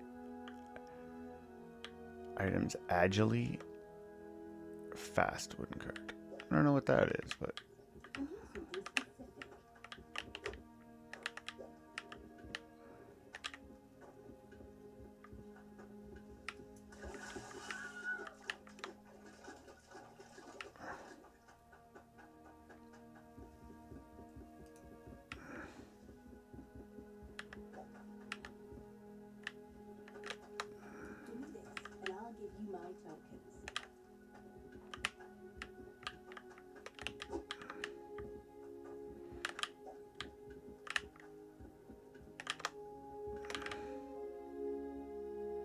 Agilely.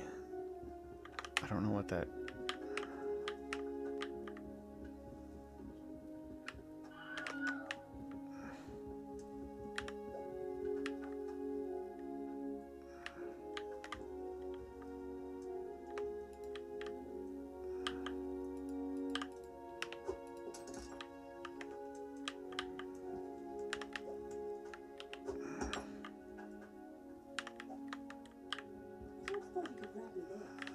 What the fuck do you want? Yeah, right.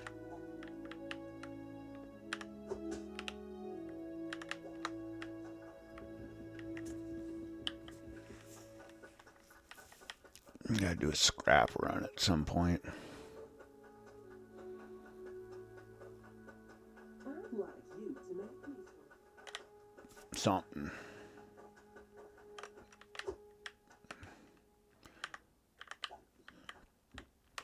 Oh, I don't need gold. I don't need guild tokens. I mean, I will eventually. Waste of time. Waste of time is what they are. But I think it's easier to unlock.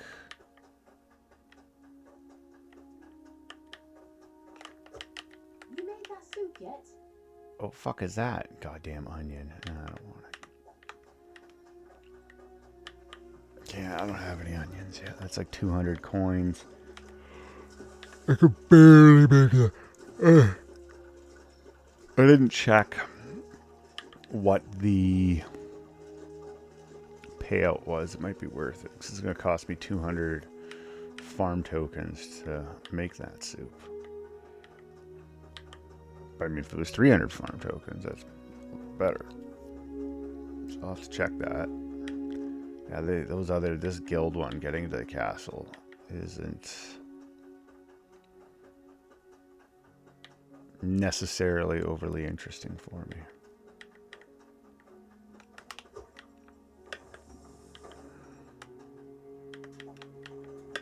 Oh, boo.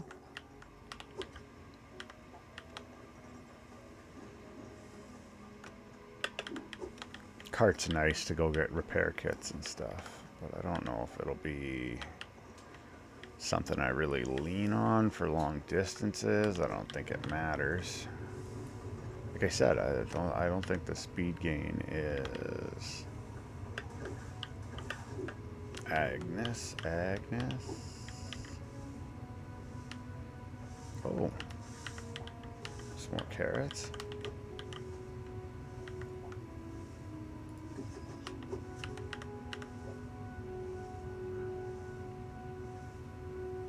$4.5. Shiza.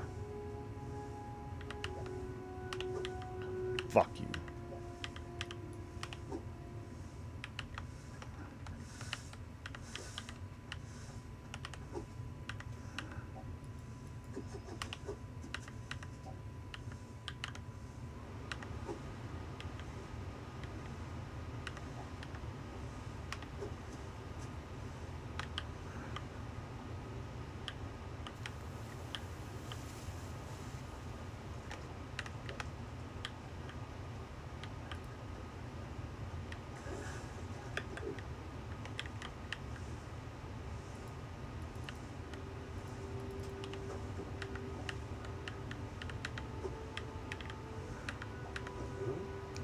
Ah, I hate that.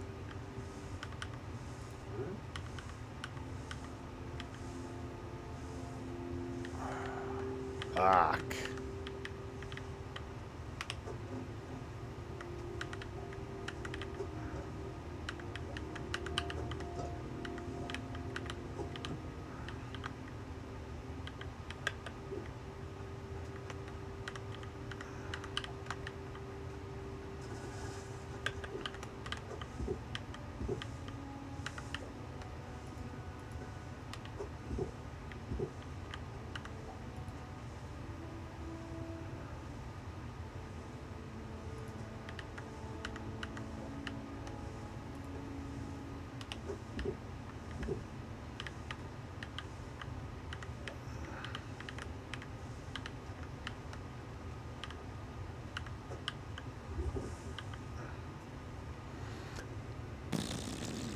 Five weights of cut tomatoes.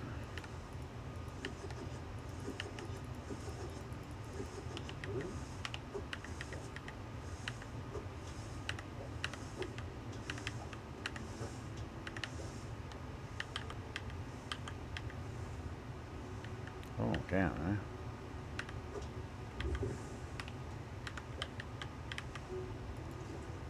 There's one.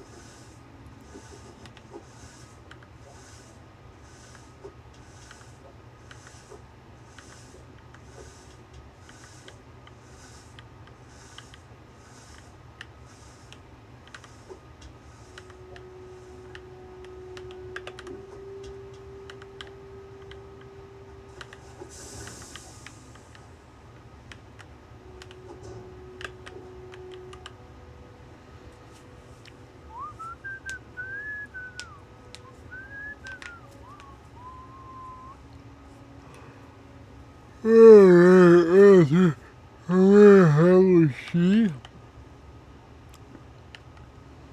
Bridge pour, Ember Cradle. Oh, well, that's doing that thing. I can come over here and...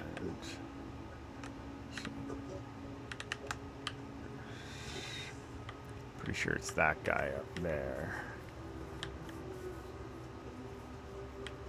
I mean, two hands. Can't use both of them now.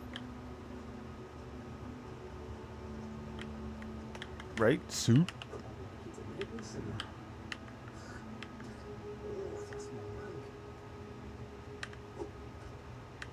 Right.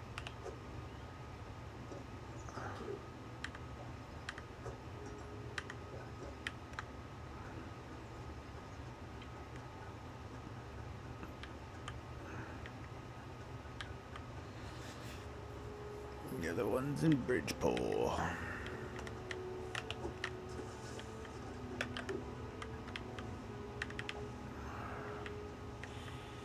Oh, I didn't grab the ball.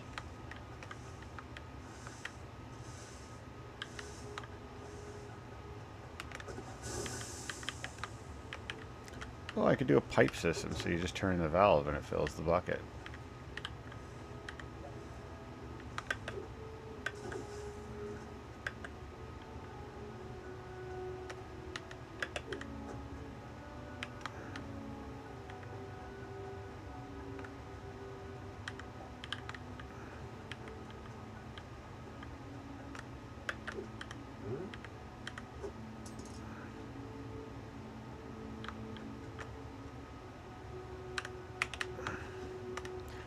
Actually, you know what? That's it. That's it. I think we're good. I'm gonna call it. What is this? Shit is all fucked up.